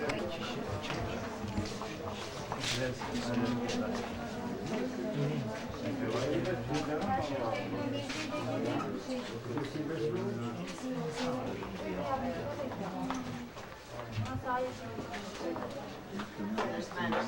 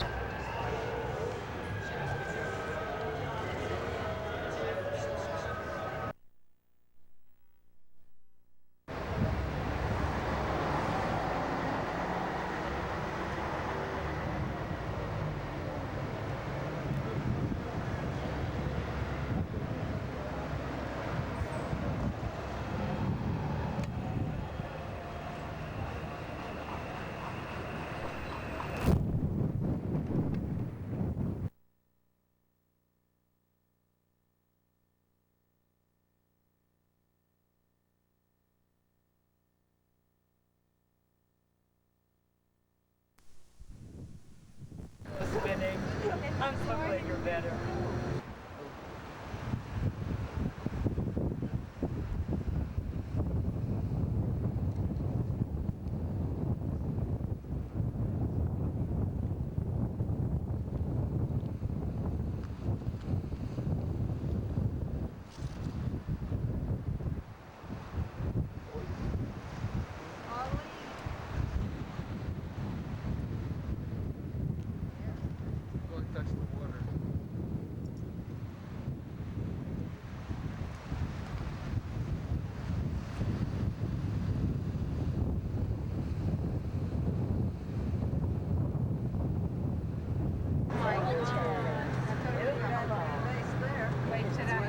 It's a very good point to look out of. This must be the barracks. You're right, it must be It's a bad. very strategical point. That's what Green Island call it.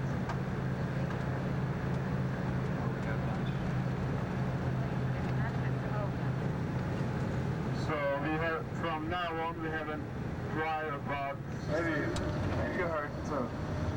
It's called Üsküdar'a giderken, you know, maybe, you know.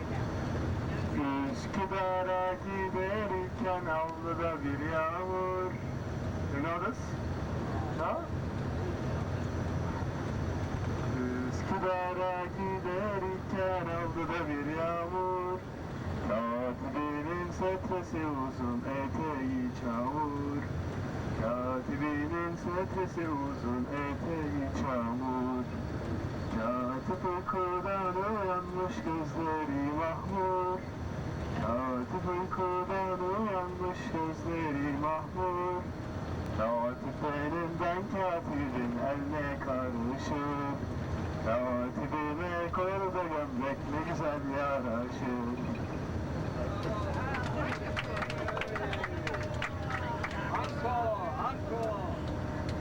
Now teach it to us. Any casualties?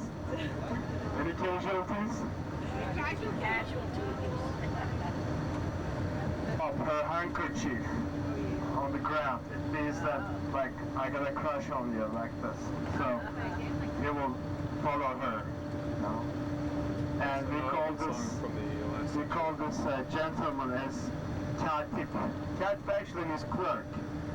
So they were like the clerks, like intellectual people in Ottomans, and they were like wearing those fez and the big robes, and so it's like Üsküdar is a town in Istanbul on the Asian side. Üsküdar, yes.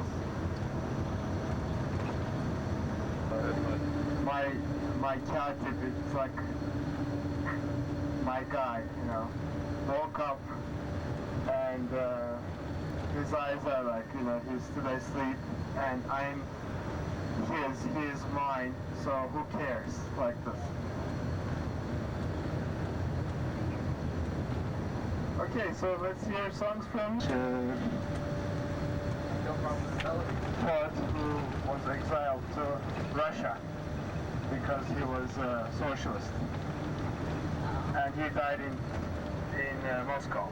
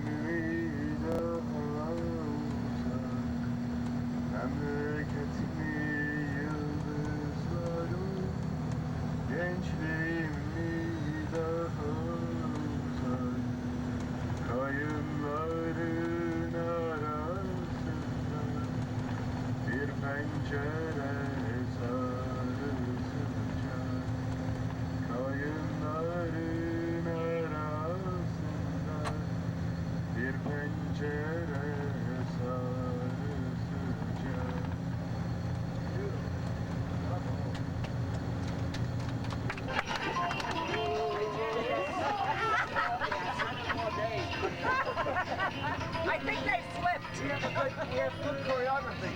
Let's sit down a little bit so you can see. All right, come okay. on. All ready?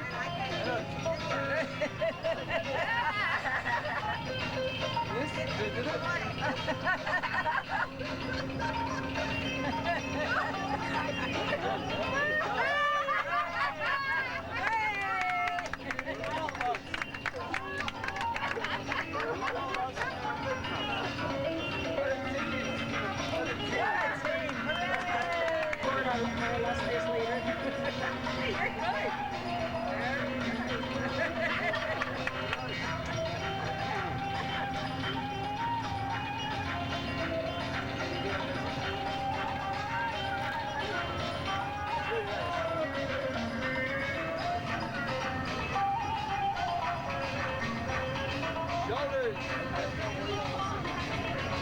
Right shoulder. Right shoulder.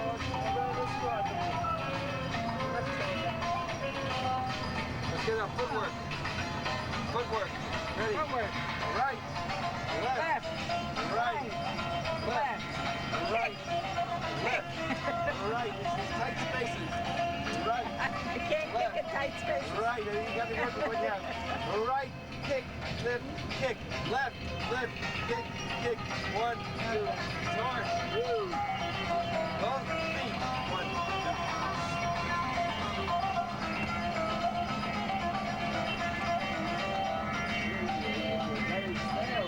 The city was founded by on the left.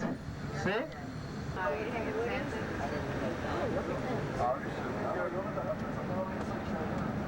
Very good. Yes. Oh, I'd love to get here. To me, this looks like a glacier. Looks like snow.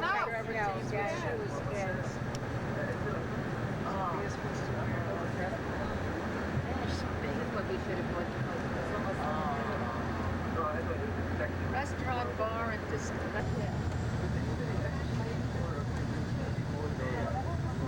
There are some excavations.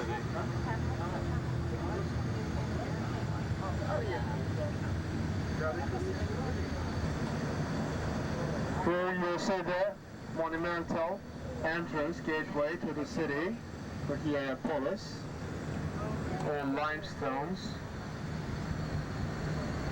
And you see the biggest and the best preserved necropolis, the graveyard, in the whole country. There are three types of graveyards here. Sarcophagus, like you see on the left, tombs, and the house-like graveyards, which we will visit tomorrow. Samples of sarcophagus on your right-hand side.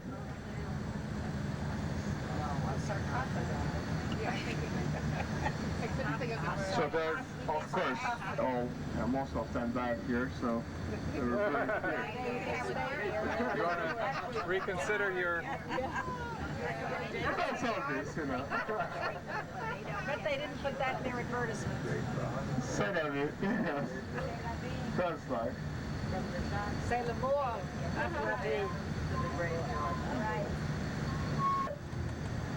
The biggest necropolis in Turkey.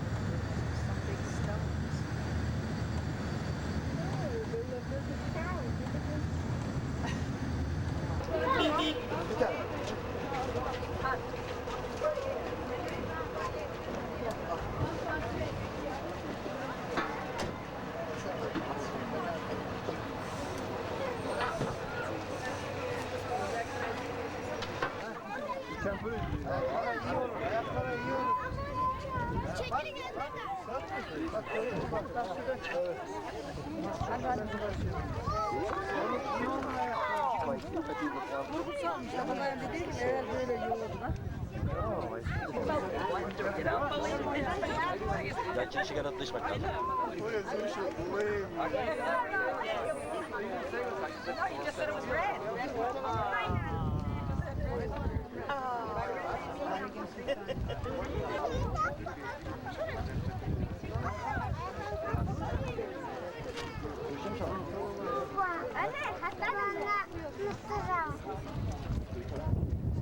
Ne oldu?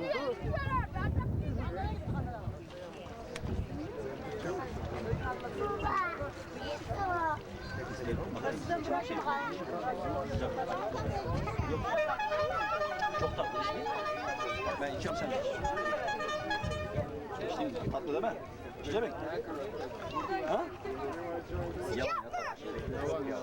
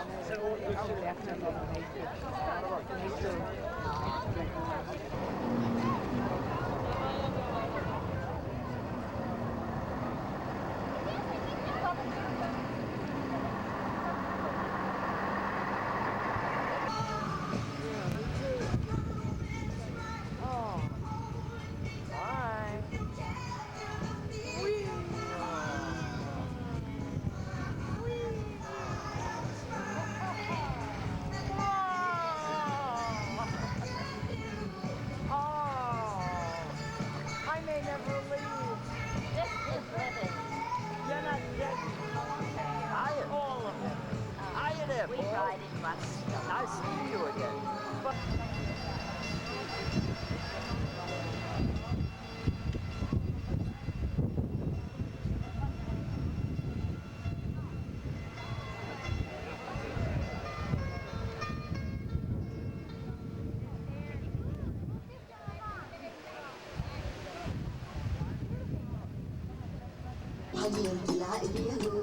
عطشان القلب سقوط، نادي اللي تحبوه يا بنات الشرق يا روس، حي الطلع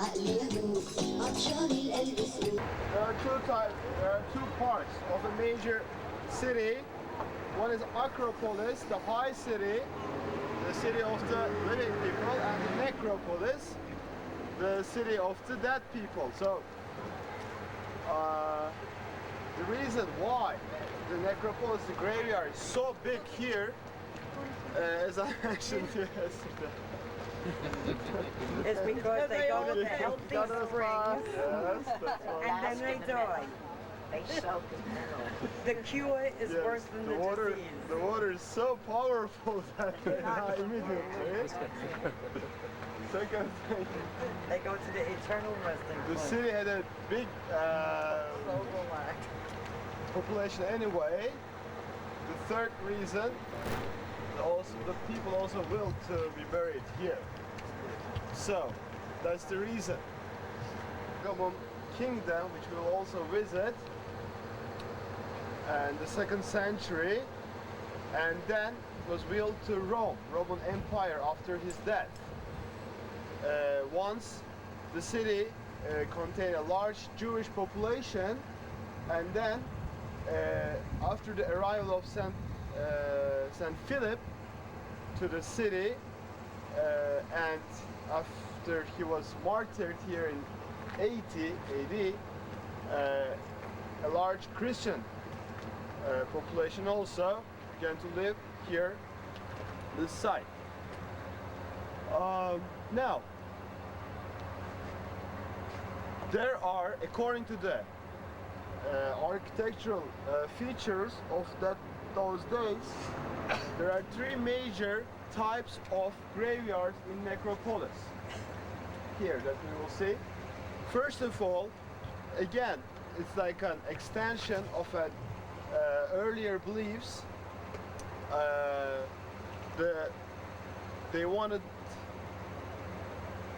They didn't want the dead people to miss their homes, so most of all they built the graveyards in the shape of a house. Like now we are standing in one of them. There are usually 2 stories in this house-shaped graveyards, and the dead people will be put on those blocks. It was like a family graveyard for tumulus. It's in the form of a tumulus, like a hill. And the third type is the sarcophagus that you see all around, all scattered around. That's actually a Lycian style of graveyards. Lycia is the ancient name of the land south of Pamukkale. So that's a Lycian type, tumulus type. They put the bodies on top of the stone, but they don't put, do they cover the bodies? Bodies are wrapped up, the bodies are all wrapped up. Yes, by the cloth. Oh. And please also remind you that this region has With reverence. Sure. Depends who does the throwing. and that was and then the channel would be like open, like for the dead person to breathe, you know, for his soul. They were wrapped up too, though. The bodies were wrapped up. How? All wrapped up.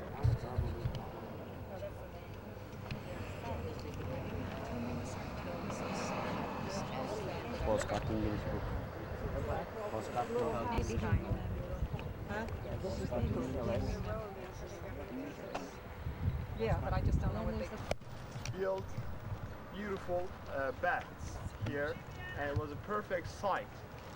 And they were using naturally the springs, hot springs, and it's a health center. So those baths were like both baths and hospital for healing purposes. They used them. Now, again, the Roman baths here in Hierapolis is one of the biggest ones. In all Anatolia and in all Roman Empire. Of course, once they're all covered with the beautiful marble, as you can tell from the holes. On the wall, you see the little tiny holes on the walls, but unfortunately they are gone now. Some of them are lying on the ground, some of them are in the museum, and some of them, and most of them are gone. Yes, unfortunately. Out that, you will see much darker infrared.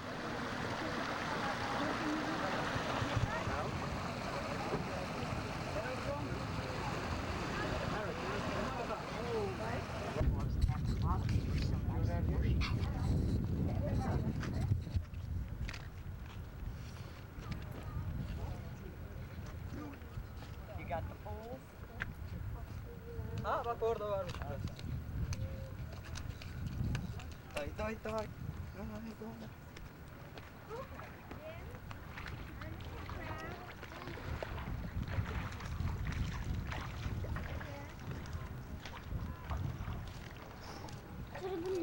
Free, yes.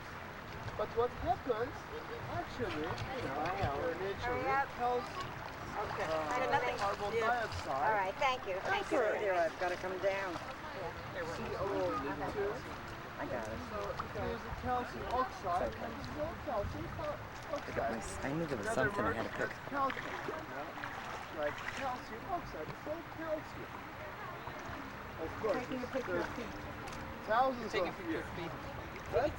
These are the idea how these bridges just go down there. Now all these hotels and pensions, they killed it. And, Where did we get flag? You said it got flag? Yes, here in this part, on the Those left, are very interesting. you will notice that. Black or dark?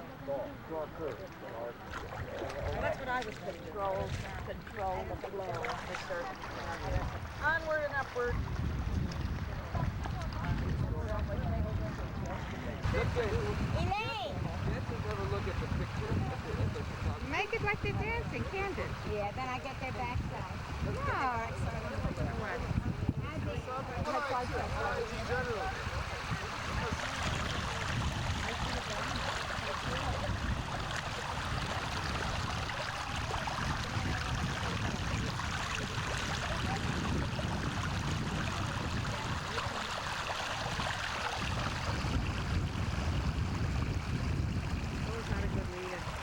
No.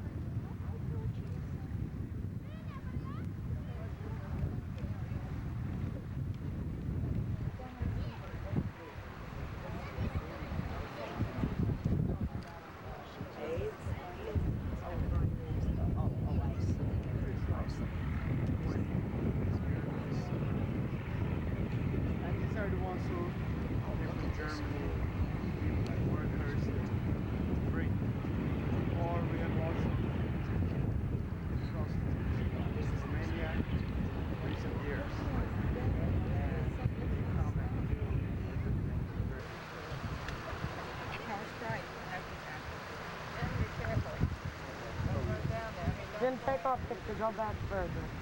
Step back a little further. A little further.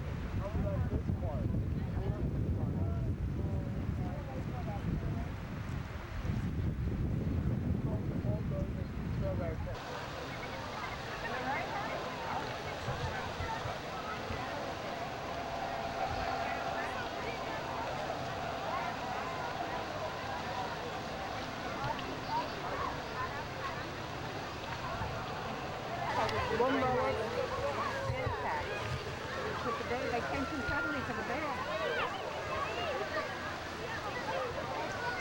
Where did you guys sit? Come and color for the shower. Just looking.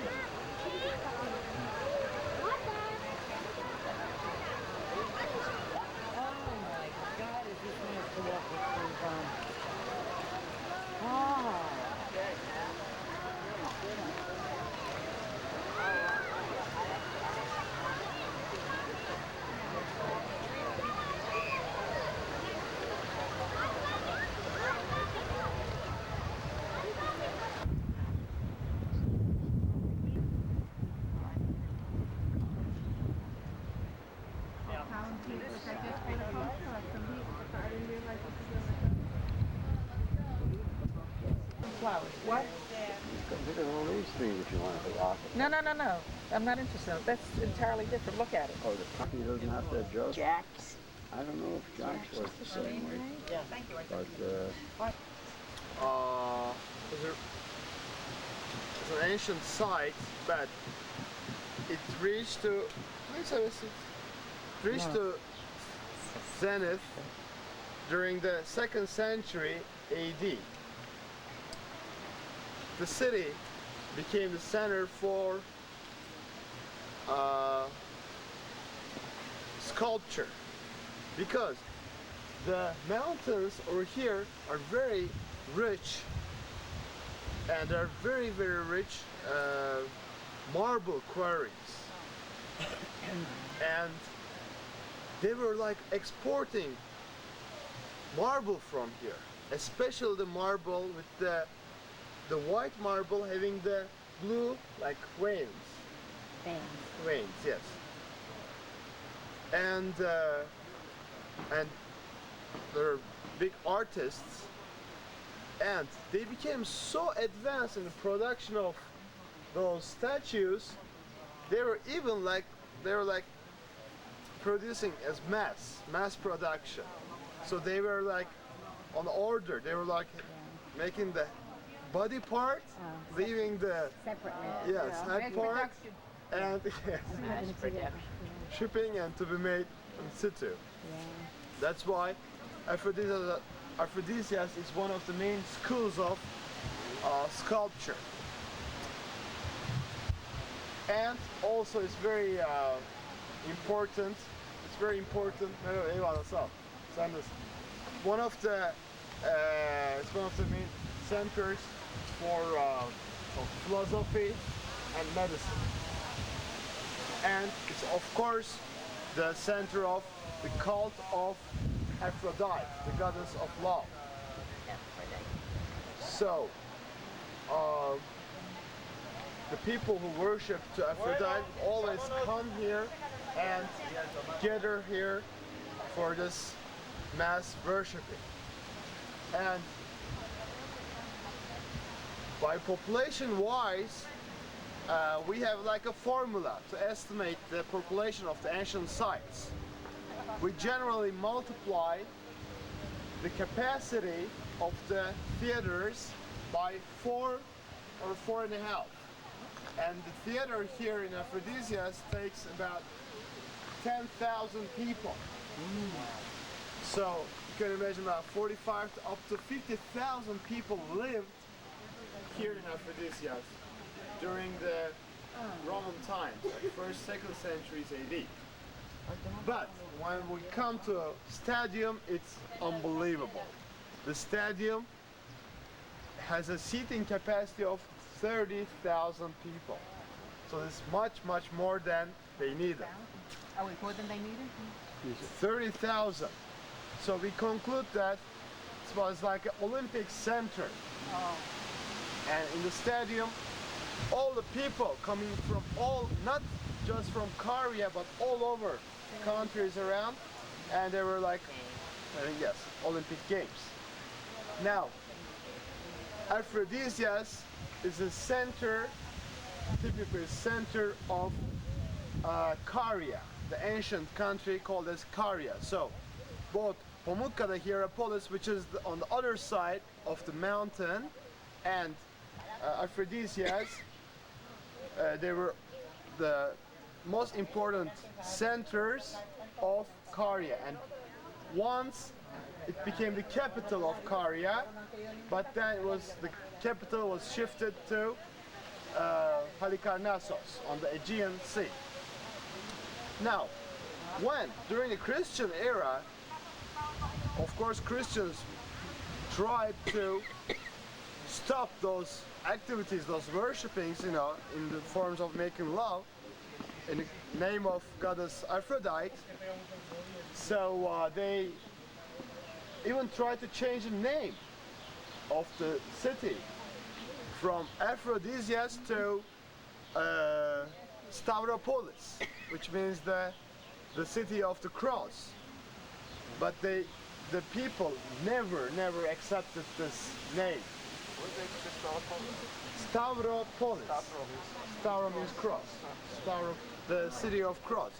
So they again changed back to Aphrodisias. But after the 5th century and on, it became one of the biggest Christian centers, and it became like the center of the archbishop.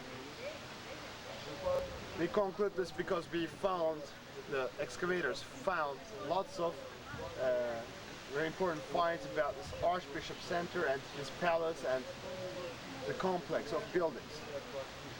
How much longer And before we stop again? but he worked for New York University, and he carried out carried on some excavations starting from 1960s, and he died recently, about last year. We will see his tomb right in the center of Aphrodisias, his great city, because he is like the creator of the whole city. It's so interesting that even the nearby village that we passed, called Geire, is just a modern name, modern version of the ancient Caria. So we call it as Geire now. Covered, accidentally, like one day a farmer was working in his field and he hit something hard. So he called the nearby people, you know, let's see what's here. And they found out this huge Odeon with the beautiful marble statues. Odeon is like the music hall. So that's how they started the whole city. The people left the city. Now, to make it shorter, it's a big walk. I mean, if you do everything, it can easily last for 2 hours. I just want to show you stadium. This is the best preserved stadium of antiquity. I didn't see the sign. You didn't see the sign.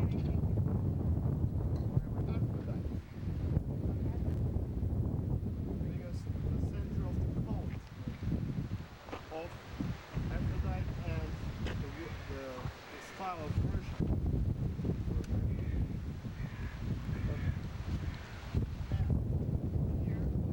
Here we see the tetrapylon. So the victorious armies will enter, and the victorious generals, commanders will enter to the city from here, and they will go directly to the most important public building in the city, and this is the Temple of Aphrodite. And let me remind you again, mostly the public buildings survive in the ancient sites because these were the most important and most powerful structures. Their houses were wooden, and wood, of course, you know, almost always gets destroyed very easily. But the public structures survive. Of course, Tetrapylon wasn't in this situation. After the efforts of the excavators, it's got this situation, and the width is about 200 feet.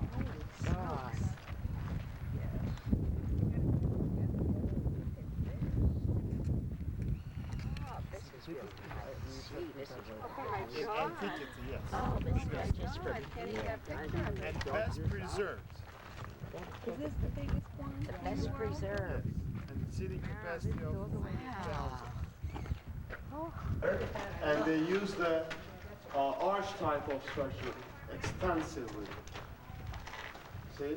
And you see the entrance, how beautiful. And the inclination of the entrance, the direct inclination down to the This is the chariot entrance. arena. That's a wonderful shot. I love that. We have many stadiums. This field lies the city of Aphrodisias. Many statues, many things to be discovered. Huge city.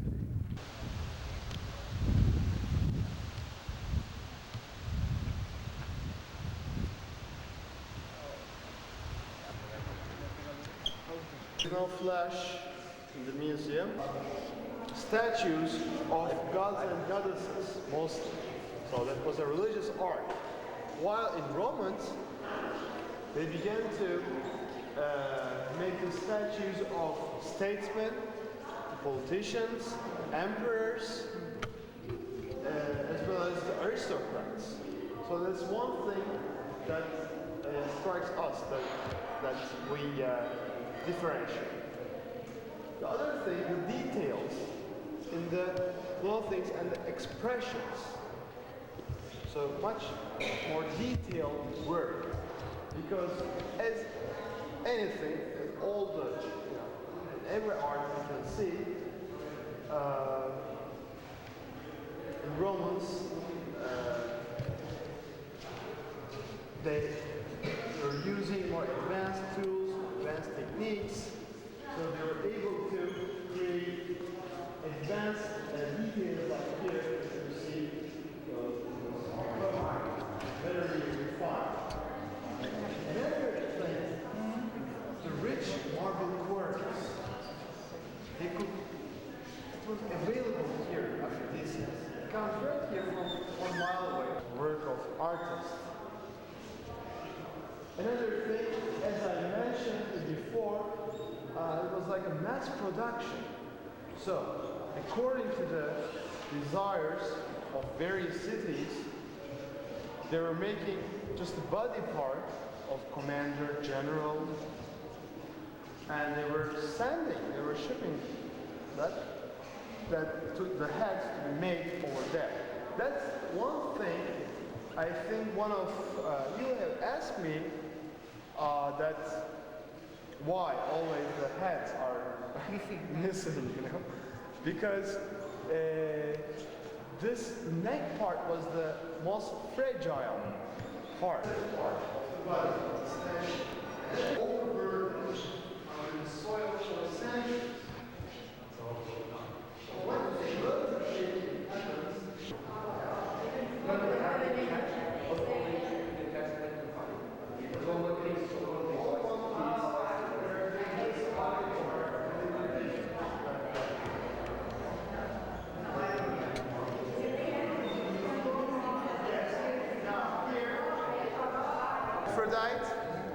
Which caused the Trojan War.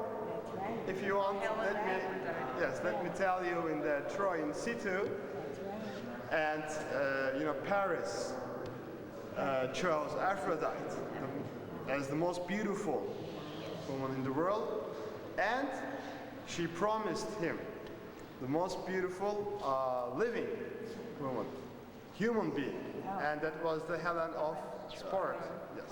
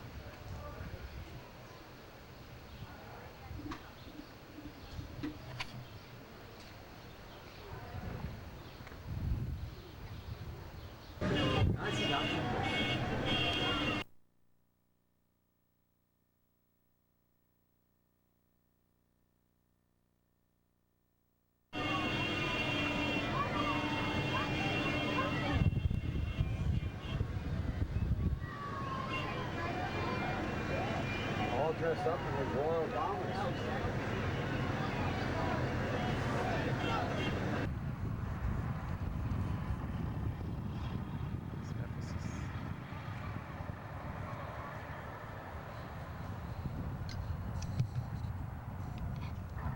Partial buildings, so right, because they were the ones who were constructed with the very carefully, and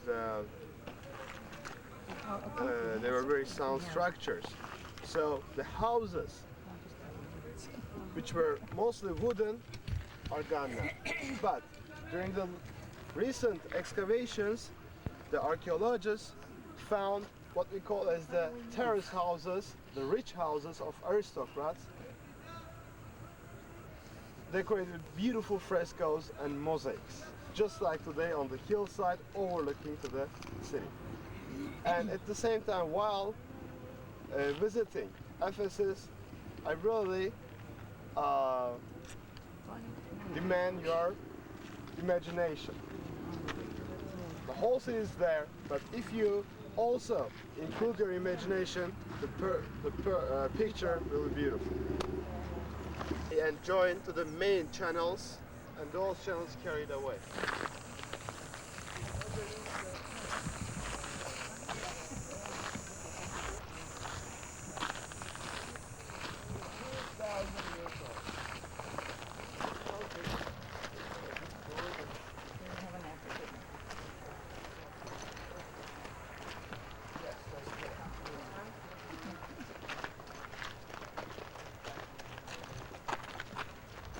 I guess Manny and They stayed home. they stayed home. That was one.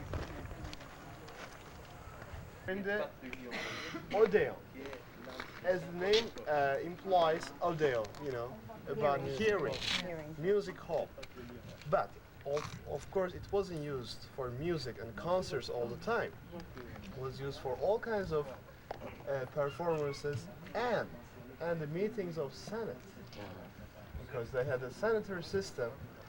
And the most important affairs of city will be discussed here in Odeons. Odeons again have a similar shape to the theaters, having the semicircular shape, and this could hold up to about 3,000 people. Again, now I will require your imagination, since this dates back from the 2nd century AD, a typical Roman period. Let me remind again, from 333 to 30. Year 30 is BC, is the Hellenistic period in Asia Minor, and starting from 30 BC to 395 AD is the Roman period. So when we say the 2nd century AD, this is the Roman period. And Romans were very advanced in the arch form of structures, and when we pay attention, we cannot see any kind of drainage system in Odeon. So this proves us that they didn't need any drainage system, because most probably the ceiling was covered. So now, again, need some imagination. You should imagine all this upper part with the beautiful arch form of structure, just like the one that we saw yesterday in Aphrodisias, all arches going around. And since it was a Roman taste of life, there were also stained glass windows, so it will change color according to sun, with the reflections. And most probably they were blue dominant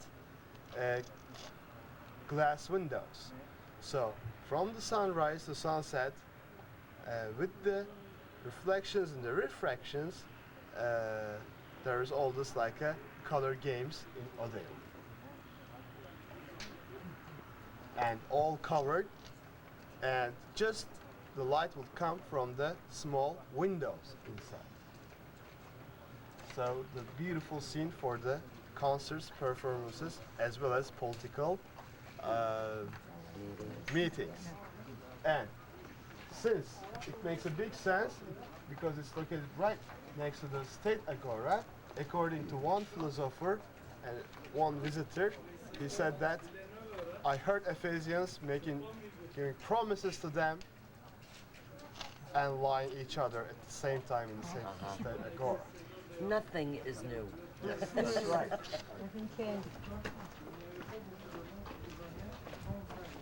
A Hellenistic and a Roman city,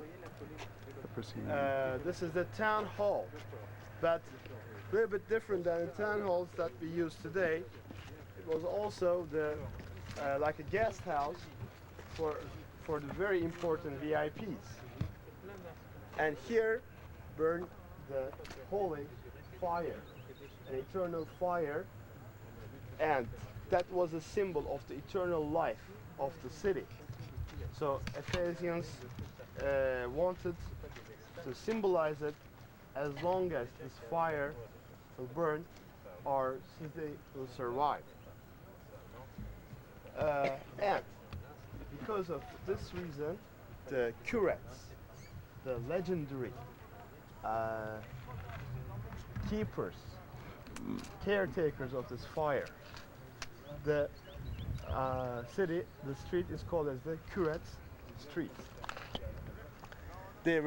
These are the legendary creatures which make clashes in order Hera, the wife of Zeus, wouldn't hear the birth of the twins of Leto and Zeus, namely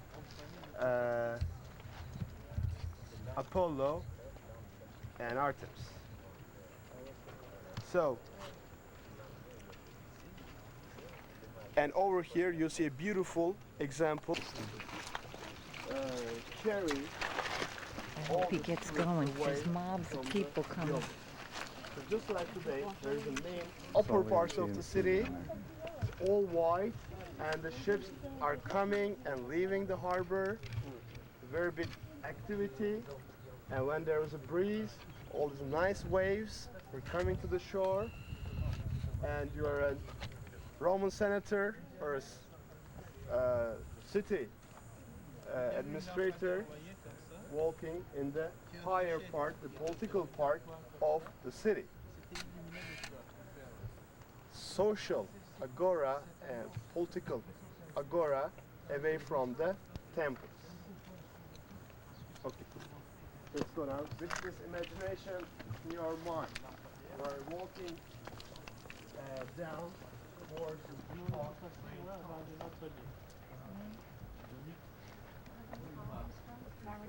pharmacology, yes. Because here was the hospital, healing center of the city. We came to the biggest square of the city, namely as Domitian, the square of Domitian, the biggest, the greatest gathering site for the statesmen and the politicians in the upper parts of the city, and you see those signs facing to each other in the upper city.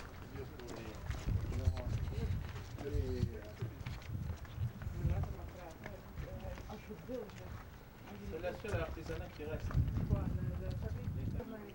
C'est encore un collant qui le font encore.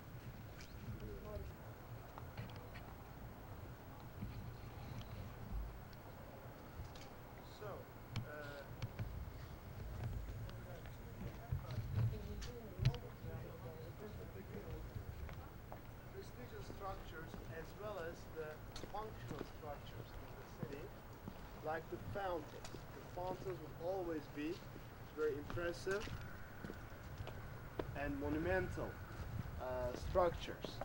As we see here, they were all decorated, those beautiful marble statues. This dates back from the 3rd century AD, hydro fountain as we call it, and on the upper parts of the columns there will be those Corinthian columns, as we see a fine example here, the Corinthian capital on top of the column. Now we are at the end of the upper city, and now we are going to the lower, the citizens. Logical.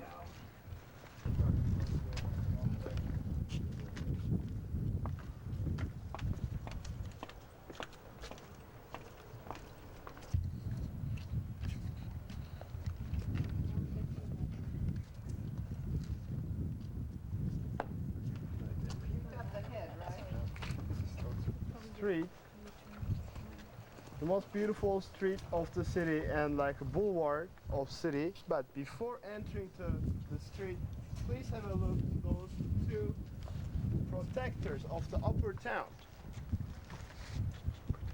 Again, the concept of evil eyes, they were here to keep the evil eyes away. And when you pay attention, you will see the 2 lion heads. Lion heads on Oh, the lion heads. Lion.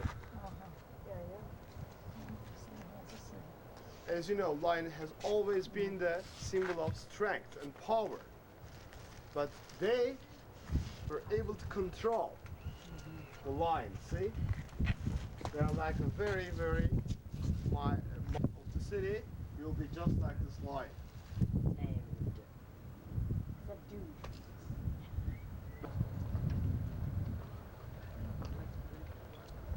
Main street of the city. Trajanus fountain. In the archaeological terms, we call the fountains as nymphs because nymphs were the legendary creatures, like fairies. Nymphs, yes, you know. And the fountains were called as nymphs. Now, this emperor ruled the first years of the 2nd century. Was like a megalomaniac. You know, when he was talking about himself, he will always say, we did this, we are the richest, we are the greatest, you know. He really makes himself cool. So, of course, all over the empire, the structures, the buildings were built in his name, but he made a special, importance to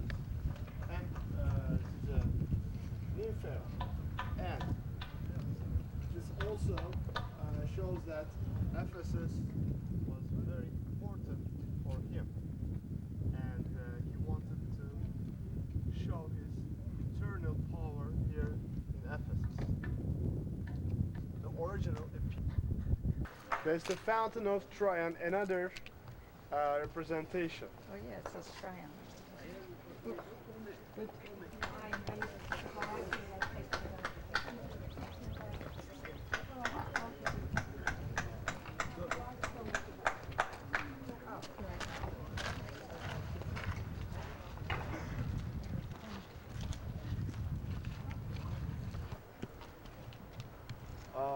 Discovery, I shall say, the discovery of terrace houses, or what we call as the rich houses.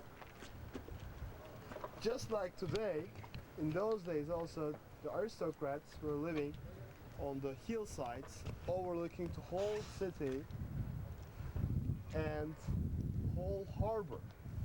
Imagine, now there's a harbor there, and this is the heart of the city, and you're controlling from overlooking to all those places on this hillside. I saw some parts of this excavation. Now it's not open, That's important part of the life. as well as the daily current events, day and night, constantly. So they will have like, and then at 3 o'clock there was the main lunch.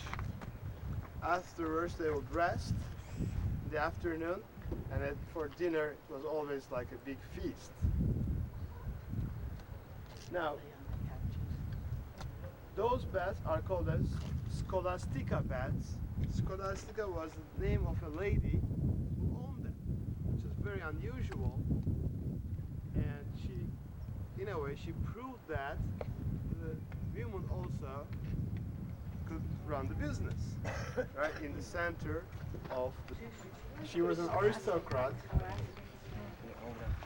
the owner, and she's sitting here like a proof that the ladies also could run the business. She's the matriarch. And the first place that we see is the Apodyterium, where shoot into the at sun. the entrance of the bath, I'd like to get it too. the people will change and get ready for the warmer parts of the bath. You say change, that means they took off their clothes, right? That's right. I think you need to think that. That's it.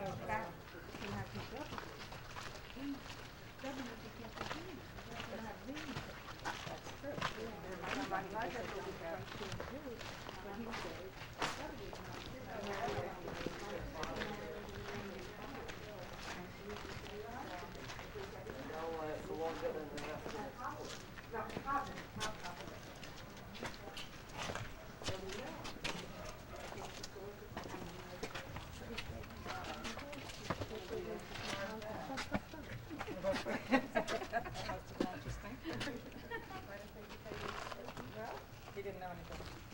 He didn't know what it meant. Part of the Scholastica bats. So, they will always use bricks because, as you know, bricks can hold the heat a very, very long time. You can retain the heat for a very long time. So,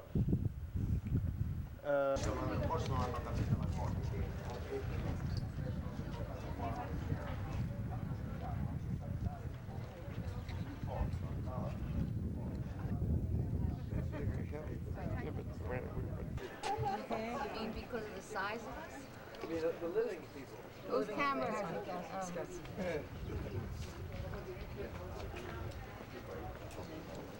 AD, and we see in most of the ancient cities in Anatolia, in Asia Minor, that the most important of all was located here in Ephesus.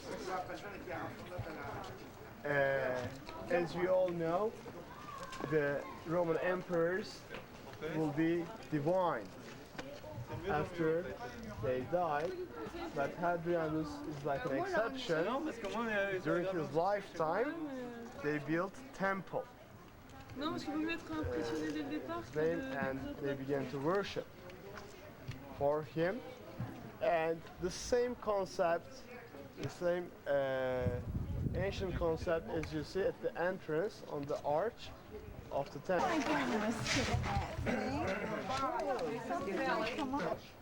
Now keep pushing. Can I get the rest? Yeah, go right around. I'm not going to push it for you. One of us pushing right over. Hello. Relay. Hi. Do I have everybody?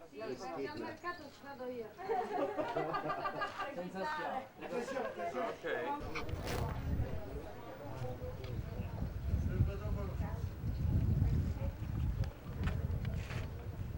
No, Earth what? Oh, are you familiar with all the Earth Watch? Earth Watch is a non-profit organization. No, it's a non-profit organization. You pay for your trip to go and then it's tax deductible. But you pay for the corrections. Or they work on studying tortoises, or they work on studying cultures, or yeah, that kind of thing. And they have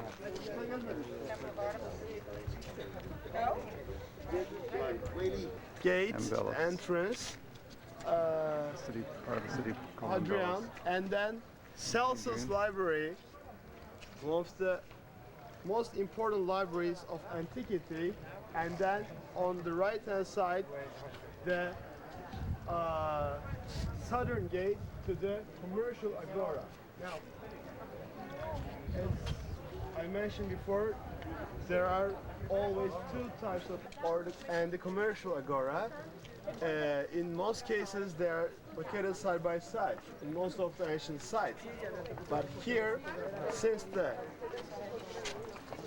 political part of the city is separated from the daily city, normal city, political agora is located in the uptown, and commercial agora is located very close to harbor, which makes a lot of sense.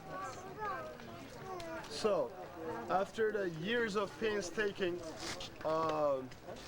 efforts of Austrian team, they were able to put up the facade of Celsus Library.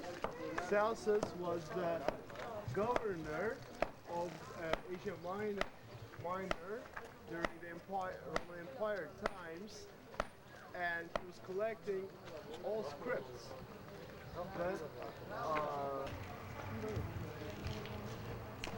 Did you get the illusion that there were some kind of cover?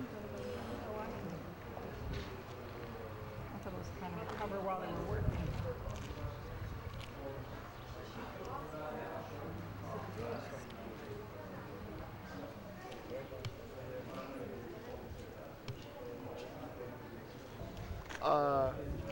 Principles of Ionic teaching, starting from right knowledge,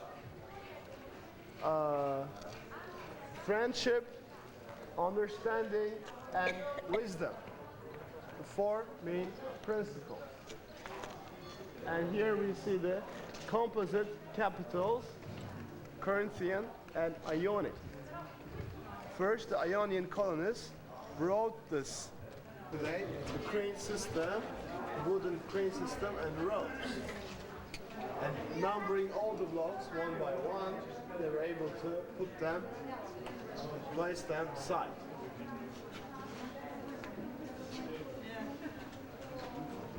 So you tell how they did it? This. They use this. They use cranes. They make I this. thought that would be something. Not nowadays. But it's They the had action. something like. That's what they do. That's what they did. They had to turn it. How did they get that? That'll help. The feet. So it was like Makes a difference. they had the difference. The women who wanted children, they would put in some like presents, offerings, and they were pray for the children. So that they believed that the water there at the mosaics. Romans were very advanced. They made it. So this was like the central entertainment hall. They all did in a group individually. I mean, each client was And then the frescoes that you see here on the side walls. Of course, Brazil needs more excavations. So who knows?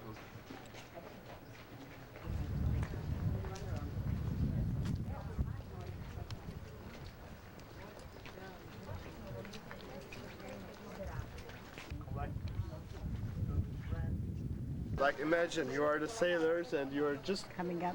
You just came from the harbor, from the Arcadian Street, and you are going to the central part of the city, and all of a sudden you see this the advertisement which says if you want and get bored, you can go directly where the library is. But if your heart is lonely and if you want some fun, go to the side of the left foot. You will end up the brothel where the beautiful ladies are. But of course, your pockets should be very strong for this. Better bring the money. Yeah. Bring the money. It's clever.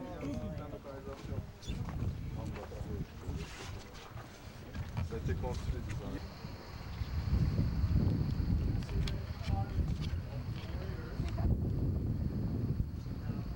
And some people interpret this as like the pen is always more stronger than the left.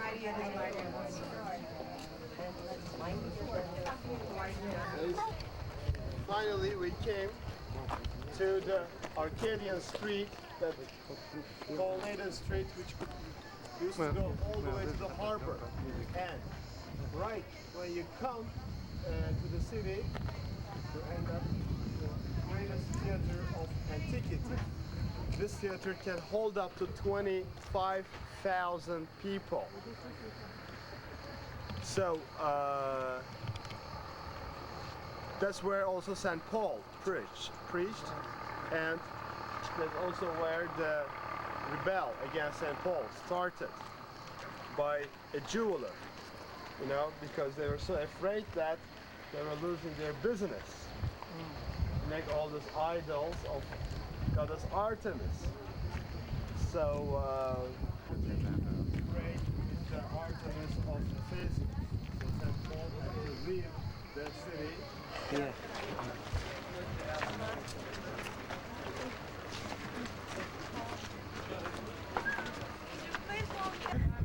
Of Ephesus. As I mentioned before, the construction started in the Hellenistic times. So up to this point, they're already hillside. So they didn't have too much big problem. Their theater extended by those old arched form of structures on the top. Now, as we all know, the theater, the acting drama starts with the worship ceremonies to the god Dionysos. Yes. The god of harvest, and he's also considered like the god of wine, vineyards. So during the harvest times, they were acting in the form of worshipping, and of course they were drinking. And when they combine this, they end up with the first primitive forms of the modern acting and drama. And but afterwards, of course, during Romans, the tastes were different, so they added those upper parts, you know. Now there's like a 5 feet difference between the orchestra and the cavea part. Orchestra is the semicircular section, and cavea is the place for the spectators, because they were also having the wild animal shows and the fights here. So in order to keep them safer, they left this difference. So in Hellenistic theaters, you cannot find this difference, elevation difference between the cavea and orchestra. And during Hellenistic times, Skene building, this is the Skene building, the scene or the backstage, we can say, was not so high, so that the audience, the people could see all the Arcadian street as you see over there, and the beautiful harbor and the sea. But during the Roman times, Romans wanted to separate or isolate, let's say, the outside world, and they wanted the people to concentrate on the performance. So that's why they built those high Skene buildings, and they of course decorated them with beautiful marble statues, Roman type of statues. The corridors which separate the two parts of cavea are called as diazoma, and the entrances, as you see from both sides, The entrances to the theater are called as vomitarium. In a typical Roman theater, you see this. You know, it comes from vomiting. It's like they use this term that the very short period of time they could like Get out of the house. people.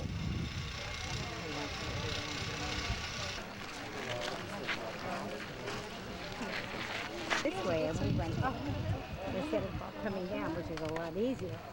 But I was a lot younger then too, so that helped. Yeah, it does make a difference. So you can imagine how nice it looks during the night time with the special lighting, yes. And here is the Arcadian street. It goes for... Now, I always wondered in my life, you know, Jesus Christ is always symbolized with the fish. Fish is the symbol of Jesus Christ. In various books, you find some interpretations, but they don't sound logical. They say like, you know, there's a head and the tail in the fish, and like head is like the Jesus Christ and heading the people. But that's not logical at all. And after researching Logos, which is Christ, T stands for Theos, which is God, and Y stands for Eos, which is Son, and Sigma stands for Sotir, right? Sotir for Savior. Oh, when you combine all this, Ohio, and they carried out very extensive excavations here and still doing. And as we all know, in the Bible, Ephesus is mentioned various times, being one of the most important religious centers of the day. And we know that, just like I mentioned you before, Right now.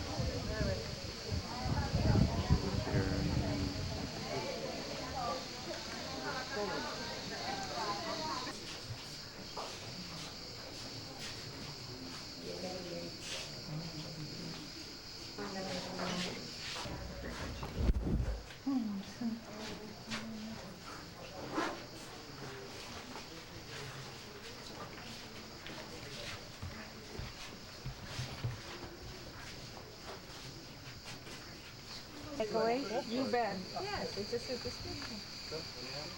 Thanks. You want to share my piece? Oh, I'll show you, please. Thank you.